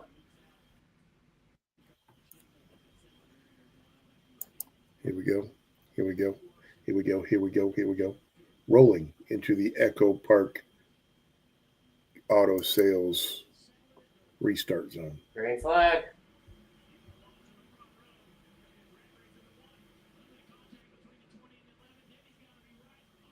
Into one they go. Bell's got the nose out front.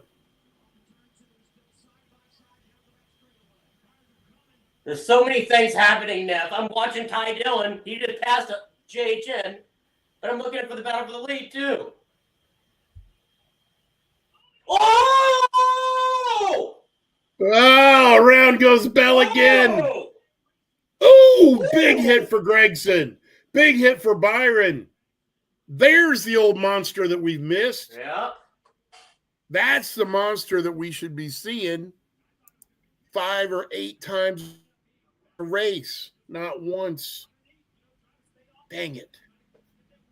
All right. Wow. So, should we take a bet right now that this is over? Mike Neff.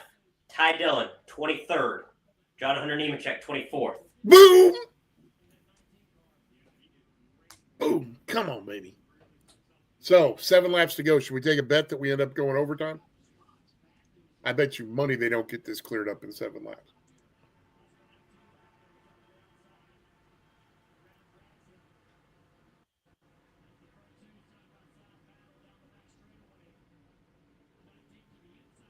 All right, we go down into 3 wide for freaking 6, that is, I think. We come out of 4. Bell just got loose. And he just lost it. Just lost it.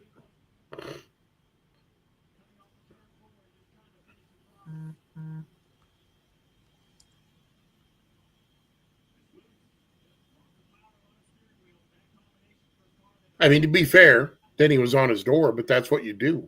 Mm-hmm. I don't have any fault with that. Austin Dillon's like 12th now. Well, he shouldn't be because 3 cars in front of him wrecked out.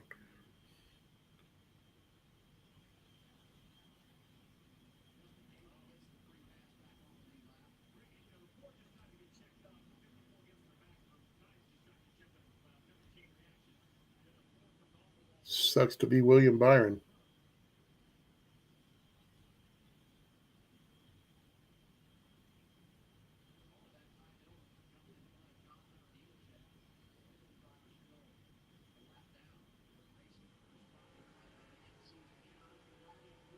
I don't think Bell hit anything. No, I think it just spun. Unless Noah hit him. No, Noah hit Byron. Oh, okay. He probably would have hit him if he hadn't hit Byron.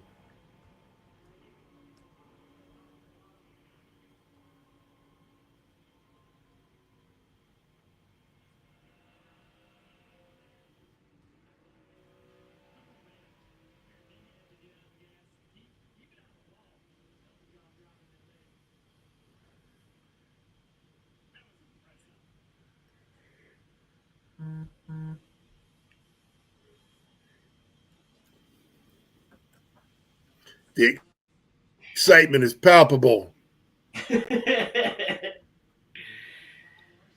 It's Denny, Larson, Chase, Briscoe, Bowman, Bubba.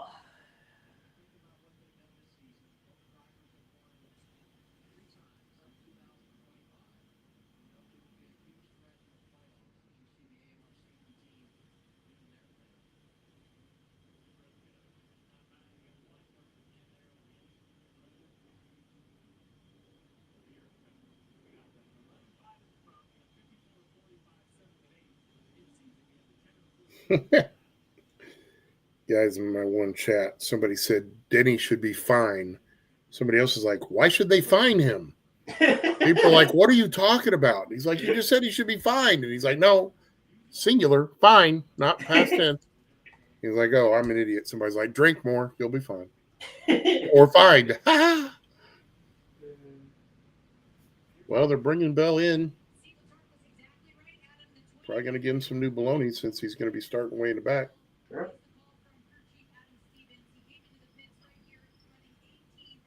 So how about Briscoe? Briscoe was in like 9th on that restart. He's in 4th now. I know. Nice move. Gibbs got ahead of Reddick by a spot.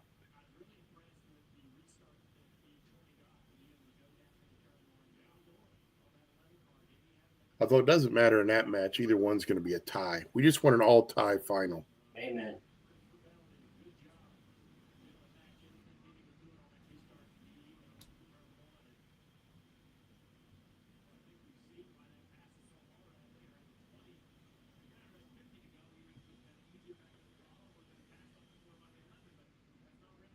Ba-da-ba-da-ba.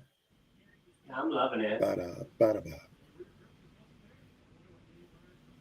So Bell's restarting 20th. Bush, 16th. Hamlin hasn't pitted since lap 327. Interesting. That could add some excitement. Elliott gets behind Hamlin. Hamlin goes to take off, and the car sputters on gas. Yeah. Last pit, 3, yeah. Briscoe may be in the best shape, dude. Potentially.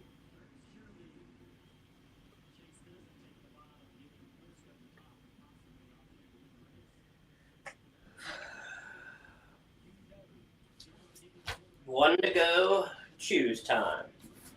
Overtime. Presented by Credit One Bank. Overtime.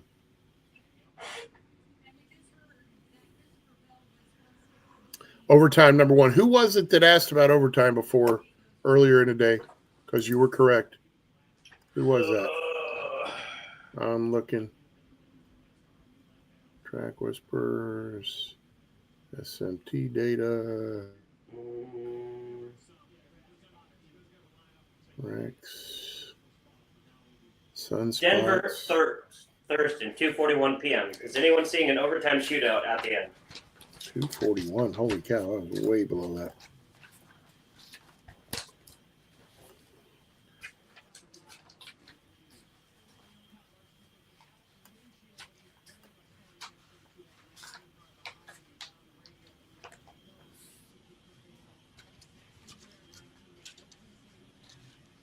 Oh, wait a minute. That's your time, isn't it?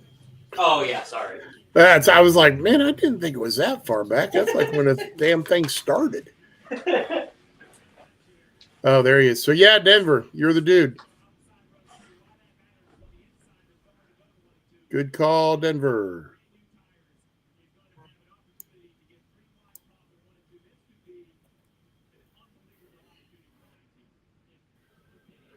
All right, here we go.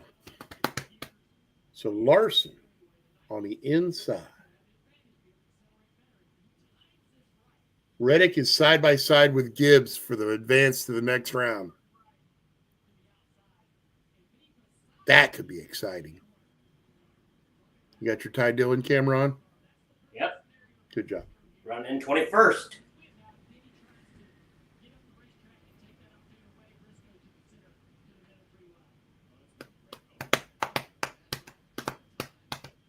Here we go. Here we go. Here we go. Here we go. Here we go. Here we go. Here we go. Pulling into the Echo Park Auto Sales Restart Zone, and we are green. Green, green, green, green, green. Everybody's rolling. Dennis to the lead, drops down in front of Larson. Oh, we're wrecking. It looked like they were wrecking. Somebody's wrecking. Why is there no caution out? What the heck, people? That was a little late there. Yeah, I think. Briscoe's to P2, man. Briscoe's going to win this race.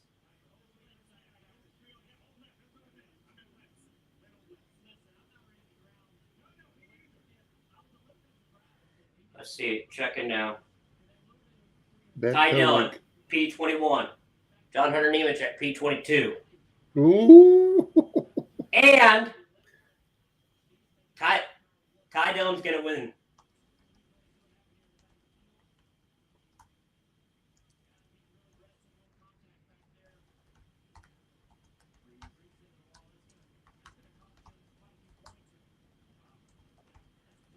Man, that was right in front of Dillon, too.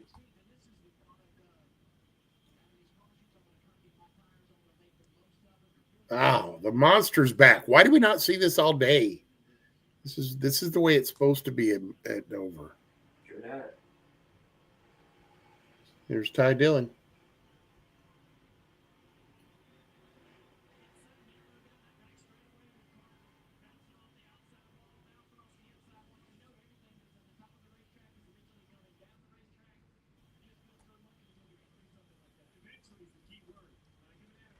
Just to think, we would have gone through none of this if they hadn't called that first caution for rain.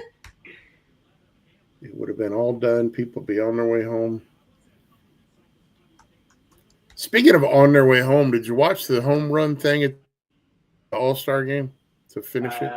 No, I heard about it.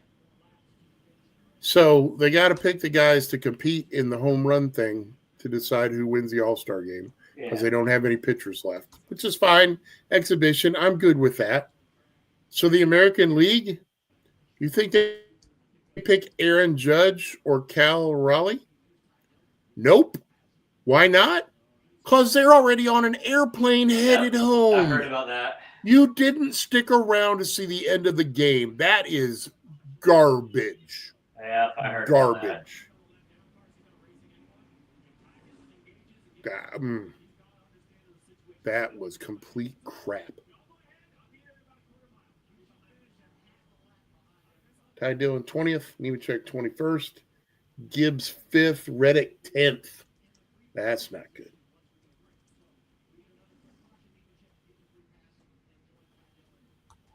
Wait a minute, did Ty Dillon just come around to get a lap back? Yeah. So that means he's on the lead lap and Nemechek's not. Nemechek is not? Which means if there's no more yellows, Ty Dillon. Barring another green, white checker, Dillon's gone. Yep. Oh, that is tremendous.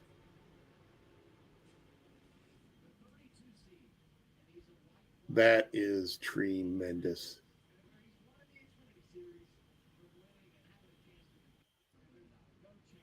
Still feel like there should be a picture of O.J. Simpson on that Hertz car.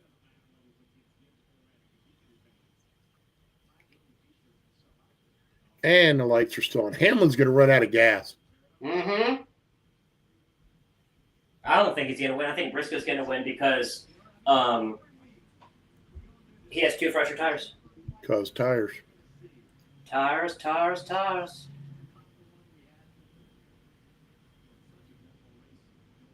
Bowman's still sitting in 4th. Red Sox fan, I'm not giving up yet. We still got a chance at the Bathurst 1000.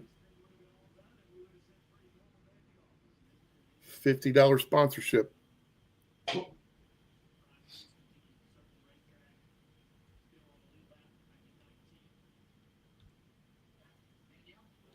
We're here with Chase Briscoe's crew chief, James Small. James, this is why you get paid the big bucks, and so does your driver. What do you tell him? And just so everybody knows, we've still got an hour and 14 minutes till sunset. Best of luck. God, I hope it's not going to be that long. So we got time. Oh, yeah. Get up there and give him a bump, Briscoe.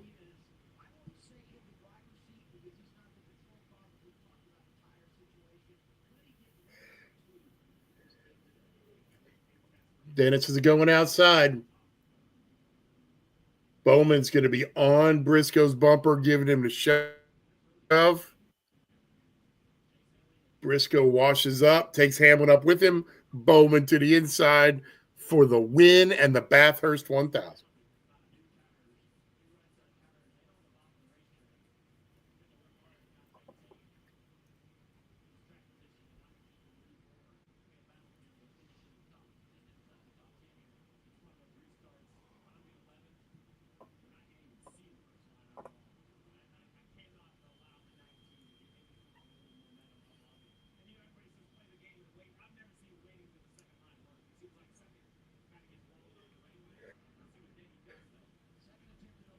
On the plus side, we're getting some drone footage now that we haven't been getting most of the day. I don't know why that is. Yeah.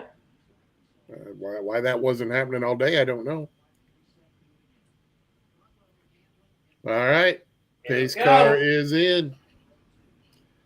Attempt number 2 at the green, white checkers.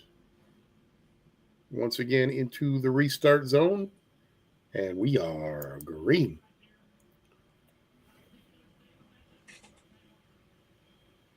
Bowman did not stay close enough to give him a shove. Briscoe don't care. Briscoe with fresher tires. Denny's just got a rocket ship. That he does.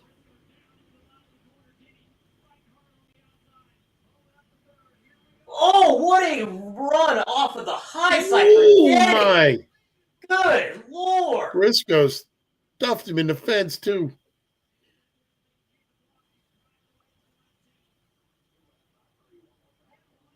I do believe this one's over, kids. Peppers. Dennis with another win. Denny Hamlin wins at Dover. Boom. Dennis for And the Ty win. Dillon just says, "We don't quit, boys. We don't quit." No, we don't. Because Ty Dillon is the dude. What race is this? Dover. No, the name of it. Oh, Echo Park. The Auto Trader Echo Park Automotive 400.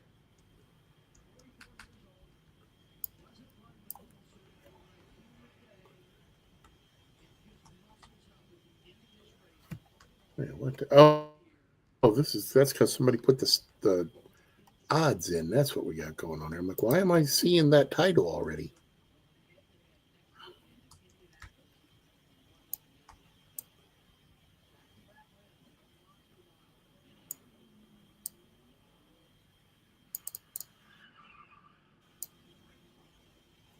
Here's where I need to be. All right.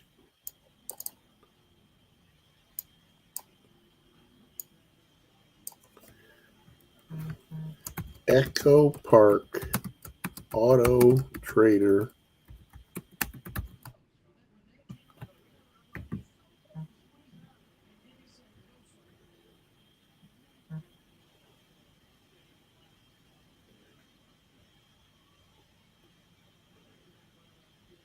Auto Trader Echo Park 400.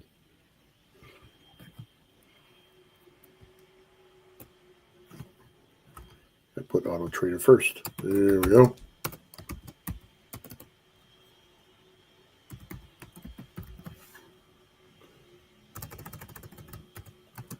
$400. Right. Your winner.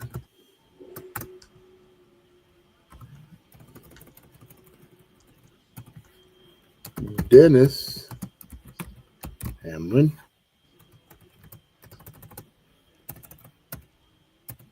Second was Briscoe, right? Yep.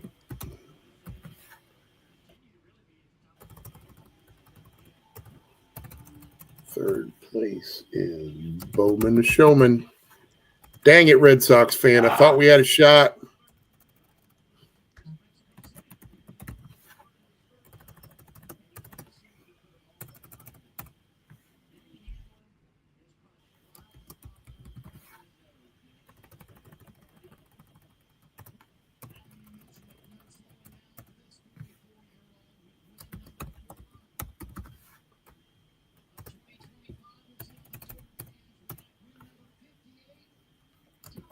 Bubba Wallace with a 7th place run. Yeah. How about Busher and Keselowski, 9th and 10th?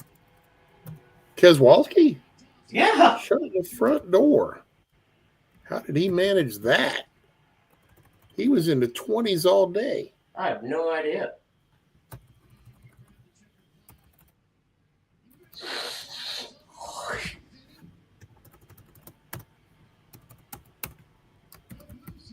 So when do you get to California? Friday night. Nice. Fly home Sunday night. Because it's a noon start time now. Nice. And they're only like 2-hour races. Yeah, because they're lame.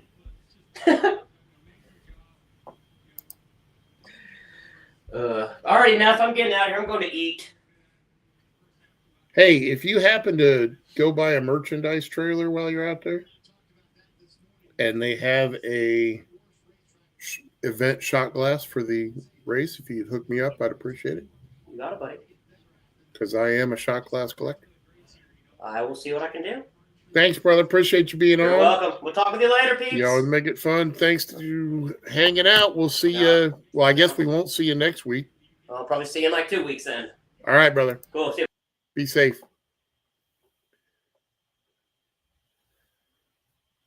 All right, Dennis, giving the final interviews. Once again, we got our finishing order from Dover. Denny hangs on to it with an amazing run out of turn number 4. Chase Briscoe comes home in second. Alex Bowman was third. Kyle Larson is 4th. Ty Gibbs 5th. Chase Elliott 6th. Bubba Wallace 7th. Ryan Blaney 8th. Chris Busher 9th. Brad Keselowski is 10th. Oh my God, I misspelled Keselowski's name. Shoot me in the head. How can I be so bad?